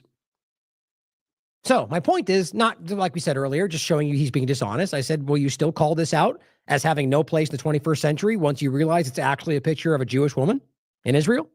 Or will you delete it like we expect? Well, the point is right now on the back of the anti-Semitism point. Okay, well, wouldn't this be considered anti-Semitism? Just because he's confused about which side he's looking at, doesn't that still... Well, he just said that Israeli woman has no place in the 21st century. Oops. Well, now that you can clearly see that no one cares, no one's doing anything about it, it's because it's okay. You're allowed to attack these groups. Doesn't matter if it's literally the same thing over here. They wouldn't call it out. If they knew it was in Israel, he wouldn't point to it. So it shows you that it's not really about the weird repressive thing they're pointing to. It's about racism. Simple as that. Sean says, Trump is about to sign an executive order saying you get deported if you criticize this country, which is not exactly what it says. But by the way, here is a study. I just pointed to this earlier. This is a very real article. And it's actually, this is 2011. It gets worse if you go further down the line.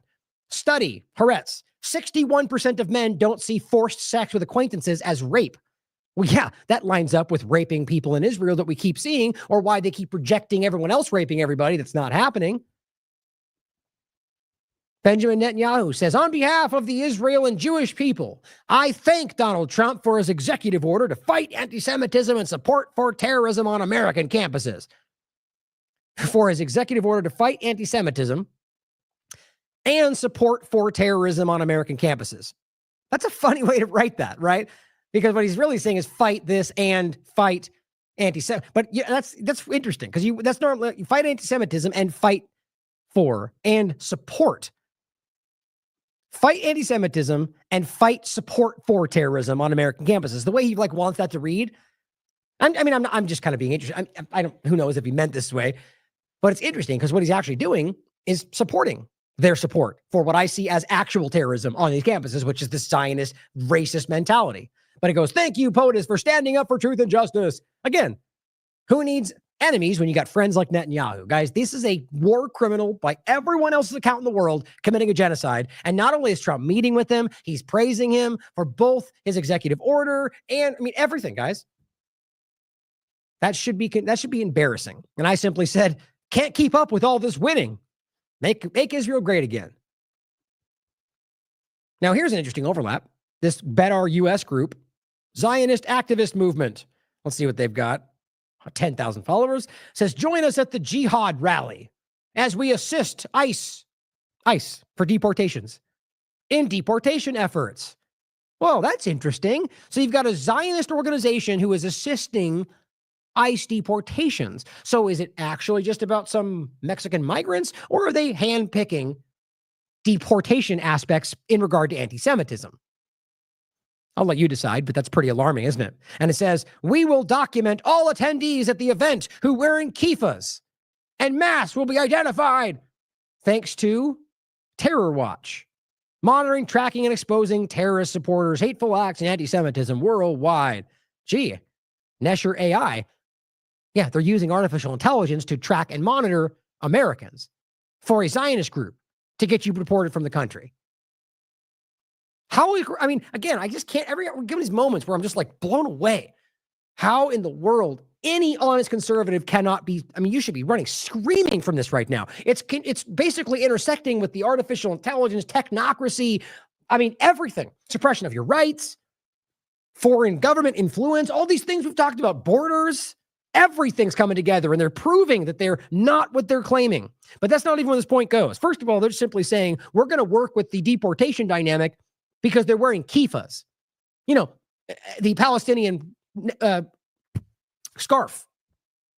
Is that a crime? Well, this is our point, guys. This is what they're making that out to be a terrorist symbol. Trump and his administration are outlining things like that, as Elon Musk already said. He said this publicly, that if it's a Palestinian flag, you should be thrown out of the country. They're saying these things. Now, what gets even worse for the podcast, the event they're pointing to when they say this, it's a vigil for Hind Rajab, the young girl who was murdered by Israel that everybody is exposed. They're calling it a jihad rally, a vigil for this young girl who was murdered. So you see what they're calling terrorism? They're not even hiding this. This is so aggressively pro-Zionist that they're just coming right over the top. You're not allowed to be sad about a young child being killed because you're a jihad. It's just clumsy. And they go, that's a recent rally where we offered beepers. We're offering a reward to anyone who gives Nardine Kishwani a beeper today. This is publicly being stated. Now, look, I'm not going to pretend that I think they're giving them beepers that have bombs in them. But seeing as how Israel did this and waited 5 years to detonate them, who knows?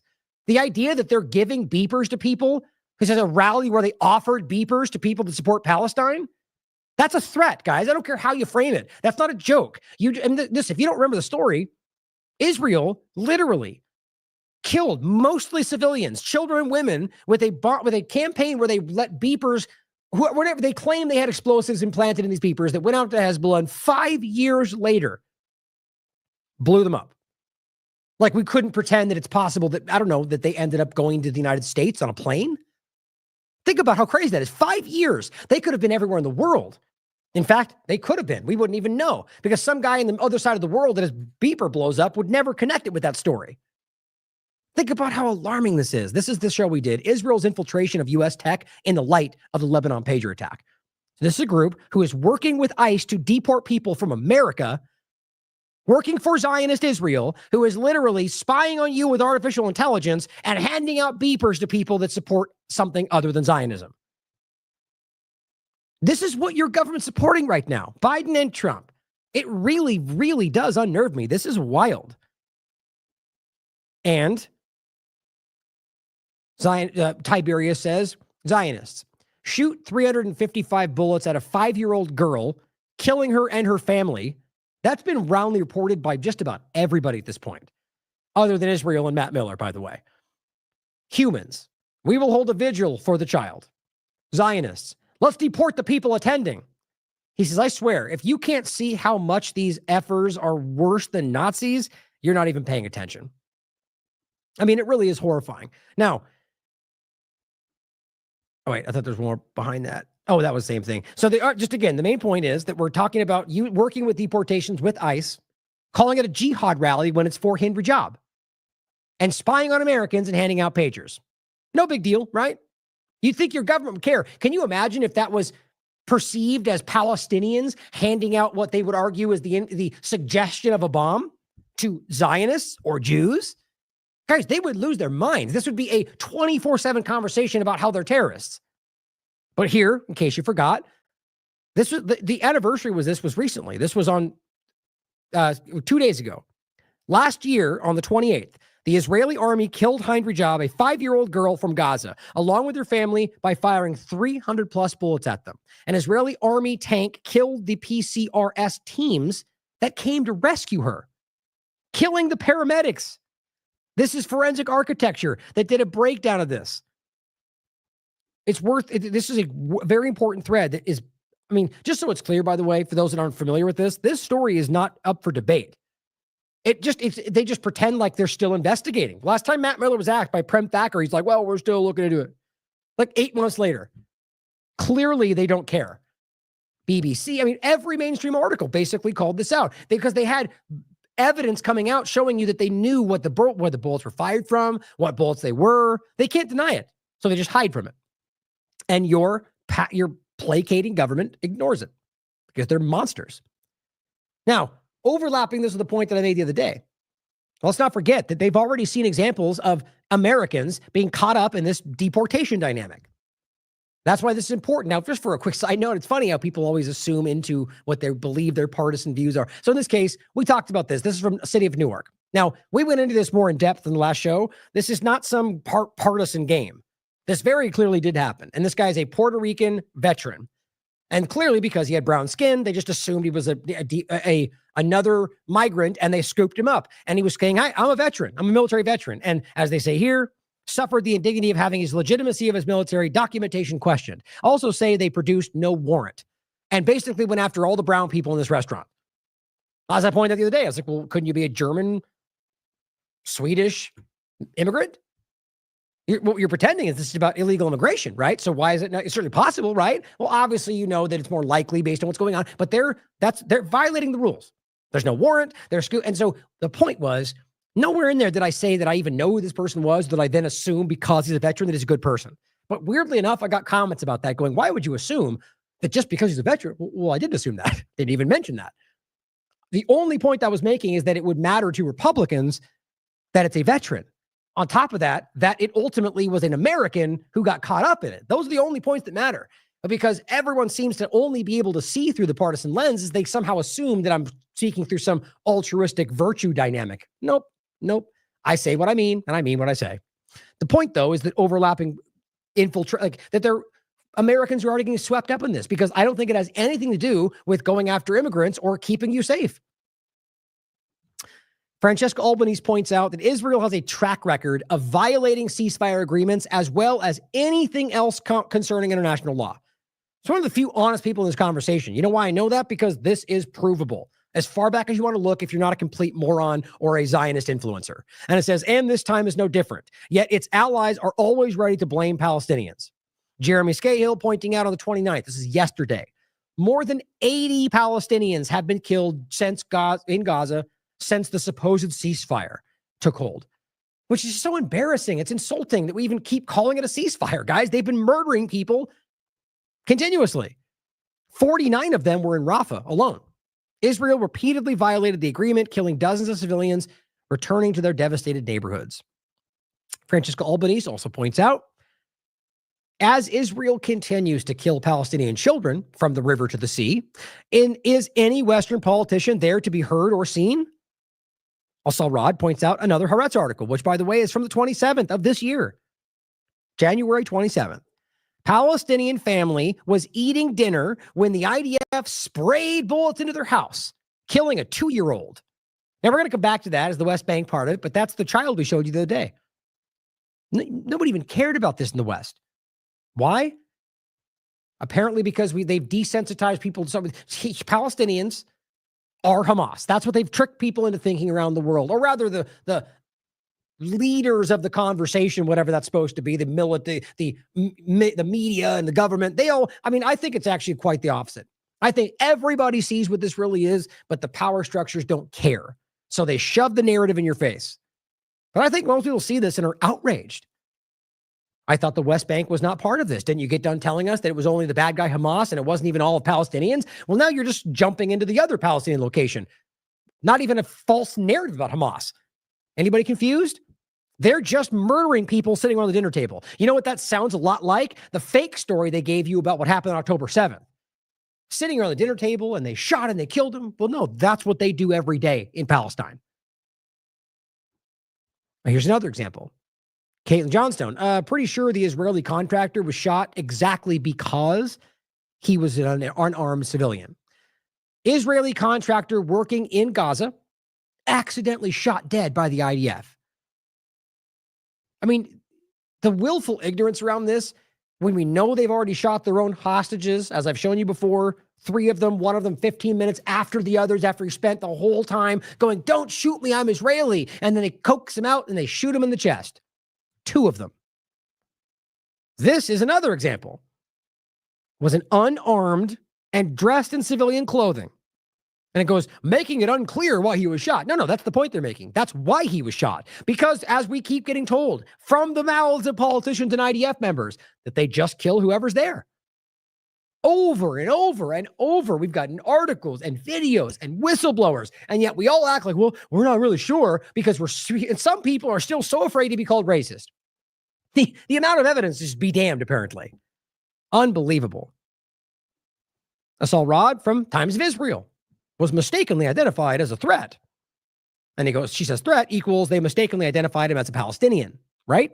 This shows how clearly they target Palestinian civilians. They thought he was Palestinian. He was in civilian clothing, was not a threat, so they killed him. Oops, we thought you were Palestinian. Military contractor.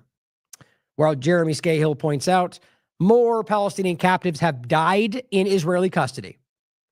Remember, these are the ones being raped and tortured. In one case, Israelis reportedly told lawyers they could not speak to their client because he was in interrogation. In reality, he had died 6 months prior. Just the depravity. It's scary, guys. It really is. It's unnerving to think that this is not a joke. It's not some caveat, one side. This is a whole thing. And that your government is working with this.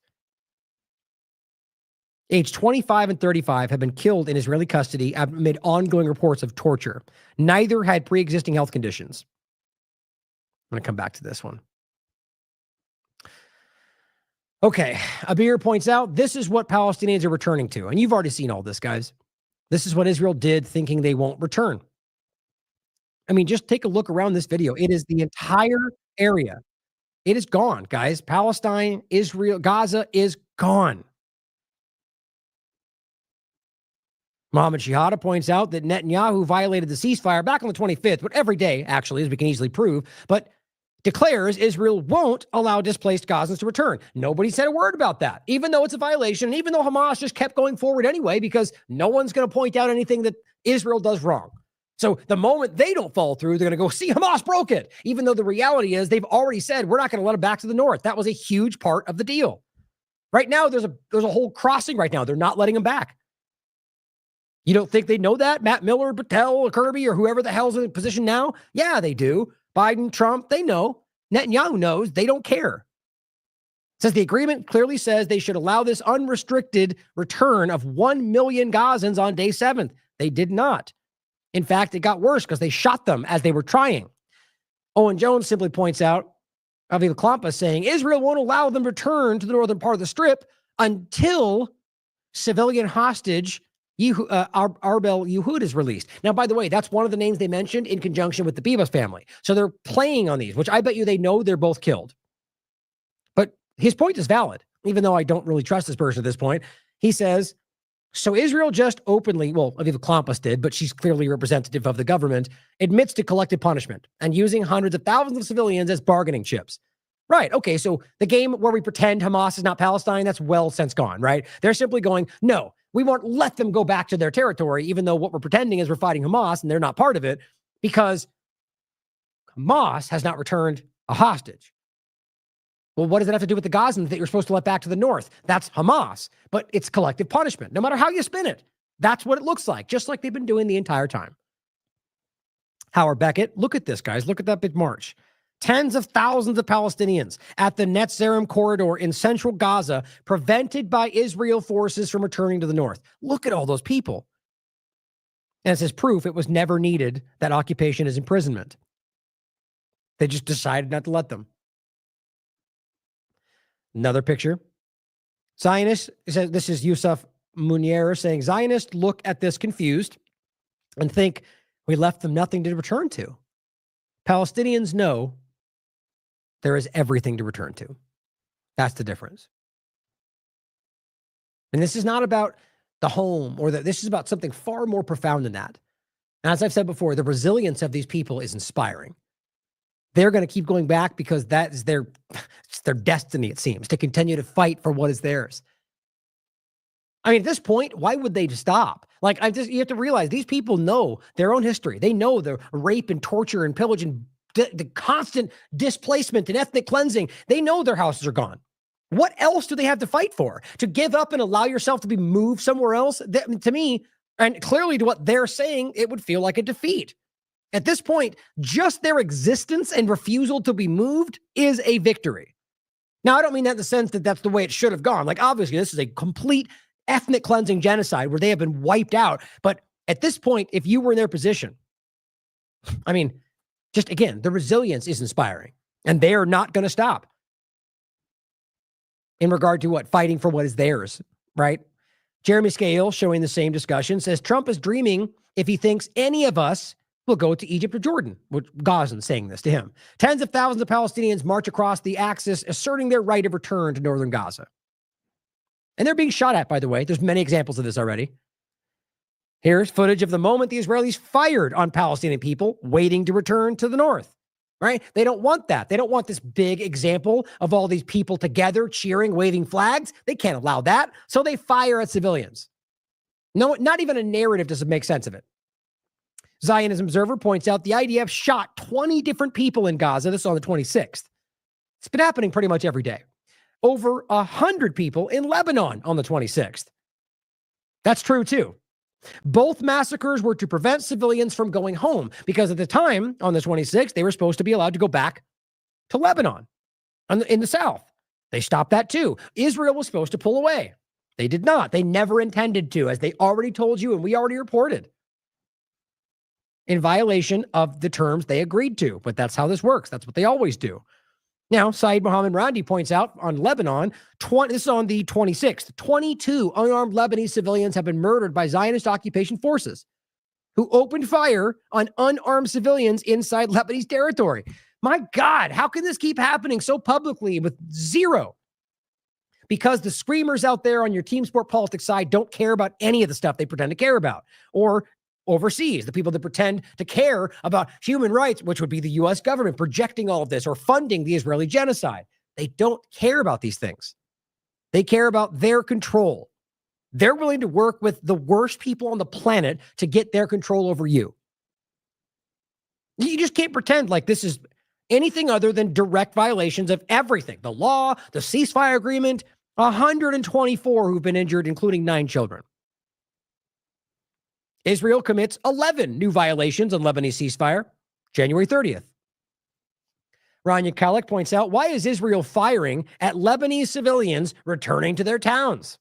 It's not about Hezbollah. It's about emptying the land of its rightful inhabitants, like it is in Syria, like it is in Gaza, like it is in everywhere else they're trying to accomplish this. Listen to what Smotrich just told you. Israel's goal was to create a buffer zone inside Lebanon, just like they did in Gaza, which is why it decimated those border villages in the first place. The return of displaced civilians undermines that objective. Now realize they already had the buffer zone. Israel just moved right to the front of it and then created another buffer zone. So it's a buffer zone to the other buffer zone they already have. So it's a game. They take more territory, they move forward. Take more territory. This is occupation. It's colonialism. That's what they're doing. The return of the displaced civilians undermines that objective.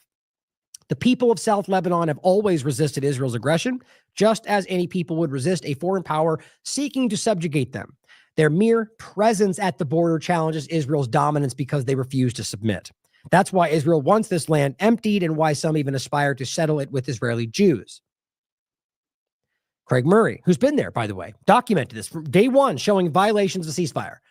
Not a Lebanese journalist, a very well-respected UK journalist, but no one cares. It says, expansion, huge Freudian slip. I pointed this the other day, while White House spokesperson on Israel's refusal to leave Lebanon. Okay, so the point is they've already refused to leave.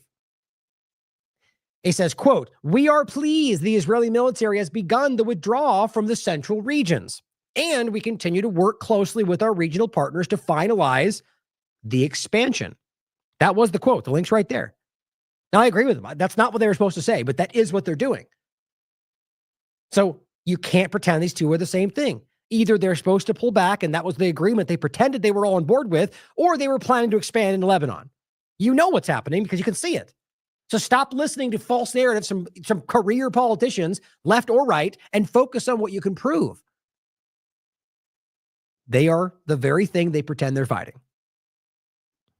Craig Murray, over 100 people shot on the 26th by the Israelis today in Lebanon, with 11 dead.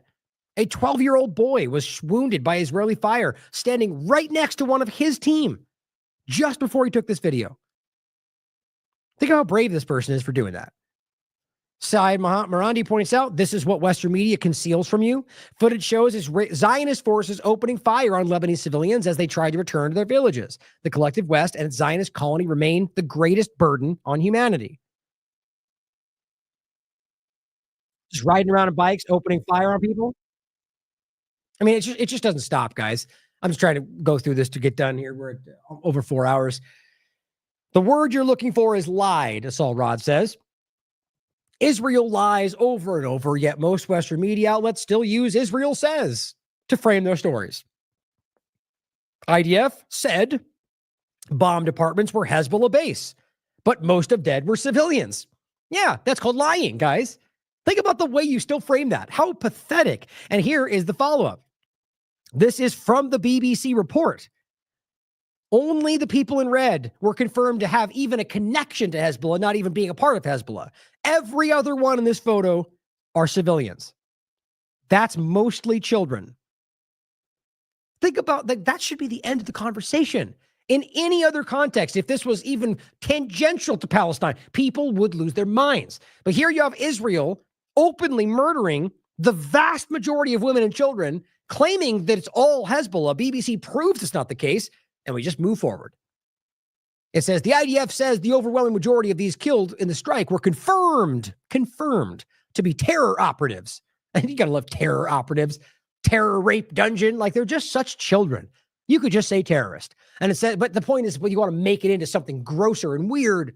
Like it's like a bunch of kids at plays. People are such ridiculous juvenile people. But a BBC Eye investigation verified the identity of 68 of the 73 and uncovered evidence suggesting that six were linked to Hezbollah's military wing. None of those we identified appear to hold senior rank. The BBC's World Service also found the other 62 were civilians. 29 children. Israel murdered 29 Lebanese children, and nobody cared. It's where we are. Israel orders thousands of Lebanese not to return to the border area. So the game was supposed to be they were going to move back. And then they said, no, you have to move back. So this is when the UN steps up and says, well, that's a violation. They go, you're racist. and the U.S. government follows suit. She says a foreign military has no right to order people not to return to their own land and homes. But they think they can because they've been doing it in Gaza for 76 years. Sarah Abdallah, this is on the 24th. Israel's wiping out entire homes in South Lebanon. Not military targets, civilian homes. No ceasefire, no restraint, just terrorism in broad daylight. Every day you can prove this. Here she is on the 25th. Israel's detonating massive bombs and setting civilian homes on fire in southern Lebanon in the middle of the night. Here she is on the 28th. Israel's dropping bombs on civilian areas in southern Lebanon, and she's naming the specifics. Each town was different, but I'm just trying to go quick. In the middle of the night. No military targets, just civilians. It's all on the record. Rania Collect says, let's be clear, Israel's refusal to withdraw from Lebanon after the 60-day deadline is an occupation. Let's be clear, it was before that. They were already occupying with Sheba farms and different aspects of the southern area, but that just became kind of the norm because of the buffer zone. But this is just the same thing. Now she's right. Now they're continuing to occupy even more land. And let's be clear on top of that. They told you that was the plan before this ever started. Remember, we showed you Daniela Weiss and their map of where the different settlements would go? It's not that hard to see if you just have the courage to be honest about it. The Lebanese have every right to defend themselves on their land against an invading occupying force. And now here we are back to the idea of illegal occupation. It doesn't matter what other justification or context or narrative you spin around this. Lebanese people of any kind, shape, or form, whether military or not, have the legal right to armed resistance, whether or not they're attacked. So right this moment, if Lebanese civilians decide to invade where they're occupying and kill everybody, that would be legal armed resistance. Now, if within that act, some of those people turned out to be civilians, well, they could be held accountable for that. Right? That's how this works. So overall, I guarantee you, no matter what they do, it's going to be called terrorism as they occupy Lebanese territory. It's not that difficult, guys. It's very simple, but people just pretend it's complicated. This says, how many people has Israel killed in Lebanon since the ceasefire? Israeli forces have killed at least 83. 83. It says, on average, more than one person every day in Lebanon since the supposed ceasefire. Hey, just like in Gaza right now. Again, Israel can kill people every day, and it's called a ceasefire, as long as nobody fights back. That is so crazy to me. Even though I know it, it's still crazy. Now, in the West Bank, Israel's launched what they call Operation Iron Wall. Weird how that's not being reported by the corporate media or the mainstream alternative media, even though it's this is a very large conversation because of how long this has gone on and because it is an extension of not just the Gaza genocide, but you realize this has broadened out into the greater Israel project. You've got ongoing invasions of Lebanon. You've got an ongoing occupation and full invasion of Syria. You've got the ongoing occupation and genocide in Gaza, and you've got the Egypt element that is still there. My point is, they want all of this, and they're actively rolling it out. And they call it Operation Iron Wall. It says day 2 of Trump's presidency. It says it's named for Jabotinsky's 29 essay, The Iron Wall. Here's an extract. Zionist colonialization can proceed and develop only behind an iron wall. Think about that. That's what they're quoting, the very thing they pretend that they're not doing. This is my point about why Zionists, it's about trying to show off how they can do this to the U.S. government, even though we basically admit it publicly and watch the Millers and the Bidens and Trumps of the world act like they don't see it. It's a power move. And they feel like, I mean, I honestly think it's just about making themselves feel powerful because truly at the end of the day, they seem to be pretty weak. But overall, Zionist colonization must either stop or else proceed regardless of the native population, because this is where they've always been. So what this is showing you is their awareness that we can't do this public anymore because everybody disagrees with it. So we have to pretend and begin the long-term operation to call everyone racist for pointing out the obvious fact. It needs to happen behind an iron wall, which the native population cannot breach. It's just disgusting how clear all this is.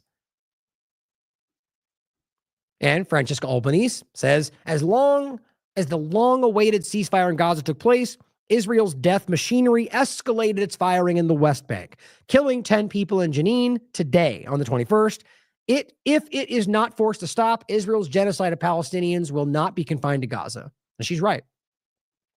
This post is from the 29th. The IDF will shoot children in the West Bank so long as there's a sham investigation. That is the leading newspaper in Israel, Haaretz. Today's edition of headlines you don't see in Western media. Imagine being able to see such clear evidence and then having your Western media act like if you say it, you're a racist. It's just so jarring, isn't it? Drop site news. Israel's mass military operation Jenin continues for the third day in a row. Al Jazeera reports Israeli forces have shut off the electricity in the West Bank. Here we go again. Now, how long until they pretend like it's all their fault? Like how when they pull back and could keep it that way and go, well, the West Bank is in control of their own. Well, this is not Gaza. This is not even an open air prison dynamic. But I guarantee they start clumsily trying to apply the same narratives because they know the West will lie for them. They've shut off the electricity in the West Bank. How is that not collective punishment? Now, this was on the 23rd, by the way.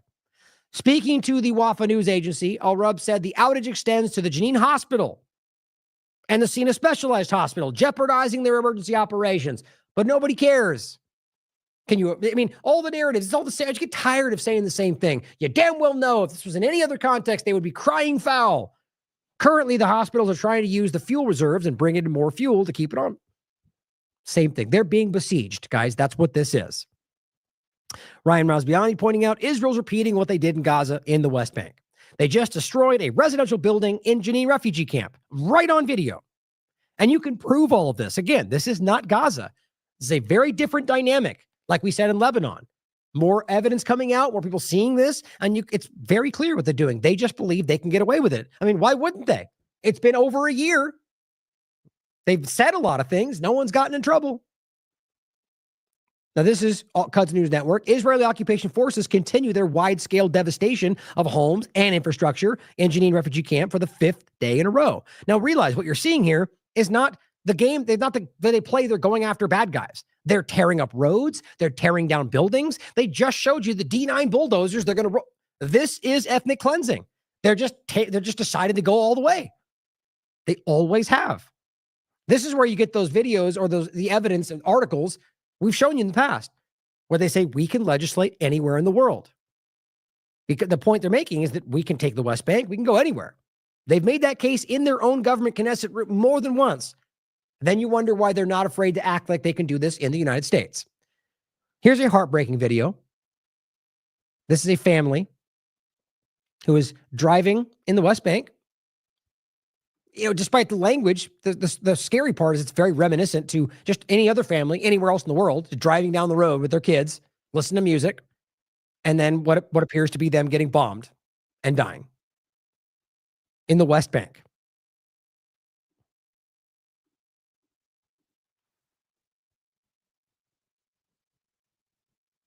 Hold on, I gotta make sure I didn't lose that.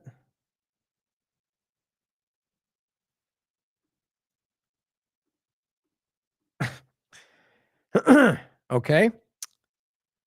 Again. Here we go. Yeah, same thing.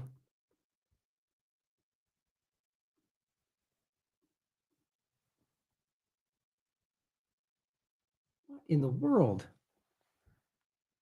It's so frustrating. There it is. Don't need to explain. Stupid people. مش مهم السيارة.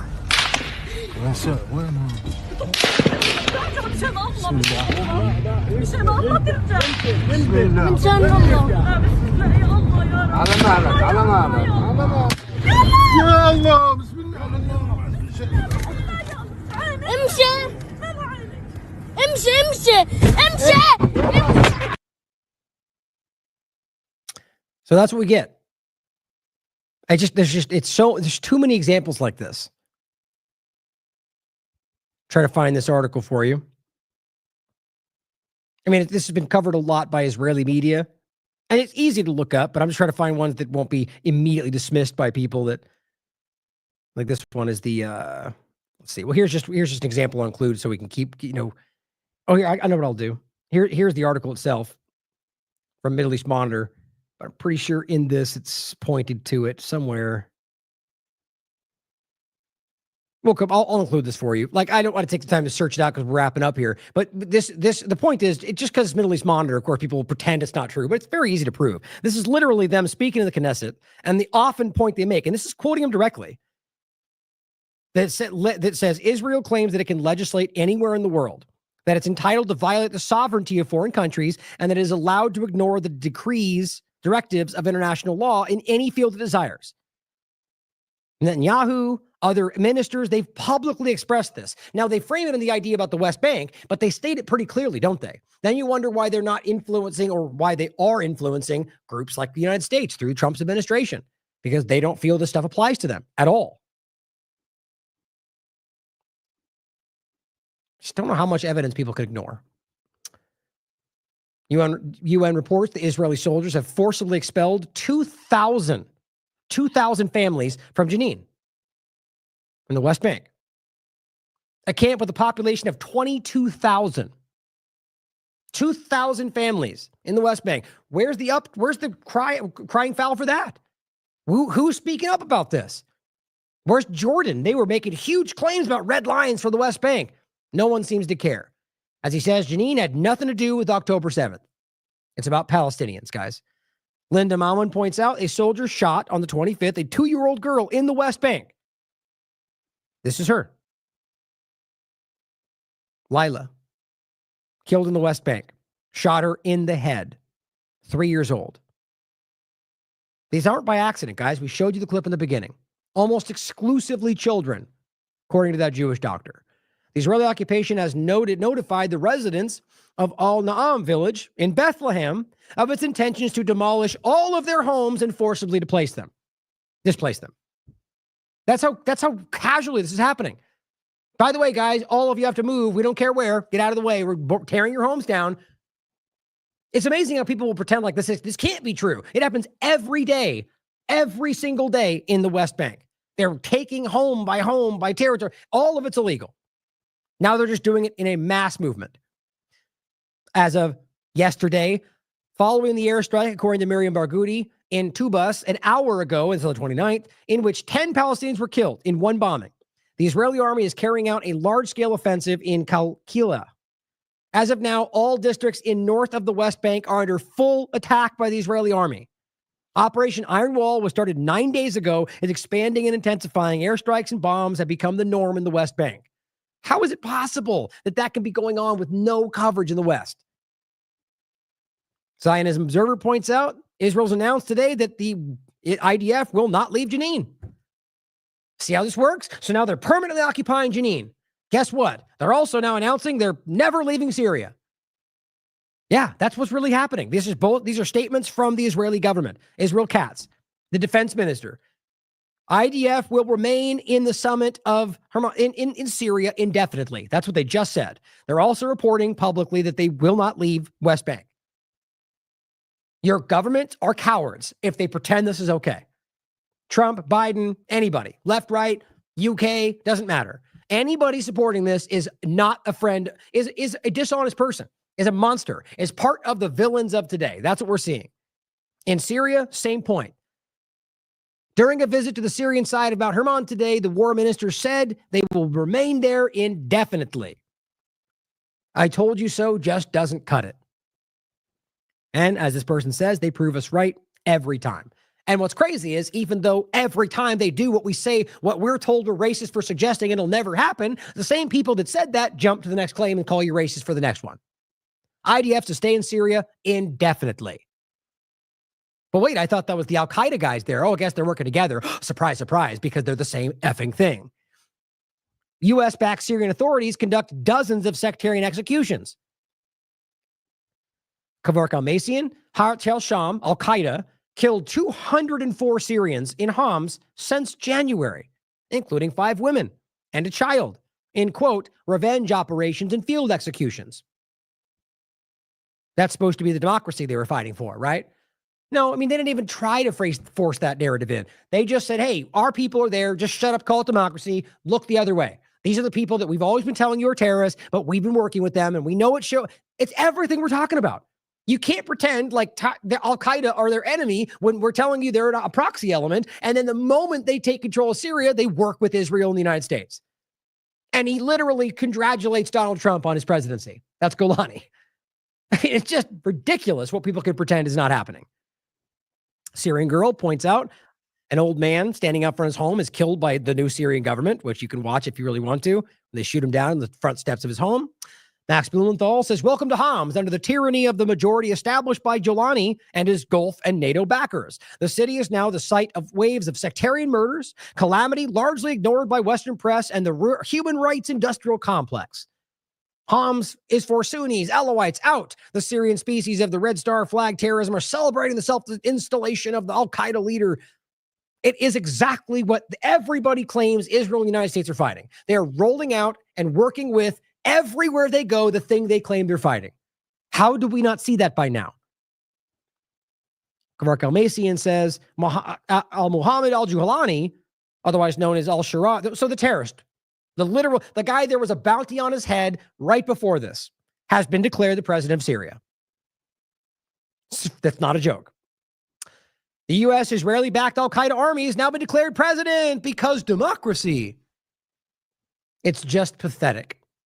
Now, all I want for anybody out there watching is to have the courage to simply be able to say this, to acknowledge it, you have the tools. Don't just repeat what I'm saying. Don't take the headline. Look in the source material, find the actual information, vet it for yourself so you know I'm not mistaken, and prove it to people. The partisan game is over. I don't know how it's not. I shouldn't say that because clearly they're still using it and the power structure is going to use what it wants to. I think more people are seeing through this than ever. And it's because they're forcing in the very game and exposing it, just like with Israel and the genocide and everything else, because this is an end game. Clearly, whether that's because of Zionist prophetic visions or because it's the technocratic rollout or the both at the same time, they see this as an endpoint and they are done pretending. Have the courage to call it out. Whether it's terrorists they're supporting in Syria or literally committing genocide all around the world or pretending to fight for free speech while censoring your free speech, stand up. Find the courage to do what you know is right. It's never been a more important time to do so. Thank you for tuning in today. I appreciate you all continuing to support this platform. We wouldn't exist without you. I love you guys. Thank you for being here. As always, question everything. Come to your own conclusions. Stay vigilant. Let me preface these remarks with I never, ever believe Israeli figures. I've been in the government too long to know that the Israelis are patent liars. In their intelligence community, in their propaganda community, certainly, and in their leadership, they are inveterate liars.